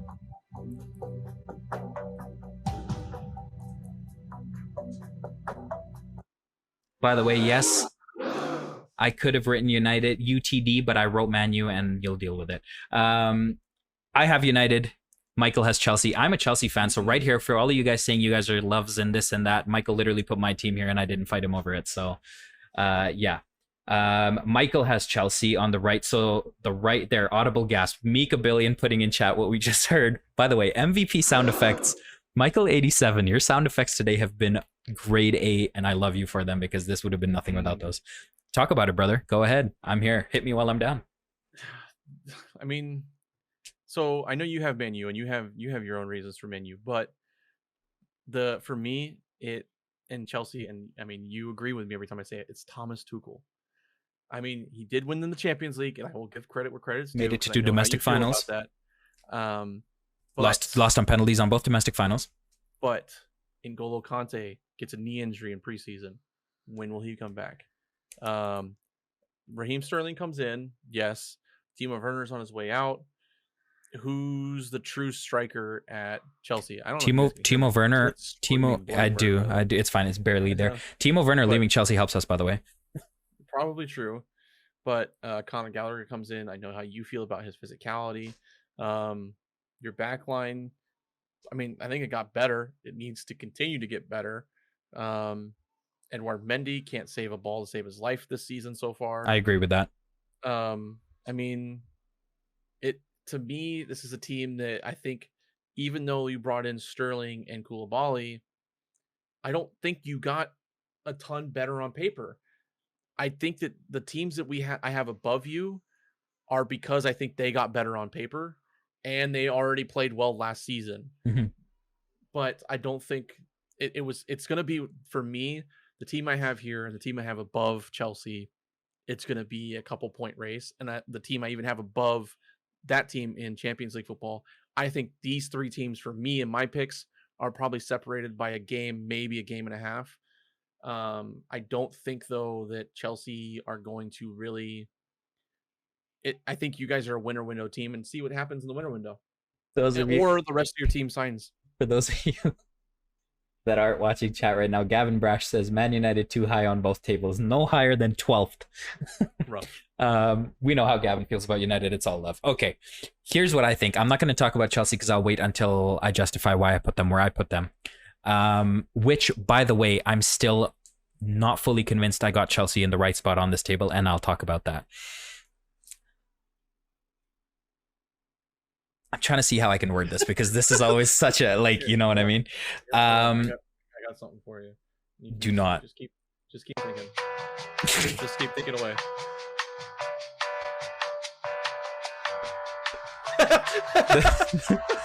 The thing for me is this, okay?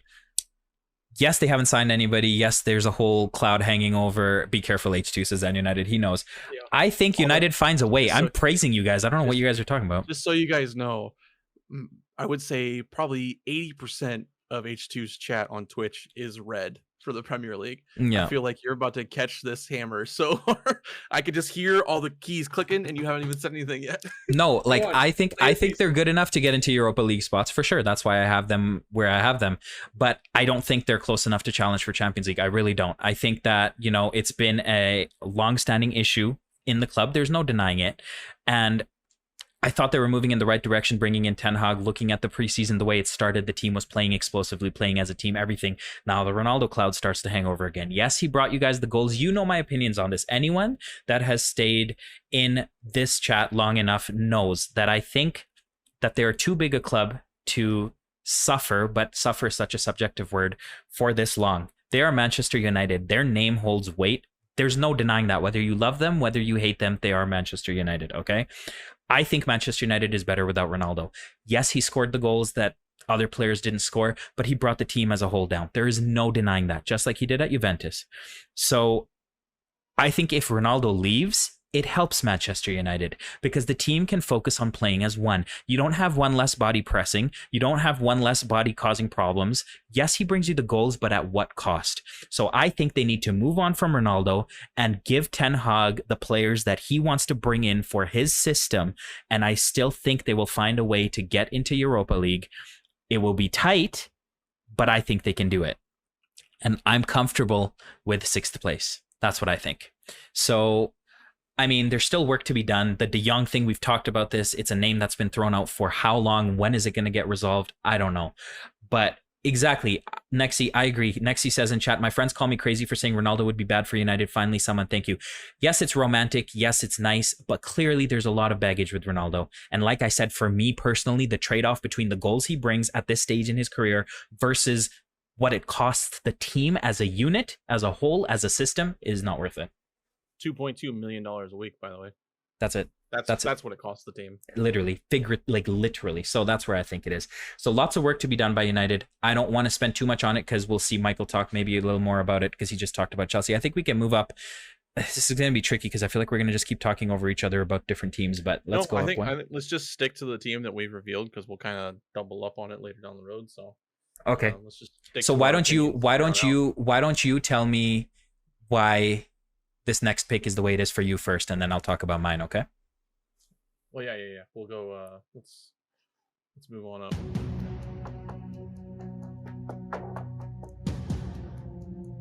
I'm very interested in what people think. Because I got roasted for having Chelsea. Oh, I'm going to get roasted. I'm getting roasted for this. I think the team I put here should be higher, but I just couldn't figure out how. What do we think, Chad? What do we think that we have in fifth place, last place in Europa? I'll say it. Bro, we're almost at 4 hours. I know. We're milking it. 3, 2, 1, go. Oh my god. These guys are gonna go crazy over my thing again. It's not working. I have to do this. Can you talk about United and then just talk about Oh my United? gosh. So I do have United just above Chelsea. I mean, I only swapped a little bit. I think I think they're gonna make a strong push. It's funny that we both agree that they're gonna go to Europa again. I think Ten Hag is a move in the right direction for them. As you said, though, I think the Ronaldo drama already is deterring that locker room. It's going to be a cloud over this season until he's gone. And then you know what's going to happen, in my opinion, the minute Ronaldo's gone, whoever it is they bring in to replace him or whoever plays in that spot instead is immediately going to be compared to Ronaldo and his production, no matter what. So if they keep Martial, the minute Martial misses a shot of any sort, it's going to be CR7 would have made that. We should have kept CR7. So it's going to be the cloud. It's the cloud. No matter what. Yeah. So I don't think that that's healthy for them. Lisandro Martinez, he has a lot of question marks to him. I really enjoyed him when he was at Ajax. I think he's going to be good. Is he an answer to their center back questions? I don't think so, but I think he's miles clear of Harry Maguire. Eriksson has plenty left in the tank, and he showed us that with Brentford, so I'm excited to see him. The rest of, I mean, they lost the cancer of Pogba and Lingard. The Telles deal kind of surprised me. That came out of nowhere. So we'll be interested to see that. Also, I want to... Yeah, sorry, go ahead. I'll say Ruben Neves is still linked to him. I would love to see him go through. I want them to cut the crap with the De Jong deal and just try to find somebody and maybe push for the Ruben Neves deal to finally go through. They haven't shown me enough in preseason to make me say that they're going to be eligible for Champions League football next season, which I honestly am hoping that United finish in Europa League, because I think that will be the nail in the coffin for Ronaldo at United, which will only help the club the next season. Because I love the fact that Ronaldo has to hear Europa League music this year so far. So that's where I have him there. One thing that I haven't touched on with this whole Ronaldo thing too is, and I don't know how United fans feel about this, but Bruno Fernandes was balling for you guys before Ronaldo came to the club. Bruno Fernandes was phenomenal to watch week in, week out at Manchester United. And something changed along the way. When Ronaldo showed up, it just wasn't the same for Bruno. And Go ahead. that's it. That's my point, is that someone who gets forgotten in this whole thing is how phenomenal Bruno Fernandes was. He was scary to watch, man. Like prior to Ronaldo. That's what I'm saying. And so when that came, that changed. So that's something that doesn't get touched on. For me, Tottenham, why did I put them fifth? I feel like Tottenham can go higher. I really do. My thing is, having lived through Antonio Conte, watching him at Inter Milan, watching him religiously at Chelsea, he knows how to win. He is a born winner. He cannot tolerate anything but winning. He will literally kill his players, like he says, to win, right? One thing goes wrong, it's over. That's the problem with him. One thing doesn't go his way and it's over. We saw it last year. He was literally breaking down in press conferences saying, maybe I underestimated how difficult, blah, blah, blah. I'm surprised he stayed. The fact that he has stayed this second year scares me, because we know if he buys into it and stays another year, and they've backed him, Daniel Levy backing Antonio Conte the way he has backed him is scary. But until they play a 38-game season, until they show that they can do it without any drama, without any issues, without Conte blowing up at the board, without any of that stuff, I don't know. For me, I could have had Tottenham fourth or third, personally. I really could have. And it was really hard for me to not do that. But I think, they're a phenomenal team on paper. But like I said, there's always that volatility and that question mark with Antonio Conte. And I need to see it over a 38-game period before I say, yes, they can do it. And that's why I have them here. But like I said, I struggle with it. I could have put them. And they have Champions League. How are they going to juggle Champions League now? Yes, they have the squad for it on paper, but they are going to have significantly tougher and more fixtures than they would. And again, they struggled with Conference League. That's what I'm saying. So I don't think fifth is that high, that bad of a shout, but there is a caveat that I think I could have had them fourth or third. The question I was going to ask you before we move on to the next reveal here. Man United in Europa League this season. Do they win Europa League? I mean, you'd almost think they have to. Like, I don't know if they do, but I don't know how to answer that, because I don't know what United we're going to get. I'm going to say no. Right now, no. I agree with you. I don't think they do. I don't think they do, because there's so many questions. Like, there's no way that this team that I'm watching right now, the things unfolding at this team, the way they're unfolding, I don't know how they do it. But like I said, they probably need to. Right? I agree. Yep. I think so. Okay. Same way Barcelona has to win something. Has to. Let's move. This is we're getting nitty gritty now. Champions League. Oh, I can't wait for this one. I cannot wait for this one. Because your reveal is going to reveal more of your strategy or thoughts, I will say. I can't wait for this one. Again, chat, we are basically different from this point on. So, spoiler. But what are we feeling, chat? What does chat feel is fourth place? Your available options so far, in case you guys don't follow the ball, is Liverpool, City, Spurs, and Arsenal, and Chelsea. I'm seeing quite a few Arsenals. I'm seeing Chelsea. All right, man. Let's go. 3, 2, 1.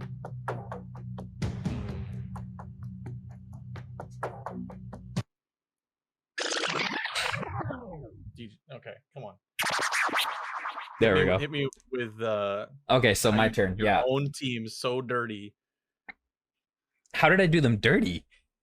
Yeah, I for me, it's your team, man. You put them in fourth place.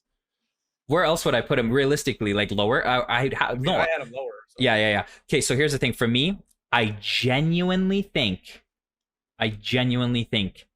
that fourth place is a complete unknown. I don't know if Chelsea does it, to be honest. Like I said, the bare minimum that pushed Chelsea over Tottenham for me was just the fact that we don't know what kind of relationship we're going to get between Conte and the team right now. So that is the only point, whatever percentage that on paper puts Chelsea above Tottenham right now. I would argue that defensively we're much better than we were last year. Everyone's talking about you need to improve defensively. Let's talk about it. Chilwell's returning. He was injured all season. Reece James is a year better. He's been phenomenal. Koulibaly comes in. Thiago Silva, okay. If Cucurella comes in, and if we bring in one more center back, I don't think it's going to be Fofana. I think we'll probably go for a right back. Azpilicueta's re-signed. What is the panic, guys? We lost Christensen, who didn't show up to big matches. Nothing against needing like time and space or mental health or those things, but he was not a big game player. He could not function at the highest level. He missed cup finals because he physically couldn't put his shoes on and show up. Nothing against it, but I'm just saying that helps the team, right? Yeah, I know. That's what I'm saying. I don't think if anyone thinks as of right now Chelsea is better on paper than Arsenal, if anyone thinks that right now, the way that they've been playing, and I don't want to you probably have guessed where I have Arsenal, but if anyone thinks that Chelsea is able to outperform Arsenal in this moment, you are delusional. As a Chelsea fan, Arsenal tore us apart. Absolutely tore us apart. Yes, we tried a new formation in the first half, but even the second half, Arsenal were playing around us for fun. Okay? So as of right now, I think that Chelsea is definitely not a shoe-in for Champions League, but that little edge that I give them is over Tottenham. Striker-wise, yes, we still don't have a striker. That has been a pending issue for as long as I can remember. Since Didier Drogba left, Diego Costa showed up, right?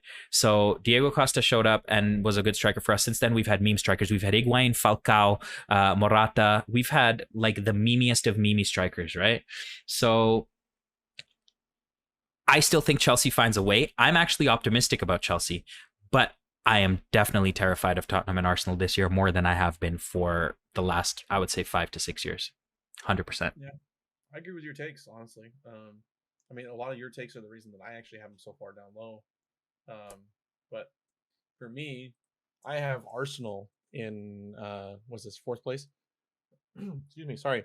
I have Arsenal in fourth place. For me, it was the second half of their season, watching them play last season, that turned me into somebody that I believe in Arsenal, Torreira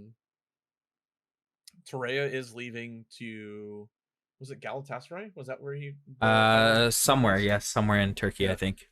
But I mean, looking at the rest of their deals, Gabriel Jesus, everyone's hyping him up. Phenomenal striker. I think he's close to Golden Boot. Really, really well in the preseason, and they seem to be wanting to play through him. So maybe we get to see Gabriel Jesus to what he was supposed to be.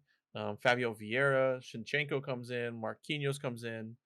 I mean, here's the thing for me as well. Like Arsenal, they may not finish fourth this season.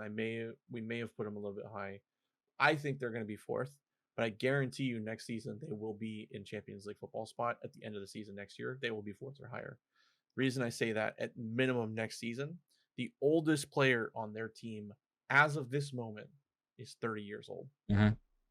No, they've That's the stuck to their oldest recruitment player. plan. That's exactly what their guy said, whatever his name is. Who's their recruiting guy, man? Whatever he said. What's his name now? This is going to piss me off. But he said, we want to build for the future, but players that can play right now. And so I think that it's exactly correct. Who's the one named guy from Arsenal? Edu. That's the guy, right? But yeah, he said this is our plan, and they've stuck to it, man. Edu Gaspar. There we go. The disrespect. Sorry. The big thing for me as well was I looked at their schedule, right? We looked at their schedule together. Yeah. You can talk on this because you dissected that a little more than me. Yeah, they're also currently linked to Lucas Paqueta, by the way, to fill in that void for Torreo. I think it's phenomenal. But I think that so I looked over their schedule, and I mentioned this earlier about somebody else's schedule, but they have such an amazing schedule upcoming, where it was the first week. Let me look at their schedule because I really want to go over this because I think this is a big component of why I went over this. So it was, where is it? So in August they open the season against Crystal Palace, which by the way is in however many hours. But they open against Crystal Palace, they host Leicester City, they go to Bournemouth, they host Fulham, they host Villa. Their first big game isn't until the 4th of September. That's at United. But then they bounce back with hosting Everton, away to Brentford, hosting Tottenham, hosting Liverpool, then away to Leeds. So October for me was the month of death for them because they have to host Tottenham, they host Liverpool. So at least they get to host these games. They then have to go away to Leeds, which should be winnable. Then they host Manchester City, and then they go away to Forest, and then they host Nottingham Forest. So October to me makes or breaks their season. 100%. If they can win those games or draw those games with those big teams that they're hosting, easily fourth place in my opinion, because the rest of their season is a cakewalk of fixtures of easier, softer teams, and then randomly they host United in January, and then they finish the season though with a sprinkling of tough teams here or there. Yeah. I honestly think that they should be able to start the season at least 5-0. I think by the time we get to October, they probably have 7 wins under their belt. And again, if they can draw the most of their way through October, we're looking at a team who's already probably 3rd, 4th on the table based on form. So I think there's a lot of things. Yeah, I think there's a lot of things with Arsenal. I'm seeing some really interesting comments in chat, so I just want to touch on those. One of the things is, of course, they're a very young team, and that is the biggest thing with them is I don't know if they can do it consistently over the year. I'm going by, like I said, for the 50th time, opinion and gut feeling. There's no right or wrong answer. I'm seeing a lot of people ripping apart me saying Gabriel Jesus could be near the top of the league in terms of scoring. So AJT says legit, everyone's hyping up Gabriel Jesus so much for a player who scored 4 goals last season against teams not named Watford. We saw he destroyed Chelsea in the first game of the preseason. Chelsea's not a team named Watford. Yes, it's not more than 4 goals, but he was levels above our defense in that game.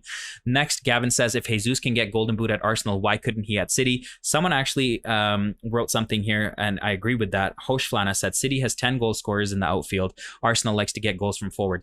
Same thing with Haaland, and the question is, Haaland is a phenomenal striker, and I don't want to talk about City before we get there, but Gabriel Jesus is probably going to be the only focal, like not the only, there's other people that can score in Arsenal. This shouldn't have to be explained. I'm just saying.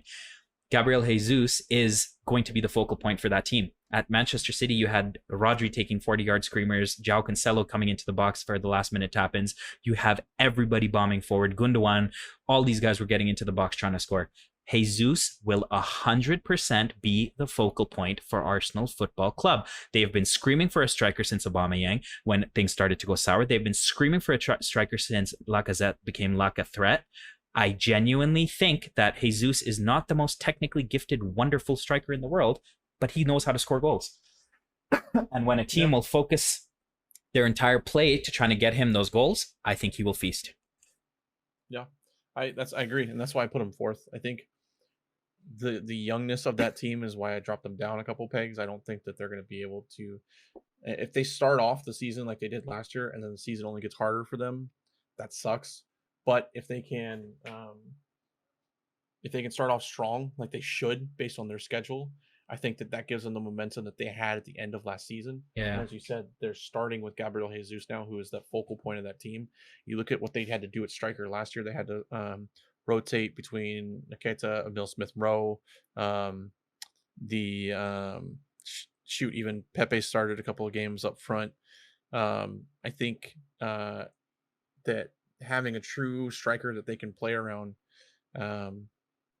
frees up Odegaard as well, not having to really worry about fulling up through the middle too much. So I think that they're going to definitely do better than they did last season. I think that they take that last Champions League spot, but I don't think that they do much better than that. Yeah. And again, I said earlier that for me, it was the Europa teams, and the last Champions League spot was the teams that I said are probably going to be separated by a game. Exactly. And a half, It's so tight in here. I don't want to keep this going. Is everything okay with by the way, is your situation okay with your kid? Is she good? Yeah, it's my dog. Okay. I gotta She take okay? care of her eventually. So Okay. yeah. I just want to touch on one more thing before we move on. Gavin says Haaland requires Pep to change because he's good enough to make Pep want that. Jesus never was. I don't think I've ever said Gabriel Jesus is a Haaland level. I just think that the way that the team is going to play is going to put him in goal scoring positions. I've never once said that Gabriel Jesus is the same profile of an elite striker such as Erling Haaland or has the skills that a man like that does. I'm saying the way Arsenal will play will fit into Gabriel Jesus's style, if that makes sense. I will also say that saying that Pep has to change for Haaland is a huge disrespect to what Pep has built at Manchester City. I will say that Manchester City has been struggling for a striker since Aguero left or basically fell off form and injury. But saying that Haaland has to change or Pep has to change for Haaland is completely disrespectful to Pep and what he's established there at Man City. I mean, they won the Premier League last season without a striker, with Gabriel Jesus, by the way, who everybody was just knocking at striker. Yeah. So again, to your point, when people think of strikers, people think of goals in the back of the net, which essentially is a lot how strikers usually are judged. But when you look at Pep's system, he doesn't his strikers aren't meant to be scoring goals all the time. You know what I mean? He uses a lot of fluidity and movement through the team, and that's why De Bruyne is usually one of their top goal scoring. It's not only because he's quality, but because you look at the opportunities he's getting. So. Kashmir Clay says I'm counting more the goals, and assists from Jesus, not just the goals. Exactly, like a more complete. I think he adds a lot to that team. But anyways, okay. So having said that, I have Chelsea fourth, which means you guys can probably figure out who's third. 4 hours and 10 minutes on a predictions podcast. You love to see it, man. We haven't even done Golden Boots yet. We probably do that another time, bro. I'm just kidding. Yeah. All right, man. Let's go. 3, 2, 1.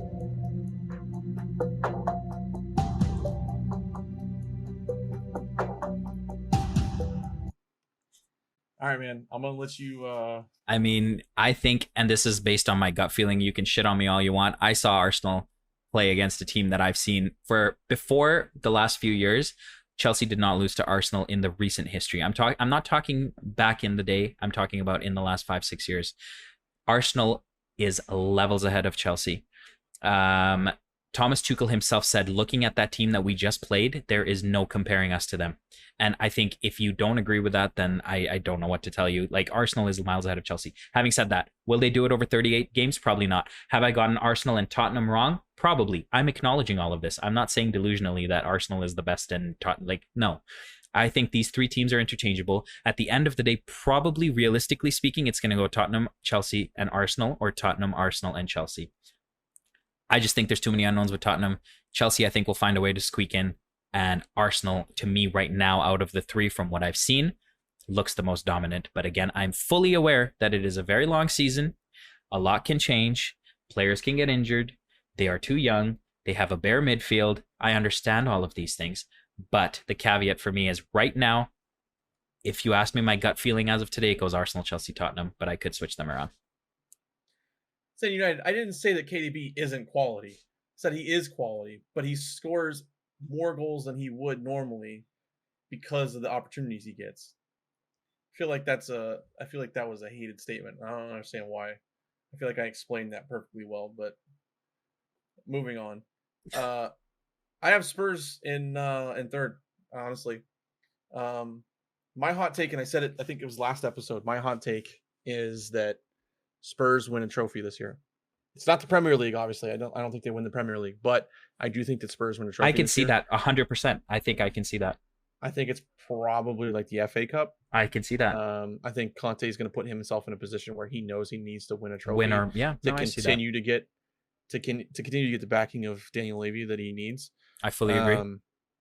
And to keep up, honestly, with just his own reputation and ego, I think he needs to win a trophy this year.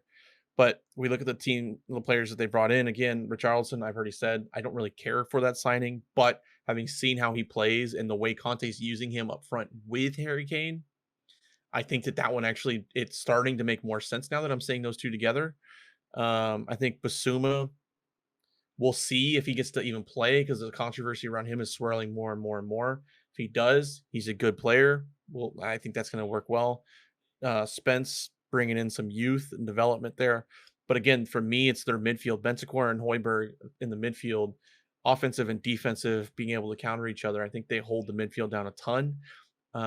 If you watch any of their preseason games, the Perisic and Heung-min Son link up on the left-hand side was absolutely nasty.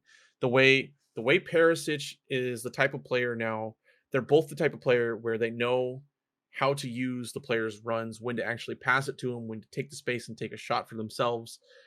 I think the two of them are probably going to combine to score 20 goals. I don't think Heung-min Son's going to be close to winning the Golden Boot again this season, which is probably another hot take, because I think those two kind of play more off of each other. But I think they're third. I will say I think they're a couple points off the teams that we have in first and second, but I do think they win some sort of silverware this season, which is my hot take. AJT says, I'm a Spurs supporter, and I think they can win the Champions League. Spurs play up well. Oh, I think he's saying play really well against like difficult teams, which is something that they would do in the Champions League. All of Spurs' issues are against bad teams. The only team That's Spurs true. can't play well against is Chelsea. I fully agree.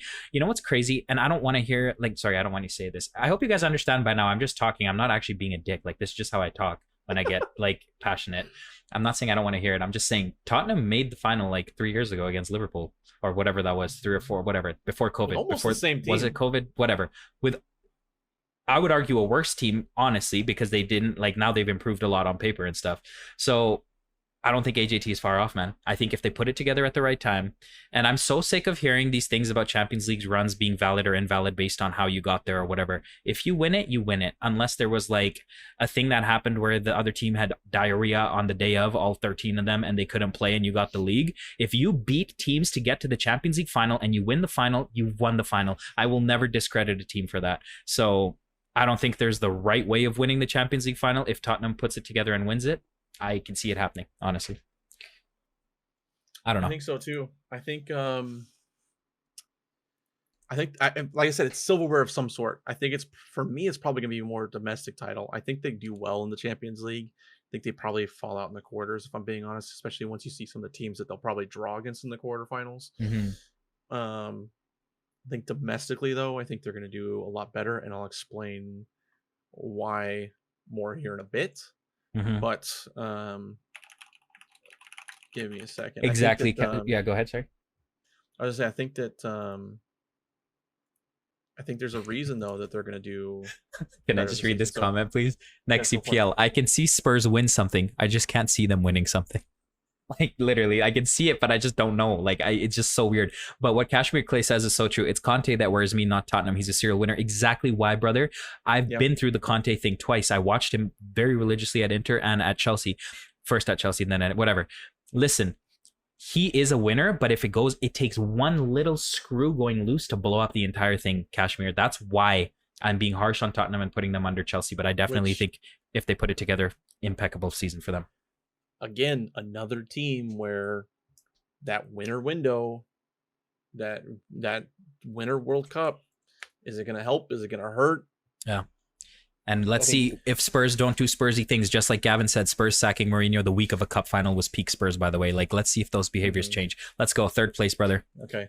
So, no, this is going to be second and first. So we might as well. Is it already? Oh, yeah. Brain. At the same time. Yeah. So I have something here. So please don't copyright strike us because this is on subject. But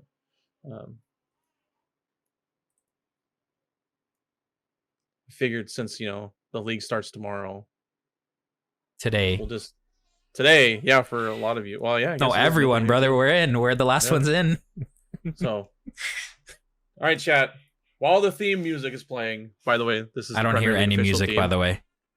But it's Oh, fine. It's playing fine. for me. It's fine. That's probably Alright, better, well, honestly. never mind. Just Yeah. leave it. Just Cancel. imagine Yep. the Premier League music playing. Oh, Yep, never mind. Yep, sorry, I forgot that wasn't you there. Yep, Bring on the hate, Pro streamer, boys. by the way. It's been 4 hours, man. I haven't even eaten yet. I haven't eaten yet either. All right. I've eaten my words, but This is the one. we agree on this. I don't know why you're acting like this one is. Because I feel like people are gonna get pissy about this one. People are gonna be pissy no matter what you said, bro. Like people are always gonna be pissy. That's why we're here. It's a debate. All right, man. AJT, Ready? I didn't need to know you had Wendy's. Thank you, bro. Okay, let's go. 3, 2, 1.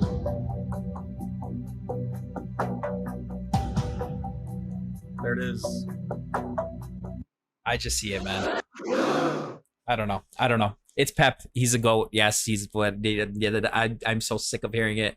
It's Liverpool. It's Liverpool, man. Exactly. There we go. I've redeemed myself. I've redeemed myself. Yeah.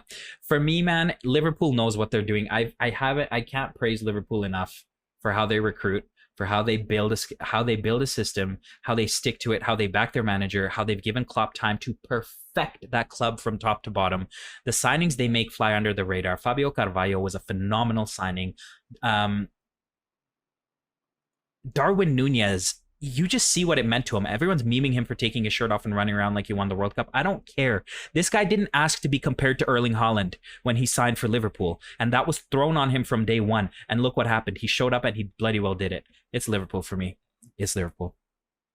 Yeah, literally. I mean, they were very precise with their signings this season. I knew Kashmir would be the one that was pissed, by the way. Not pissed, but yeah. Anyways, yeah. Yeah, I mean, they were very, very, very precise with their signings. The Darwin Nunez, they splashed the cash for them. They're which surgical, bro. Yeah. Liverpool usually doesn't do.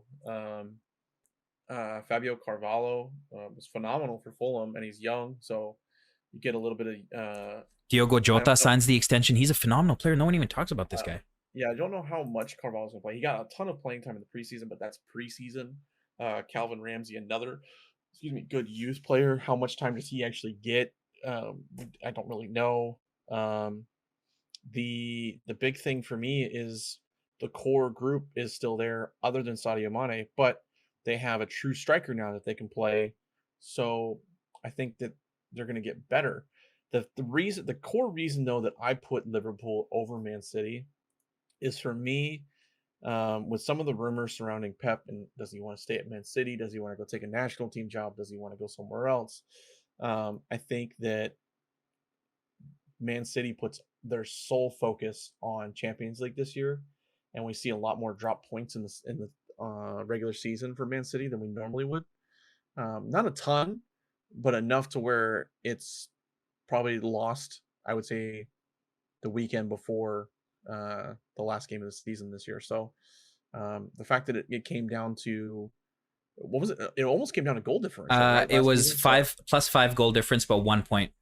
Yeah, so I don't think we have a 1 point race this game. It's probably a 1 game race, I would say. But since Man City are probably going to be putting more effort and more focus on the Champions League, even more so than they did last year, having lost in the position that they did, I think that's what's going to cost them the Premier League. This is the thing what Redhead Kid just said here, and I fully agree with this. As much as it pains me, that's what you guys need to realize about me. As much as it hurts to say some of the stuff I say, I'm always going to put my hands up and say it.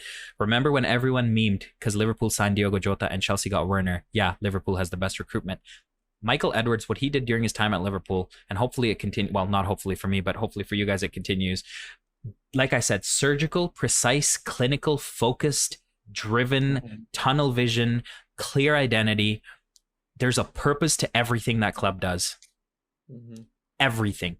And as phenomenal as Manchester City is, as absurd as Pep's crazy system of 12 strikers or whatever, like as insane as they are, there's just something about Liverpool that finds a way. And again, this is probably going to be the toughest predictions we ever do if we continue these yearly because of the World Cup. It's going to throw everything out of the question and no one knows what's going to happen. But as of right now, I just think Liverpool knows what they're doing, man. It took them 10 years to get here, says Zan United. Exactly. Yeah. And Man City not getting Cucurella because he's going to Chelsea. Mm-hmm. Man City still only has three fullbacks, on their team. Kyle Walker, João Cancelo, and Benjamin Mendy. Yeah. So sorry, who was the last one? I'm kidding. Yeah. Yeah. So if they go into another season with only three fullbacks, I don't know what. I mean, Pep's gonna have to figure it out. He's done it in the past. I mean, he won the Champions League for him last year, so he made it to the semifinals of the Champions League. So I don't expect the same dominance from both teams in the Champions League. I think I would say probably for me, I had Man City in the Champions League final, losing to Real Madrid again, unfortunately. But I think Liverpool gets bounced out early, which allows them to focus on the Premier League and win it again. But City has to sign a couple more fullbacks, in my opinion. They signed early. Never would I have thought that I'd hear City has to sign more fullbacks after how much they spelt on fullbacks in the last few years. Yeah. Calvin Phillips is there, so they have solidity in the midfield. And everyone sleeps on Rodri. I don't know. Rodri is phenomenal. Rodri is phenomenal. Why he gets the hate he does? He's phenomenal for them. He reminds me of he's kind of like a Sergio Busquets, the way Pep uses him. Who can actually shoot though? Yeah, he's a phenomenal player. And he's young too. 24 or 5? Yeah. He's 26, so he's still young. Now you have Calvin Phillips in the middle with him. You still have Gundogan there at 31, who's got plenty of football to play. De Bruyne, Bernardo Silva, they have a midfield. They have a striker now up front, which everybody was hating on him for. They have 2 strikers up front right now. Put some respect on Julian Alvarez's name, by the way. Yeah. Who filled in the role that I thought he would. He's kind of filled in that role of a roaming Raheem Sterling, so I think he's doing a lot better.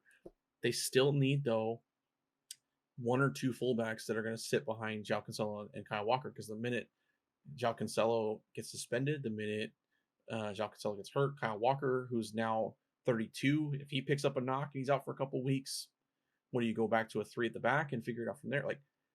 I think they need somebody that's going to fill that role, and they haven't done anything. So I think as much, yeah.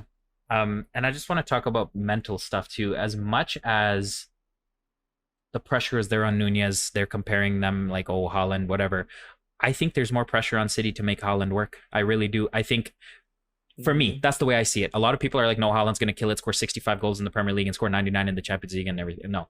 I think that if City doesn't find a way to make Haaland work within the team, it's going to go south really quickly, I think, personally. Whereas Liverpool knows their identity. They know what they're doing. There's nothing that needs to change. Gavin alluded to it a little bit earlier, saying Pep potentially made, Haaland made Pep want to change the way, whatever. Jurgen Klopp isn't changing anything.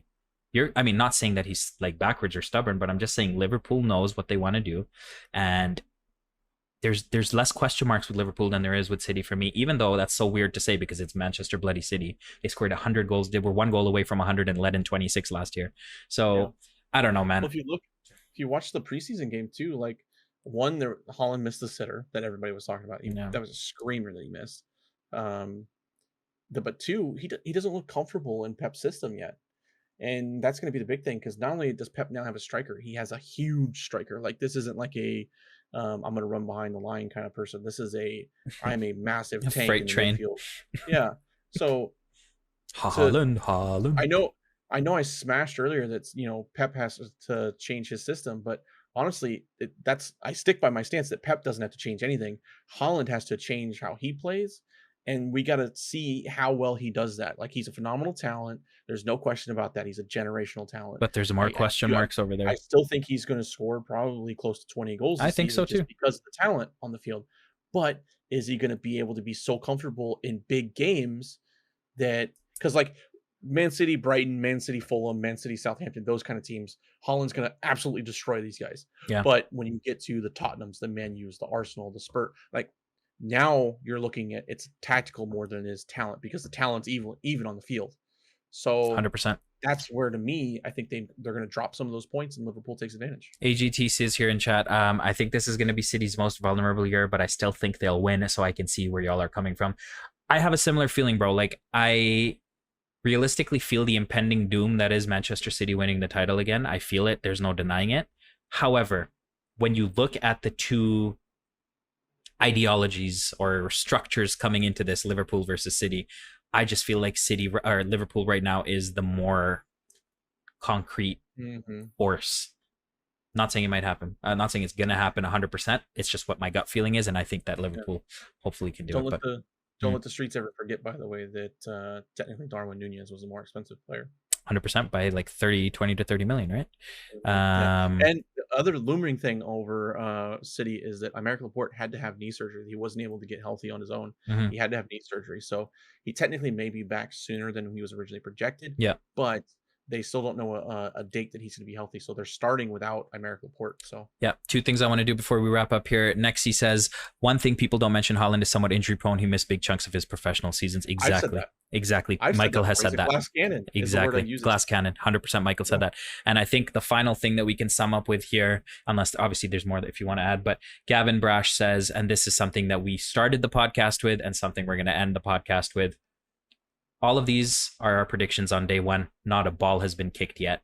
As Gavin says, the World Cup can have a huge effect. Who gets injured? Who loses confidence? Which team gets more players back early? That is it, man. Who gets bought? Who gets sold? This year has an asterisk. Not saying it invalidates whoever wins the title, but this year is such an unknown with the Winter World Cup. Exactly how Gavin says here. Exactly what we've been kind of mentioning multiple times. That this could all go out the window 6 months into the season, 3 months into the season. Like it just. Yeah. So, yeah, I think yeah, that's it, man. Do you want me to do I can't wait for all the people that are like, once the season's over, this is a Mickey Mouse trophy. Yeah, depending on which way it goes. I cannot wait. Listen, here's what I want to end with. First of all, every single person in here, whether you've lurked, whether you've opinionated, whether you've shit on our opinions, whether you've laughed with us, cried with us, made fun of us, whatever it is, the fact that you took even a minute of your bloody day or night to sit here and do this with us means more than you will ever know. We're just two guys who love talking about the sport. And do we know what we're talking about all the time? No, nobody does. But we just want to share that love with you guys. And so the fact that you guys give us this platform means I know so much to Mykal and myself, firstly. Secondly, I couldn't think of a better co-host to do this with, Mykal. You're amazing, bro. You know how I feel about you, my brother. I'm looking forward to doing more of these later. Guys, I want you guys to remember this. We all have our opinions. We all have, things that we think. Let's enjoy the sport, man. Who knows how much longer. Football for everybody. Football is for everybody. Who knows how long each one of us has on this earth. Spend your time loving the sport, enjoying the sport, growing the sport, keeping it an open arena for more people to come into, letting people enjoy the sport how they want to enjoy it, and just treat everyone with love, man. And I love all of you. You know that from the bottom of my heart. Those are my final words for this episode. Mykal, is there anything you want to say, buddy? No, I mean, you hit the nail on the head. The keep the sport for everybody, especially, we'll probably touch base on it again when the World Cup gets around here. Don't be that gatekeeper that, that holds people back from enjoying this. It's the world's game for a reason. Like it's one thing to be supportive of your team, of your country, but it's another thing to be somebody that deters somebody else away from enjoying the sport. If you go to a game this season and somebody's sitting there asking questions about what is offsides, or why did that goal not, don't be a dickhead and deter that person from enjoying the game. As someone, educate them. 100%. They're asking questions because they want to learn. 100%. They want to be able to enjoy the game with you. 100%. Don't be a dickhead. And let the sport be for everybody. As someone who's like introducing the sport to my girlfriend Michelle, sometimes she was scared to talk about football because she didn't know how it would be received, right? So that's the thing. Just make it open for everybody. Like Mykal said, football is for everybody. Guys, if you're listening on Spotify, thank you so much. If you're watching on YouTube, thank you so much. Please consider showing us. Yeah. If they're listening where? Sorry? If you're listening on Spotify. Spotify, Google, wherever you get your podcasts, except for Apple Music. We're figuring that out still. We still got to figure that out. But listen, if you guys, however you're consuming this podcast, please know that we love you. We appreciate you. We both stream on Twitch. We upload to our YouTube. You know where to find us somehow, some way, somewhere. I appreciate you guys, man. I love you all. GG's. They're so nice to see faces in both of our chats today. You guys are phenomenal. We couldn't do this without you. Mykal, are you streaming? No, man, I'm gonna head off as well, guys. We won't be playing Dulwich Hamlet tonight. We will send you guys over to someone playing Football Manager. We'll be back. I'll be back on tomorrow for Dulwich Hamlet. I think Mykal will be back on for his nation only save. I'm gonna shout Mykal out, and you guys know where to find me. Please, if you guys are looking for a last minute fantasy Premier League to join, I'm running one. So FPL is right there. Discord and socials, you know the deal. Please check out Mykal as well, guys. I love you all. We're gonna send you over to someone. Thank you, each and every one of you. This will be uploaded to YouTube if you have missed it in about 24 hours, I would say. Dulwich tomorrow, Redhead Kid. I'm so exhausted. This was so much fun. From Mykal and from me, we love you. We appreciate you. We couldn't do this without you. Let's enjoy this season, man. Stay active with the community. Stay healthy. Stay safe. Take care of each other. And until next time, we will see you then. Love you all. Bye. Take care, chat. Bye.